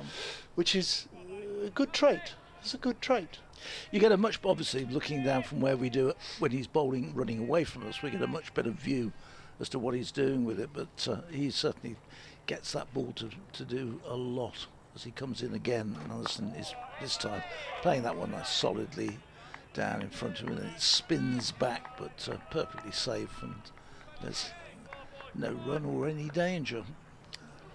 62 for 2 in reply to Warwickshire's 190, which at one stage looked to be being a lot less than 190. It was White Crane to our left here, just 60 yards away, but further towards the Birmingham skyline. This one is played up to mid-on off the final ball of the over. 62 for 2 it remains. Yeah, there's a lot of work going on and has been for the last 3 or 4 years in Birmingham, and quite often we've done a crane count and we got up as high as 16, 17 cranes. Really? Well, I've just counted 7, 8. Yeah, well, you've got a whole plethora as we look out towards sort of 1 or 2 o'clock on a clock dial, but that's reduced because last year there was a huge number up over the city as well. Yeah. A lot of them were HS2 related, I think, as well, which right. Some of those have disappeared. But yeah, there's a lot of work still going on in the city. Gilchrist round the wicket to the left-handed Walter with 2 slips now. This is driven and fielded by the bowler, who lobs the ball to mid-off, who lobs it to mid-on. So maybe looking at the team that it's in fact your swing bowler might be looking after the ball, who's rubbing it on his own rump, which is Keith Barker, and he is a proper swing bowler. So 2 slips. We've now putting in a third man in the moved him down from backward point. Mid wicket comes to backward point, so we've got a ring on the offside. There's a man back for Walter on the long boundary square towards the building site. Gilchrist is in, and this is played with an open face down to that very man who's just nipped down to third man, Malik, and there is 1 run to Walter, 1 run to Essex, 63 for 2. I'm giving you all this information about the cranes and what's going on. I never go into Birmingham, apart from going occasionally to the theatre, because I live in the Cotswolds, so going into the Cotswolds? Yeah. Joss Butler lives out there now. Does he? He does, yeah. Well, he's never in the country, is he? That's right. He's playing cricket. Gujarat Titans, I think, this IPL. This is a good shot. That's a proper shot. He's seen the ball that's on about middle stump. It's not swinging, and Allison has clipped it off middle stump through to the square leg boundary. Holly's stand, where he collects 4 runs. Lovely. He moves now to 18. Really was a lovely confident shot played through the onside. He's technically a very correct player. Yeah. Just, I think, Warwickshire will start to be getting a little bit concerned with these two settling in there. Outside off stump, Allison very happy to leave it alone. Anything that's just slightly got a bit of width on it, he's happy to leave. 67 for 2, having, well, this is the reply, they trail by 123, having bowled Warwickshire out for 190. I mean, Essex will be thinking here about a lead, but it's a little early as well. This time he's forced it off the back foot. Ooh. He's got on top of the bounce and it's gone through the netting or wicket areas, dry used areas here at Edgbaston, gone square of the wicket, again towards the building site, square of the wicket for 4. Beautiful timing that, because he got up on his toes and just punched it, and lovely sound out of that as it raced away. It did. And it raced away because of the shortness and dryness of the square.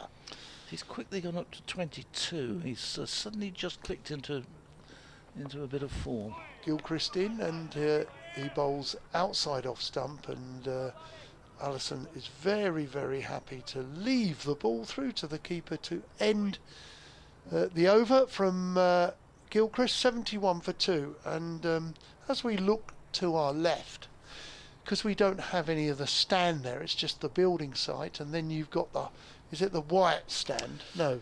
What's the one at the bottom? That was the David Heath suite there. Then the Wyatt stand is coming up just round by the floodlight. Yeah, what's that stand called there? Which one are we looking at? The one which is still that's David Heath. The David Heath stand, is it? I always thought David it was Heath suite there, really. Is it part of the Wyatt stand? Is it Wyatt stand? Yeah. Where the PCA often have their events and offices, but we can see now. As Barnard bowls his first ball of his 6th over, and it's played up to Barker. A red bricked, Gothic-looking sort of building, which is the St Mary and the St Ambrose. St Ambrose, right? Yeah. Church. Yeah. I remember coming here one year with my able research assistant. This next one again brings Walter forward, and he runs it out to mid-off, and there's no run. Who gave me the skyline and talked about the chimney over there and the chimney to the left and all the way over. That church, if you look at some of the very old paintings of the ground, the church figures quite strongly on some of the paintings we've got in the museum. It obviously hasn't moved since we started. This one down the leg side, and Alex Davis tumbling across, goes and makes a good stop, diving over, prevents that nipping down to the boundary for 4. So Alex Davis couldn't take it cleanly, but he stopped it and saved 4 runs going on. It stays at 71 for 2. Partnership has passed 50, so going along nicely. 52 for this wicket as Walter drives, but doesn't go quite where he'd intended. He was looking to punch it away through extra cover. In the end, just got turned a little bit on as the ball came off the bat and flew up towards Keith Barker as at mid-on. So that's, again, getting plenty of power to it, but not quite the direction. There's that black cloud, which I think the ground style keep looking up towards, is moving ever closer over the ground. This one from Barnard beats the forward push of the left-handed ball Walter and goes through to Alex Davis, who immediately goes and has a chat with his 2 compatriots at slip. But again, didn't get a touch to it, but again, a little moral victory for the bowler. Barnard's in his 6th over, been very economic, just 9 runs at the moment as he comes in to bowl to Walter, and this one is rapping on the pad. Barnard wants LBW, no interest at all. As leg by is signalled off the final ball, 72 for 2. That was a quick update, Don. What did you do? Say hello and bye. We've done your no update. wicket. I've got another one to do at 10-2, which is technically half time Right. Yes. in the football. So what the football side down there? Who do you cover down on Well, the Essex station? Southend United, In the- Colchester United, So you've got what's that? League 2, is it? Colchester. Colchester League 2, yes. And the National League. Yes, for Southend. With Southend. And then you have the likes of Braintree, quite a number of Averley. You've got quite a number of Right. other football Yeah. teams. Yeah. Oh yes. So we got Barker, who bowled very nicely. 6 overs, 3 maidens, 1 for 10, and we're now seeing Walter face him. Is he going to be swinging as much? Outside off stump, and Walter comes forward, plays a very tall man is Paul Walter into the offside. There is no run. So that probably was Barker's loosener. He would be expected now to be able to bowl with a bit of rhythm. Bowled very nicely earlier. We'll have a little look to see if Walter is batting outside his crease. I suspect he might be. At the far end, he bowls. Oh, and this is a very fortuitous shot. I think he was playing that not where it was going. It was gone down to the vacant third man. No third man down there. 4 lucky runs for Paul Walter. Sort of went through the third slip area, didn't It did, yeah. He was looking for an on run, but got an outside edge and it flew away. Really, he came down to play it and gave it a real good, fair swing of the bat at it. Just very fortunate to get away with that one. One or two of the coaches might have had their hearts in their mouth then. This is a better looking shot, which is push driven back up the ground to mid on where there is no run. It was his second ball he faced then. And I know people talk about the modern way and taking the game to the back to the bowler, but not so. We've seen one or two of those in this game, haven't we? We have. The We- Australian Bo Webster ran down the wicket twice. Interesting shots. That's more like it. A beautiful forward defensive where he gives the full face of the bat and says, get past this. There's a fair bit of rain immediately over the city there, which you can see over by the back of the flats there. Yes. Yes. And again over here. So Birmingham, the city centre, is getting some rain at the moment, but thankfully not here. Although the ground staff, there's one of the ground staff still using the cover as a bit of a sort of deck chair. Wide and wider, outside off stump. It was a legal delivery, but Paul Walter wasn't interested in playing that. Floodlights are on, but the light is not too bad, but we've got distinct black cloud over Birmingham itself, and then to our left another one coming in, so I think we're going to be fortunate if we do escape. 2 slips waiting, ring on the offside, a scout on the offside boundary in front of the Hollies. Walter facing. This is played into the offside. They both look for a single but eventually turn it down, and that completes the returning over for Keith Barker, who's batted well. He scored 22 this morning in a 31 partnership with the defiant Sam Hayne. Played very nicely, very impressive innings from Sam Hayne, who made 88 not out. He ran out of partners. He witnessed 8 wickets fall, having come in at 12 for 2. Played really nicely. He's found a bit of form for early 2026. Absolutely. Barnard continues from the Birmingham end. This one is Anderson. Foot squirts it away, leans forward to it, and it squirts away down to Malik, who's down at deep backward point, and comes round and just does the fielding and restricts them to a single. 77 for 2. This partnership now moving along nicely. It completed the 50 partnership, and it's recovering from what was just a tricky start for Essex. It's Barnard back around the wicket and bowls, and this is going to be more runs as Walter just leans into it and helps him turns it down to deep mid-wicket for one more.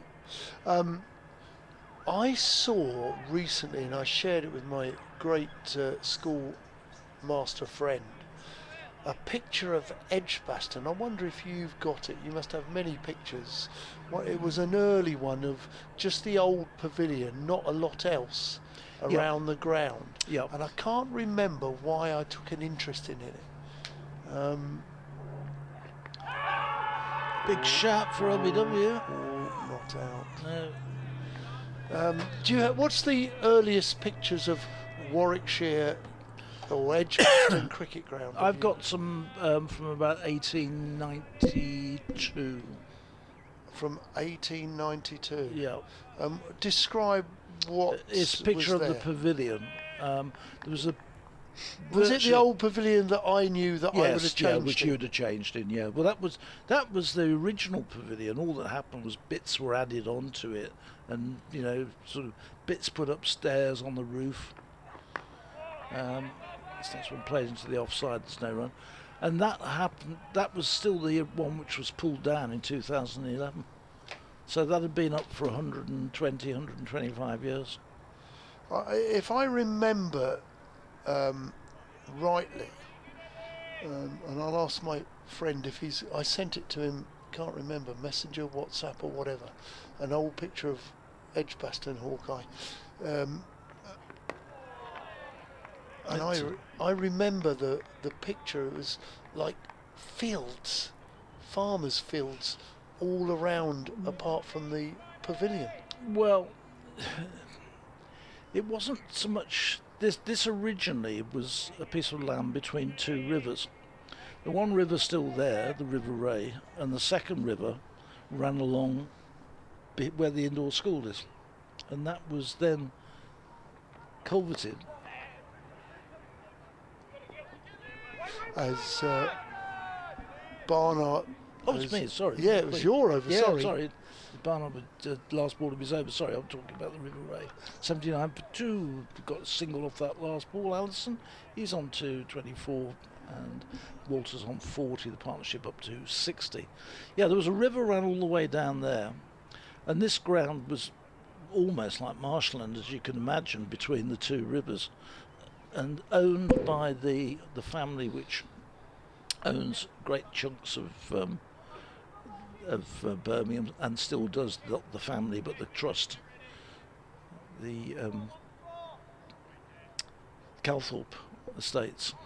And this it was the choice between coming here or going to a ground near Villa Park, and there was a cricket ground down there, and then it was a question of which one they went to. And then this had to be drained and used. And whilst there was some agricultural land around it, that noise you can hear is the hover cover being fired up, which always means the umpires have called the hover cover to cover the wicket in case of the rain. And indeed, the players leave the field, stumps are being taken out of the ground, and we have a rain delay, the first of the day. Hopefully, it won't be for too long. Well, I'll pass you the picture what we've just found.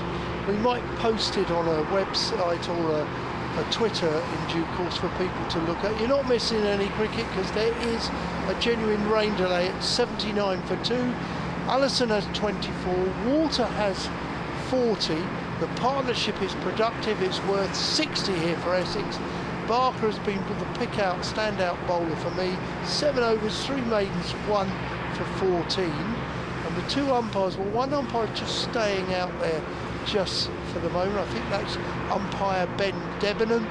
And the Warwickshire boys have got their hands in their pockets as they're wandering off there. And Gary, the groundsman, Gary...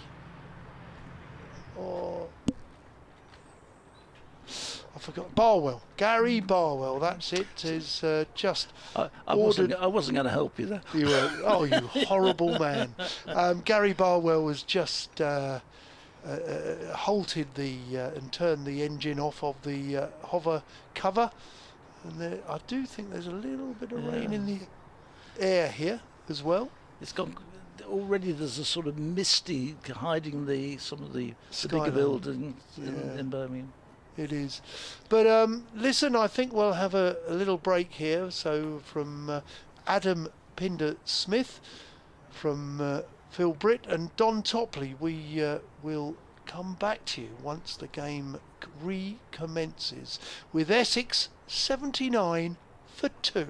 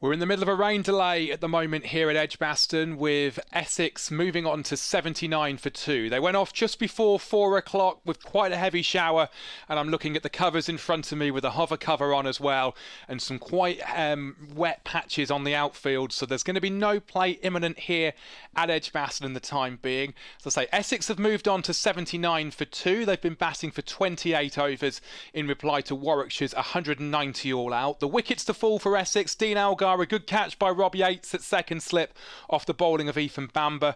Luke Benkenstein went for one as well, a catch then by Alex Davis, the wicket-keeper, off the bowling of Barker. After an initial spell of good potent bowling from the Warwickshire pair of Keith Barker and Ethan Bamber, haven't been able to back it up Ed Barnard, Thompson or Gilchrist, so no further breakthroughs from then meant that Essex have added from 19 for 2 off just over 10 overs, have moved on to 79 for 2. As I'm talking to you, despite it clearing here at this ground, it is still a bit of rain in the air, so we're not going to be getting going for a while, but 180 all out Warwickshire were on their first innings, and Essex currently 111 behind.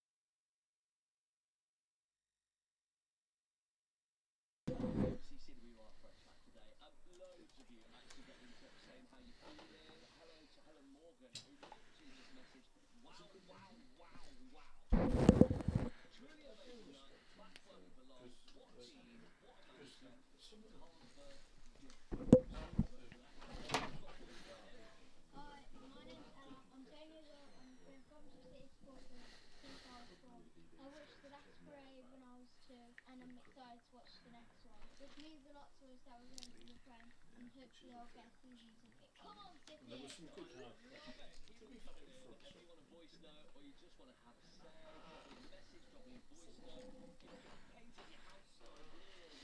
the thing about doing that is that nobody can say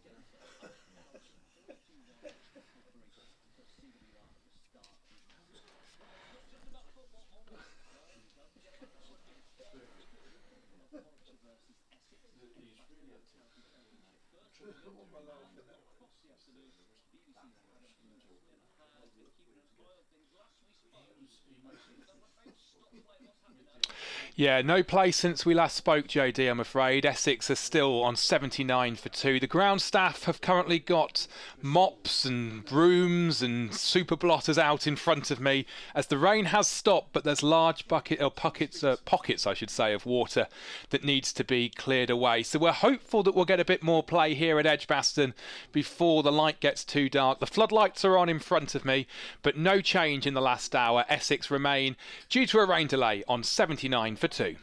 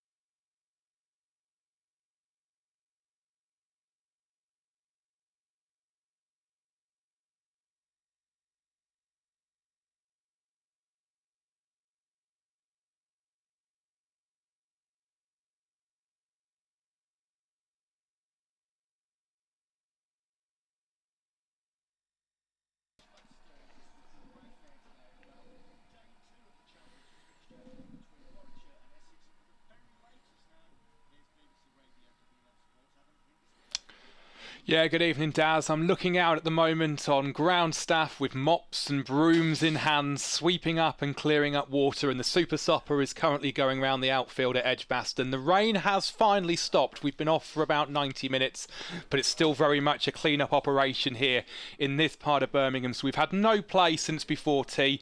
Essex moved on to 79 for 2. A partnership worth 60 between Allison and Walters has steadied the ship for the visitors. They were 19 for 2 when Luke Benkinsdale had his was caught behind by Alex Davis off the bowling of Keith Barker.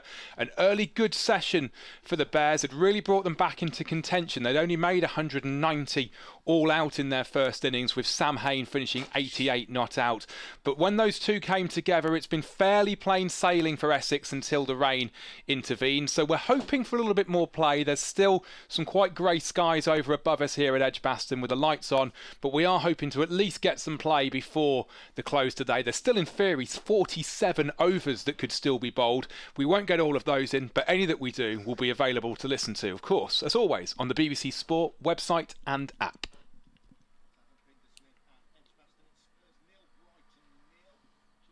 No problem. Cheers, Ollie. Thanks a lot.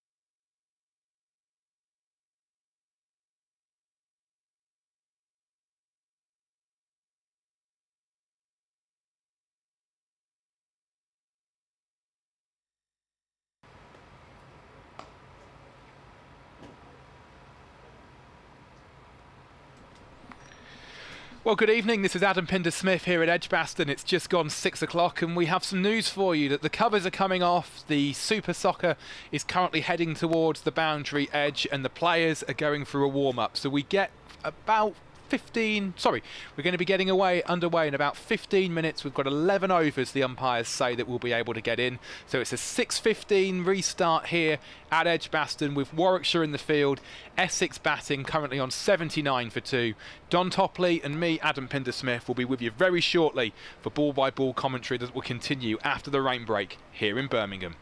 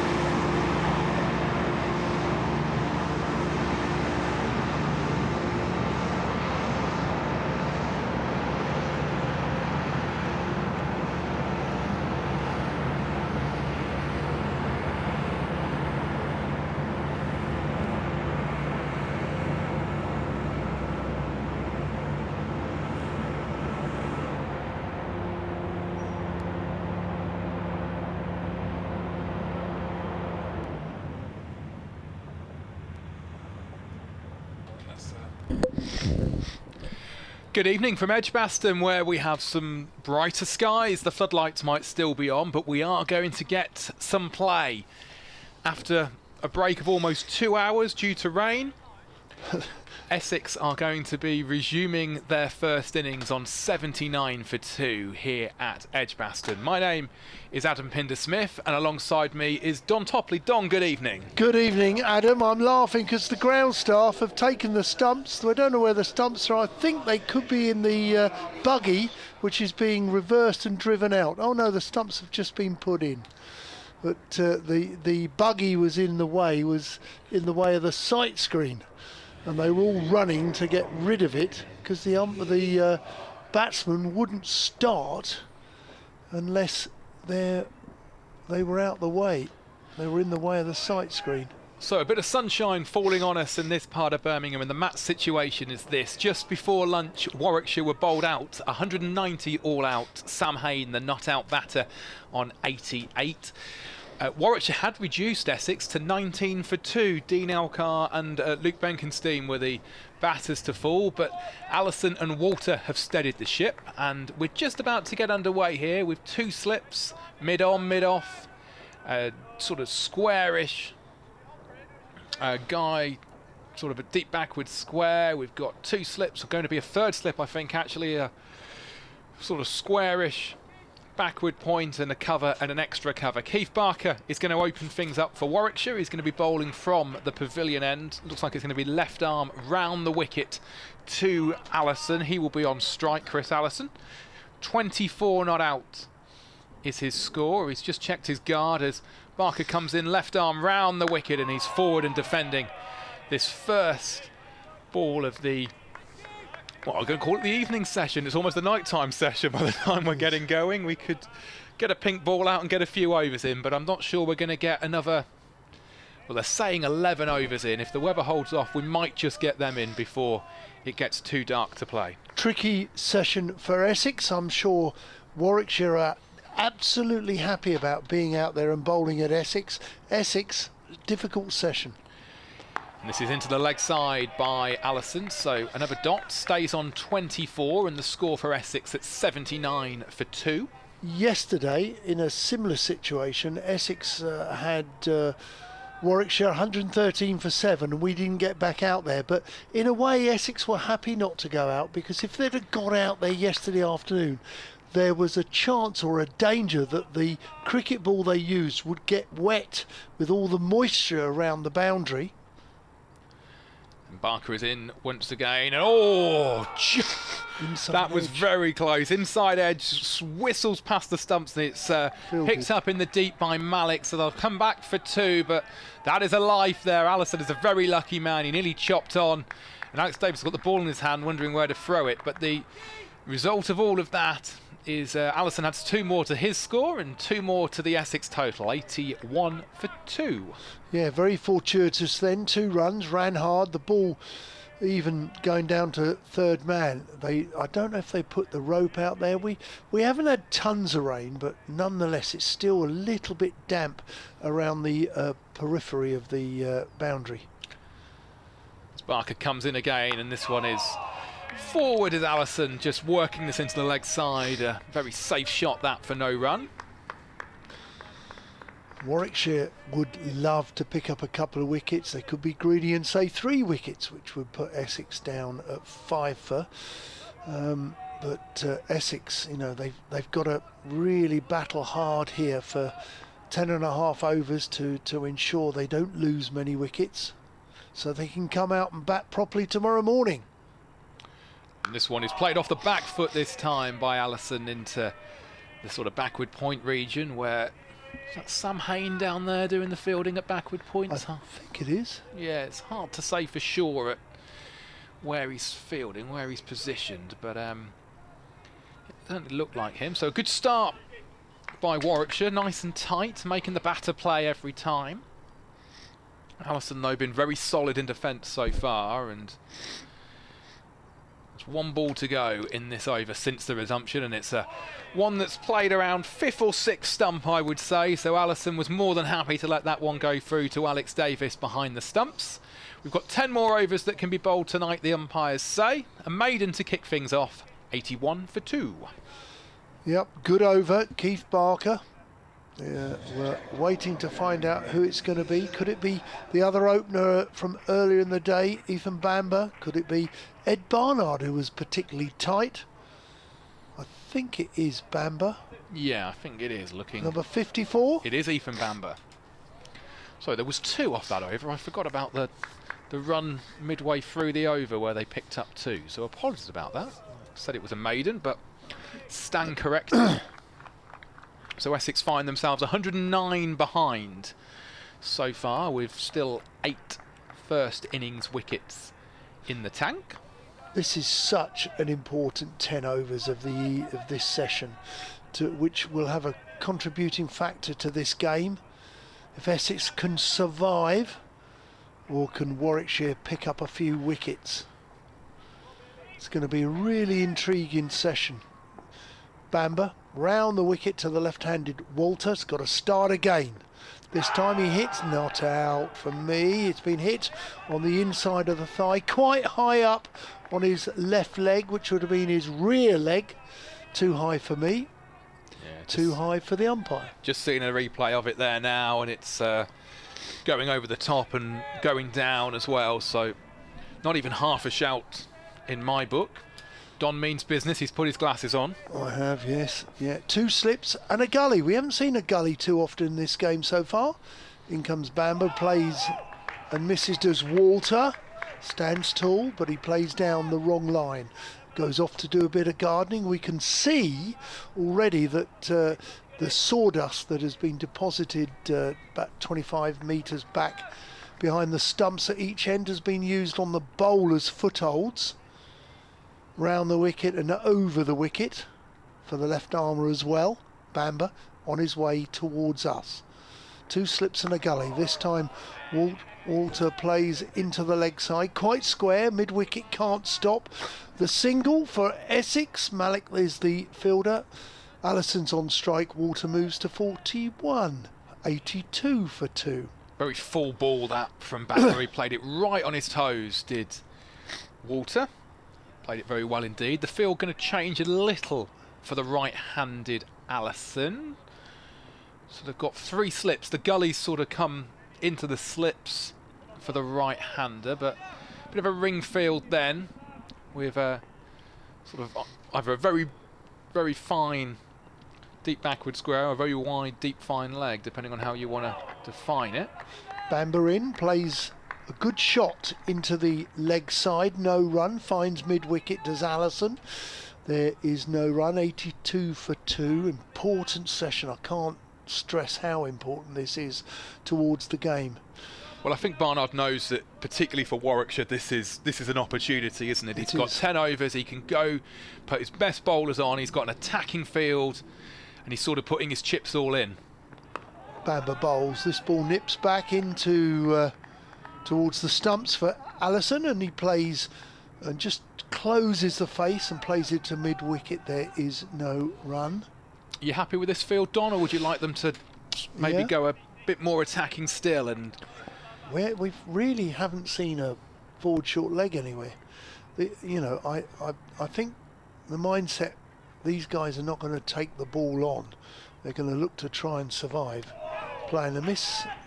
Maybe he just played inside the line at the last minute, but nonetheless it was quite a good over. Bowling over the wicket then, Ethan Bamber. Barker's got 8 overs, 3 maidens, 1 for 16. Barker will continue stretching his calves. So the batting to come for Essex. Critchley's in at number 5 on the card, then the wicketkeeper Pepper, Harmer, Snater, Akhtar, Cook and Porter. So right, Harmer's gone from 8 to 7. No Mulder, who's an all-rounder. Yeah. So Harmer would normally be 8, but he's 7 in this game. We've got the extra bowler, so a slightly longer tail. Barker begins a new over from this pavilion end. It's the left-handed Walter that just swats at one and just gets it away into the offside Off his glove, it looked like there on the replay. So a dot to start this over. So that's what I mean is they need to break this partnership, Warwickshire, don't they? And get into that middle order. I've not seen much of Critchley and Pepper with the bat, but... Critchley got 170, a career best against Hampshire in the 3-day win, and then picked up 5 for 9 with his leg spin. So he's in form. He had a good game. Got a naught against Somerset last week. As Barker is in again, and this one is played backward of Run square. hard. It'll fly Run away, hard. probably for 4. It does get to the fence, so a little bit streaky perhaps, but it was the full face of the bat, then it runs away through that vacant area down towards the fence for 4. That moves Walter on to 45 and Essex on to 86 for 2. And just a little bit more damper ball. Crucial, that is, because when the ball can get a little bit wet, they're all looking now. You've got cover looking at the ball, rubbing it hard. The seam can get a little bit wet, and when the seam or the quarter seam gets a little bit wet, it can get a little bit softer. And when it gets a bit softer, the ball doesn't move, swing, or certainly seam as much and as quick. Worked into the leg side again, this one by Walter, but only be a single. There's a man out on the deep fence that picks that one up, so 87 for 2, and once again the field will change for the left-hander, sorry, for the right-handed Allison, who's coming on to strike. Walter, the left-hander, up at the non-striker's end. And also, do you find that the ball can swell a bit as well if it gets sort of Very under wet. the stitching and into the cork and under the lever?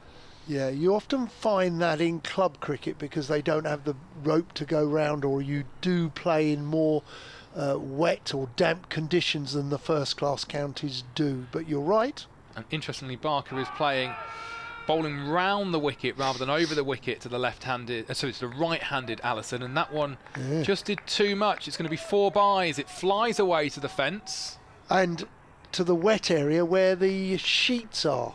Look, there, it bounced into the sheets and over, so the ball will get a little wet. Let's watch what look. They're trying to rub it into their hands to get rid of the moisture. And what you don't want, and you occasionally see this in club cricket, is they throw the ball around and they drop it or they fall short. You don't want the ball getting wet now from around the field. Protect the ball. It's the only one you've got. Worked into the leg side, this one. Good bit of fielding that. That looked like it was destined to the rope, but an arm was thrown out there. Is that Dan Mosley, I think? Yeah, it probably is. At sort of a mid-wicket sort of area, just put his arm out, made sure it didn't go past him, because I think that was destined for the fence if it hadn't been cut off. But a good bit of fielding that. Each player here, each fielder's rubbing the ball, trying to keep the seam dry.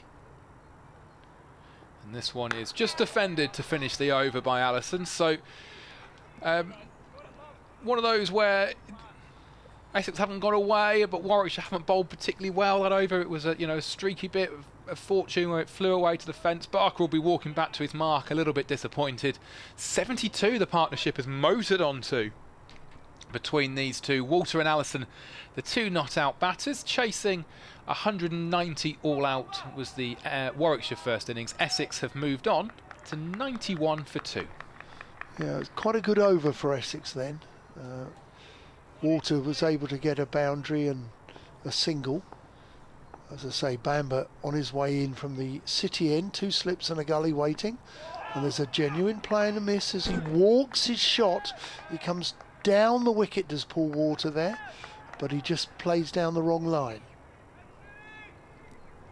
Taken sort of chest height, that one, by Alex Davis behind the stumps, so it rose and continued to rise as it went past the batter. As Walter stands aloft with his bat high. This time he drives back to Bamber on his follow through, who collects the ball with his left hand. Good cricket, good bowling, but also equally a good bit of batting. Playing straight, which he will remind himself, will Paul Walter, to keep playing straight in this short evening session. Essex trail by 99. Bamber's in, bowls. This is forced off the back foot, but he finds mid-off. There is no run. Yeah, tried to sort of manoeuvre that into the gap, didn't he? But just didn't quite time it. And he's rehearsing the shot now. You can see him. He's thinks there might have been at least a run there, if not a couple, if he'd have just found that gap and just timed the ball slightly better.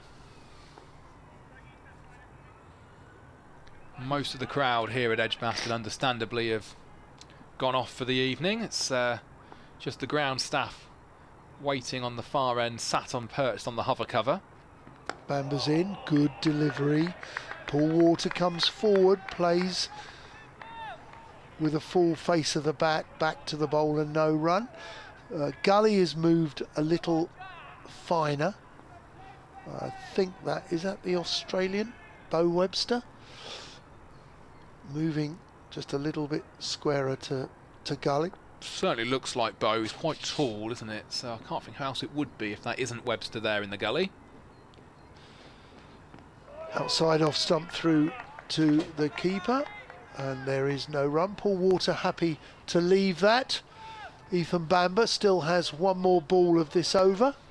Both bowlers could bowl 5 or 6 for this evening's session. It'll be interesting to see which way they go. If they bowl well, they will stay on. The two opening bowlers, Keith Barker and Ethan Bamber. On his way in, round the wicket to the left-handed Walter. Outside off stump. There's oohs and ahs, but I have to say that was well left by Paul Water.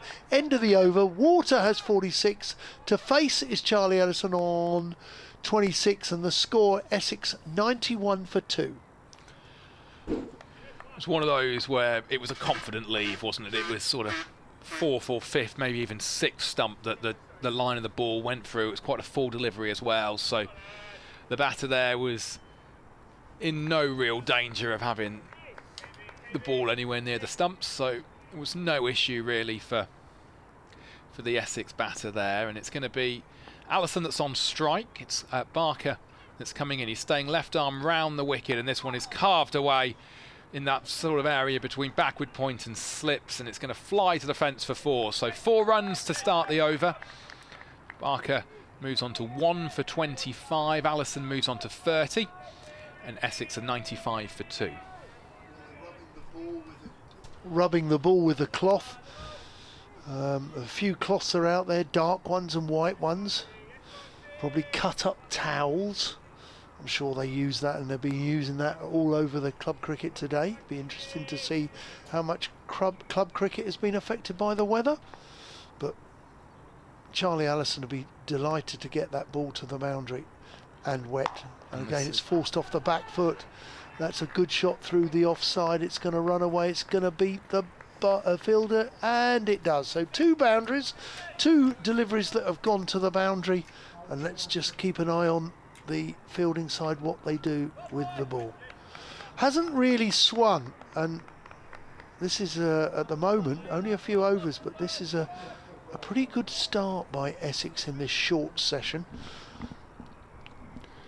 Yeah, real confident shot that though, wasn't it, from Allison? Just back foot drive, flew between the fielder at backward point and extra cover, and it was at the rope in no time as Barker comes in once again. He's staying around the wicket, and this is worked into the leg side. This might be 4 more. It is going to be 4. Flies out towards the Hollies stand. It tucked him up a little bit, but he managed to get the bat on it and knock it round the corner.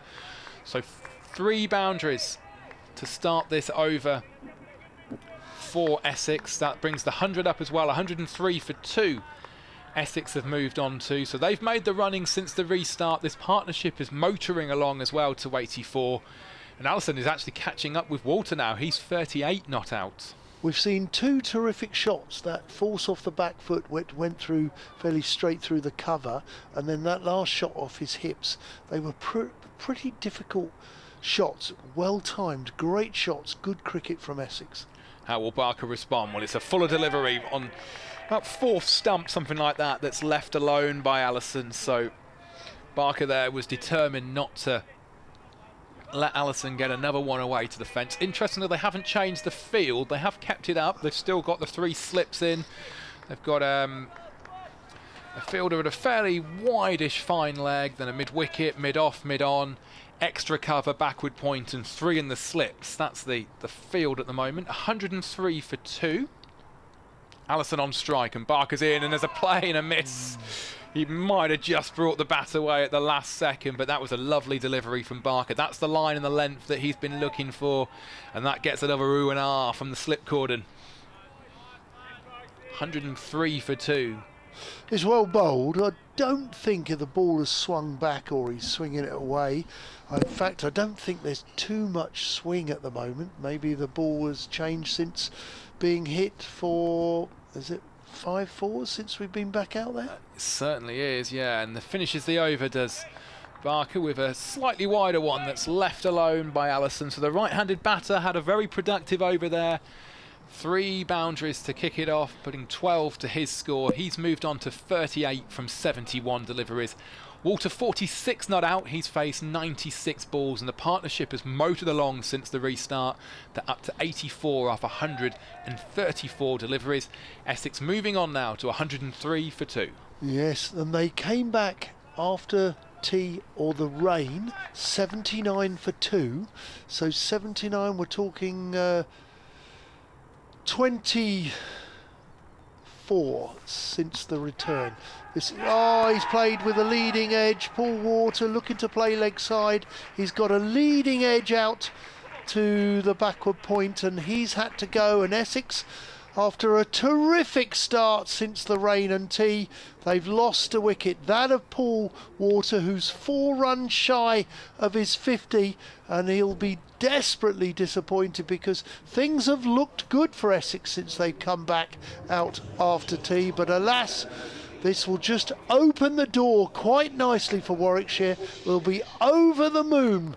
Paul Walter has gone, caught by, not 100% sure, backward point, and it's off the bowling off Ethan Bamber, who collects his 2nd wicket as Essex have lost their 3rd with the score on 103. It was a bit of an odd shot, that, as well, wasn't it? He didn't quite commit either way, and it just sort of ballooned up. I don't know if it was necessarily, it might have been a slightly quicker ball, but it didn't feel massively like it was rushing him. It didn't feel like express pace, did it? It just sort of... It was kind of an innocuous kind of shot, maybe playing a little bit leg side, but he's got a thickest outside edge that flew and was well caught, easily caught really, but Walter has gone for 46. One of those catches, though, that you've still got to take them, haven't you? There's sort of, you need that to ensure that you make the breakthrough, and the night watchman is out there. The skipper's come out. Yeah. Sam Cook has marched to the middle. He enjoys being the night watchman. Most bowlers get the opportunity of having a bat, then you lap it up. Bamber, right arm over the wicket to Sam Cook with a good number of overs left as Cook comes forward. He's got a pretty decent defence, quite a tall man, prepared to come forward and move back. Plays with a straight back.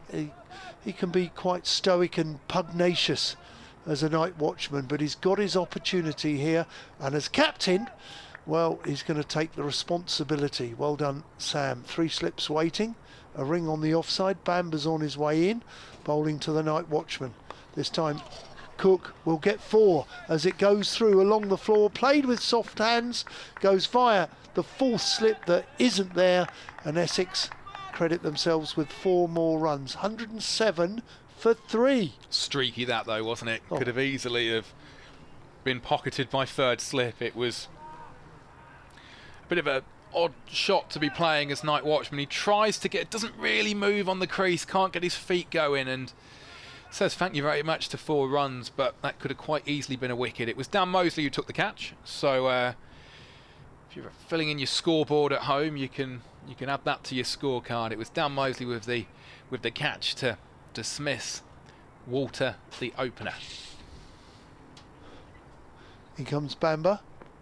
This is played by Cook. He doesn't get the full bat on it. It just probably squeezes it into the offside where the bowler Bamber does his own fielding, just in front of Cook.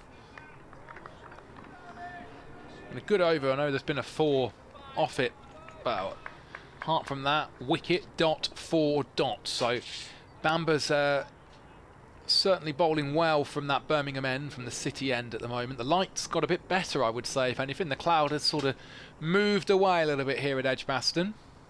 3 slips waiting. Bamber in. Cook comes forward, plays with a straight bat there. Gosh, he'd love to be coming out with Charlie Allison tomorrow morning, but there's still 5.1 overs left of the evening. Anything can happen.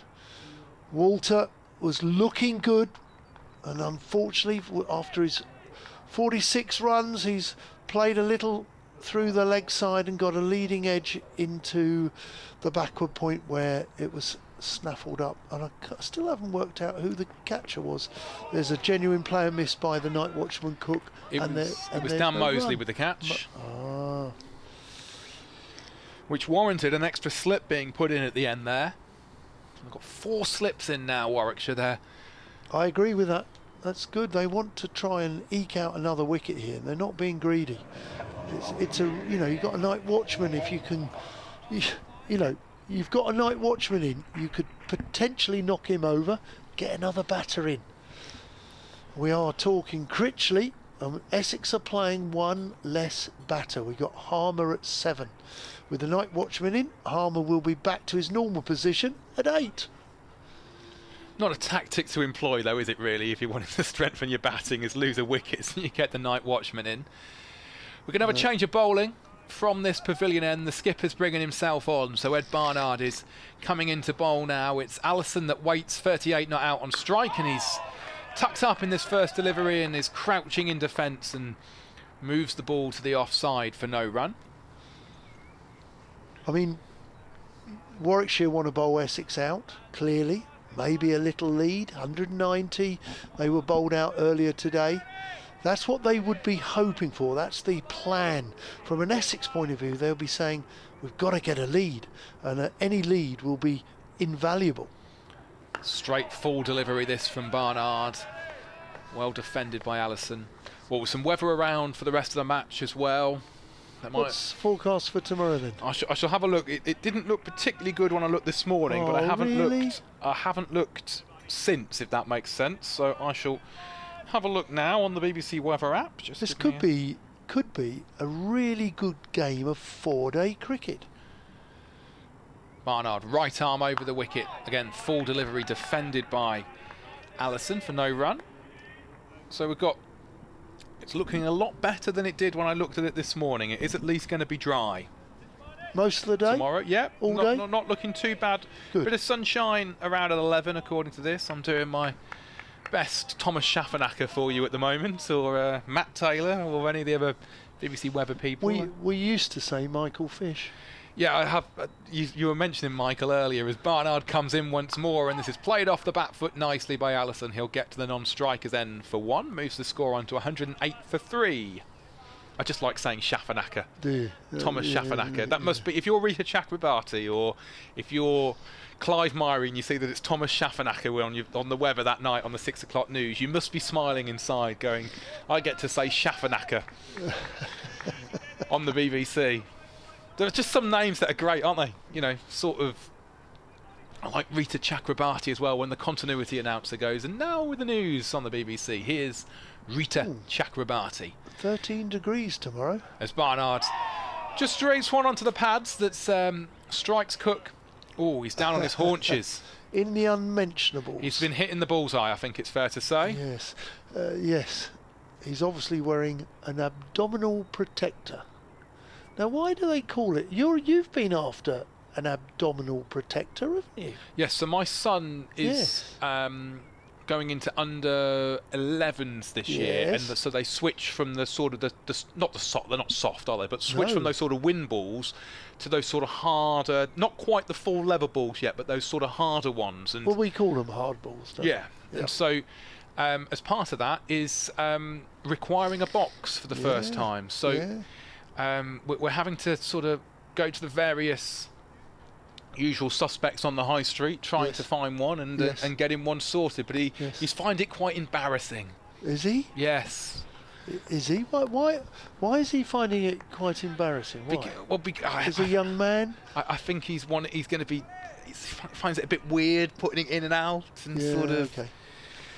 Well, he's best to wear one. Absolutely, he's a wicket keeper as well. As Cook is back up, he's recovered from his strike in and around the area that you wouldn't want to be hit as a gentleman, if you understand what we're talking about. And he's defending this last ball from the over to finish for Barnard. So a dot to finish. So the score's moved on to 108 for 3. Our able assistant has suggested tomorrow 13, wait for this, and 3 in the evening. So there's a chance of a ground frost for you gardening. Men and ladies, beware, don't put anything out just yet. There could be a ground frost tomorrow night. It's only 3 degrees.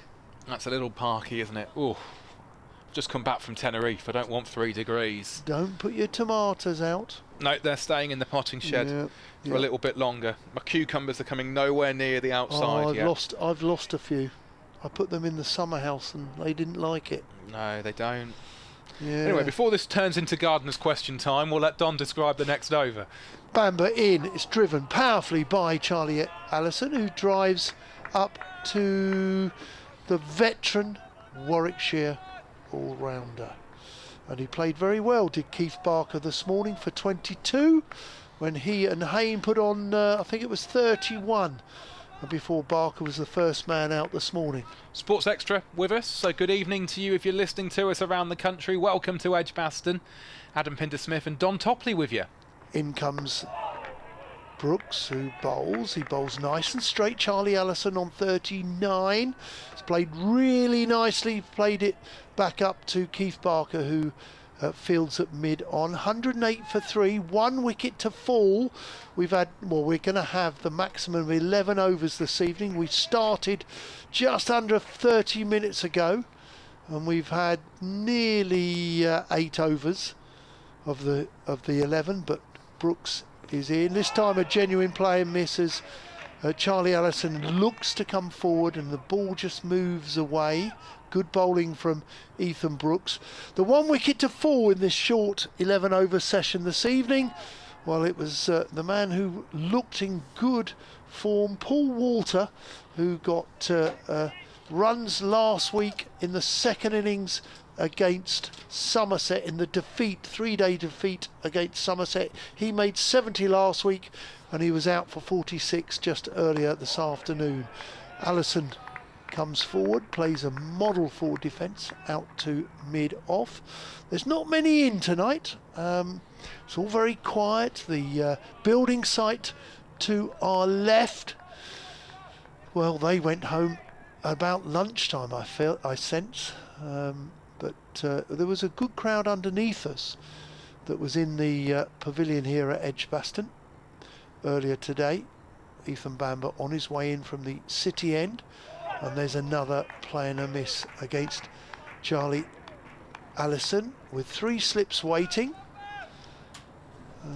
Essex came out after the tea break and the early tea and the rain, 79 for 2.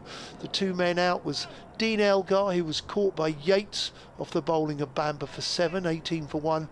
And then the number 3, the emergency number 3, it's an opportunity for Luke Benkenstein with no Vian Mulder, no Tom Wesley. He was promoted to 3 and he was caught behind Davies, bowled by Barker for 1, and the score was 19 for 2. End of the over, another good delivery, this time a forward defensive by Charlie Allison, who comes forward onto the front foot and negotiates the final ball of Bamber's over. He's bowling in tandem with Barnard. Barnard's bowled 8 overs, been really tight. 3 maidens and 0 for 13. And Essex at 6:45 on a Saturday evening, wherever if you're in the car, maybe in the garden, maybe you're shutting down the cold frame, which I would strongly recommend just at the moment.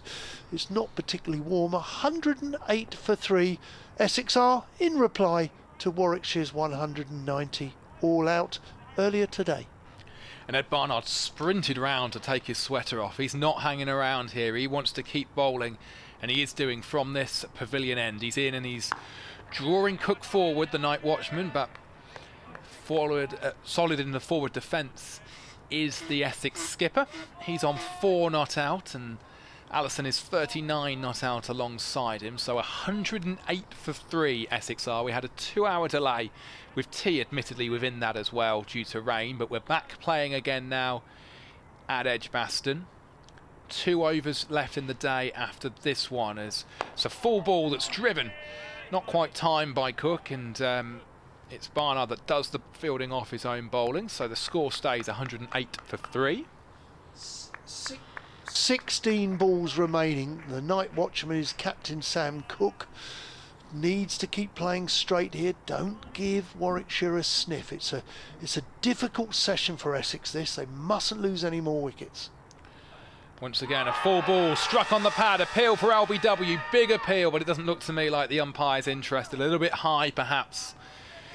All the slips went up for that, as did the wicket-keeper. Ed Barnard, hand on hips. Can't quite believe that that one hasn't been given out, LBW. Just seeing a replay of it now in front of me. And it's going down the leg side as well, I think. Thank goodness. I don't know if you witnessed, but Sam Cook was very kind. There was nobody near him, but he picked the ball up for Warwickshire and presented it to the slips.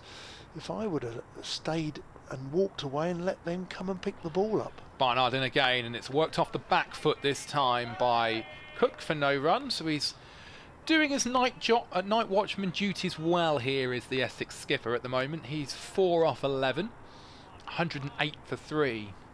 Well, the run ratio balls for Sam Cook doesn't matter. He just needs to protect his next batsman in, which should be Matt Critchley, who scored a career best of 170 odd last 2 weeks ago at Southampton.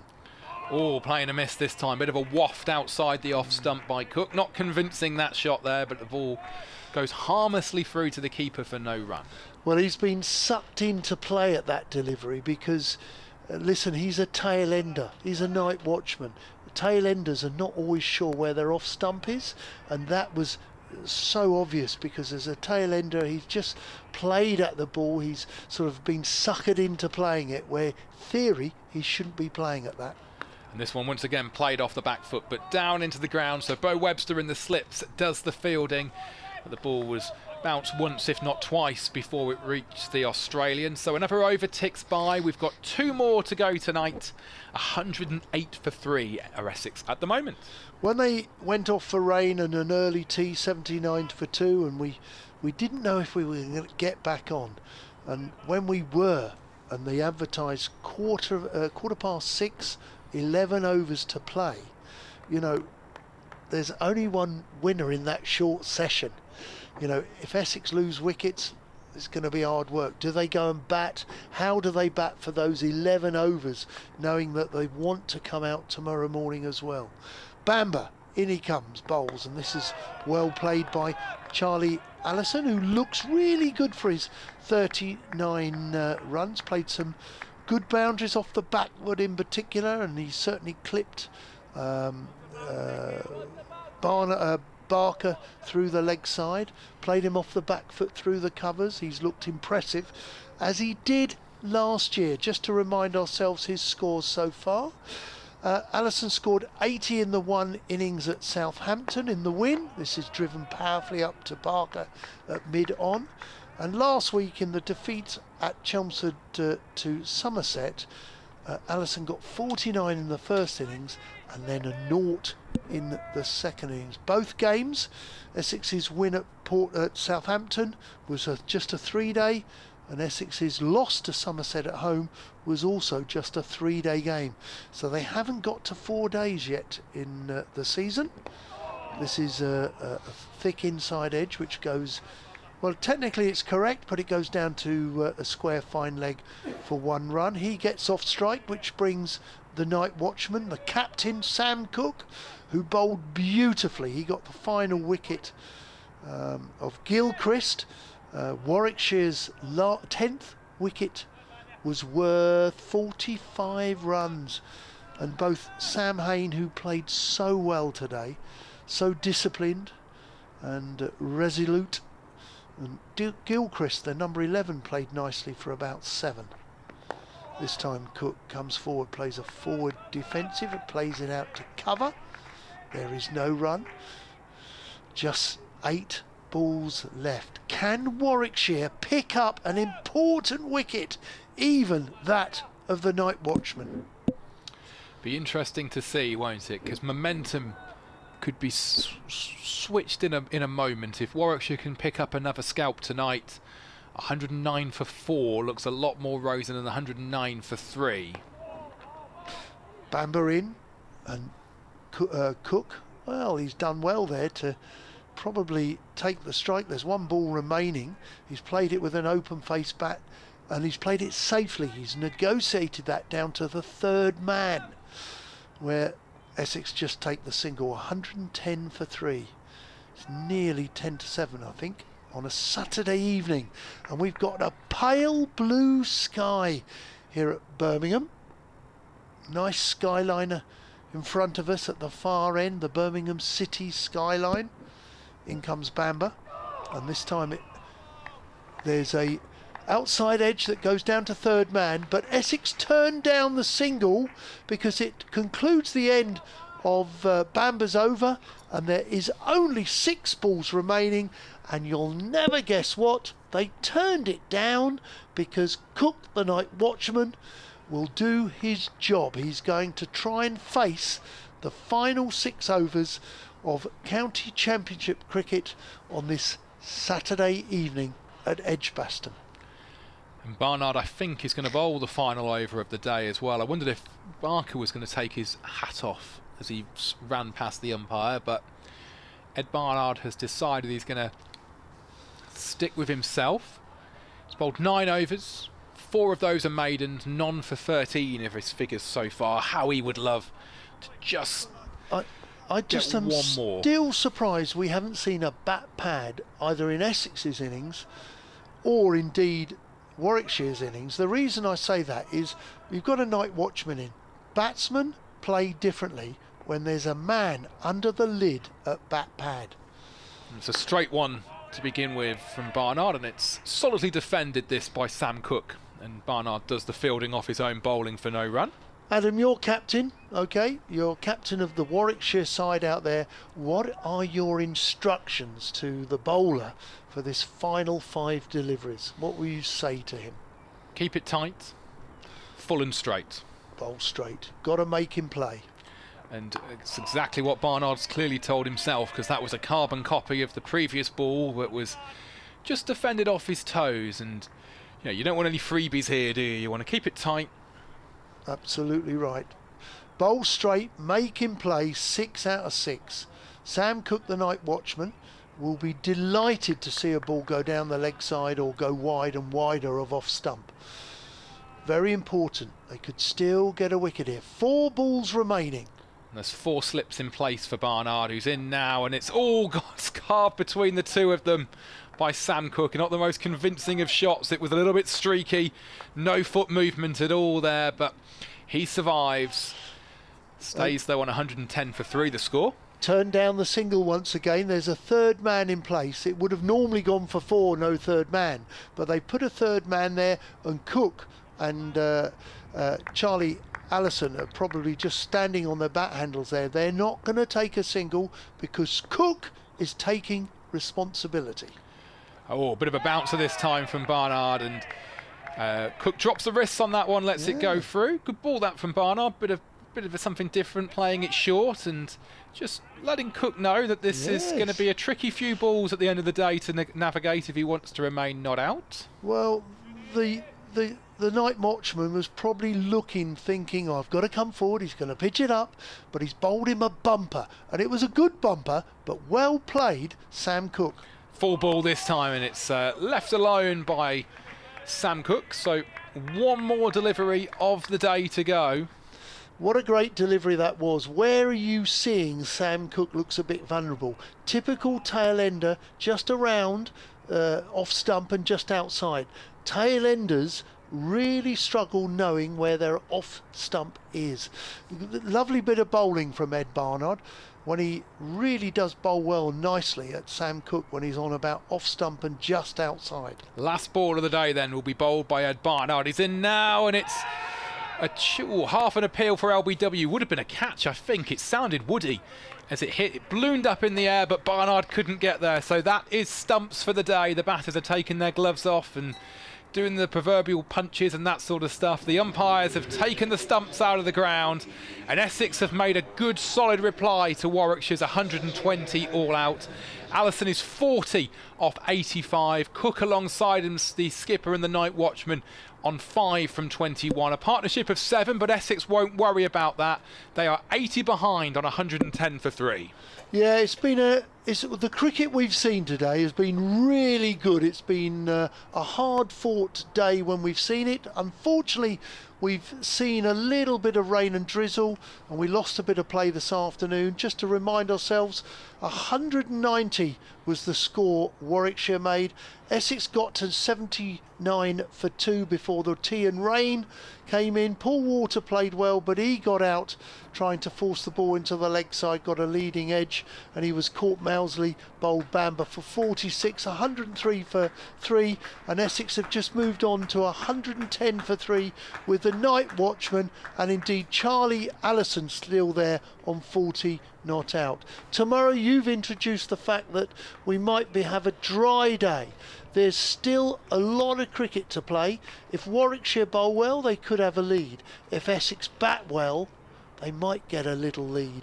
Any lead tomorrow or for day 3 tomorrow could be paramount, could be important, and it should be an engaging and interesting day's play for me tomorrow. Very much looking forward to it. Don, for today, thank you very much. Enjoy your evening in Birmingham tonight, and we'll reconvene just before 11 o'clock tomorrow. I'm going to have a curry tonight. Excellent. I'm going home for a curry as well. So that's it from us here at Edgbaston today. We will be back just before 11 o'clock.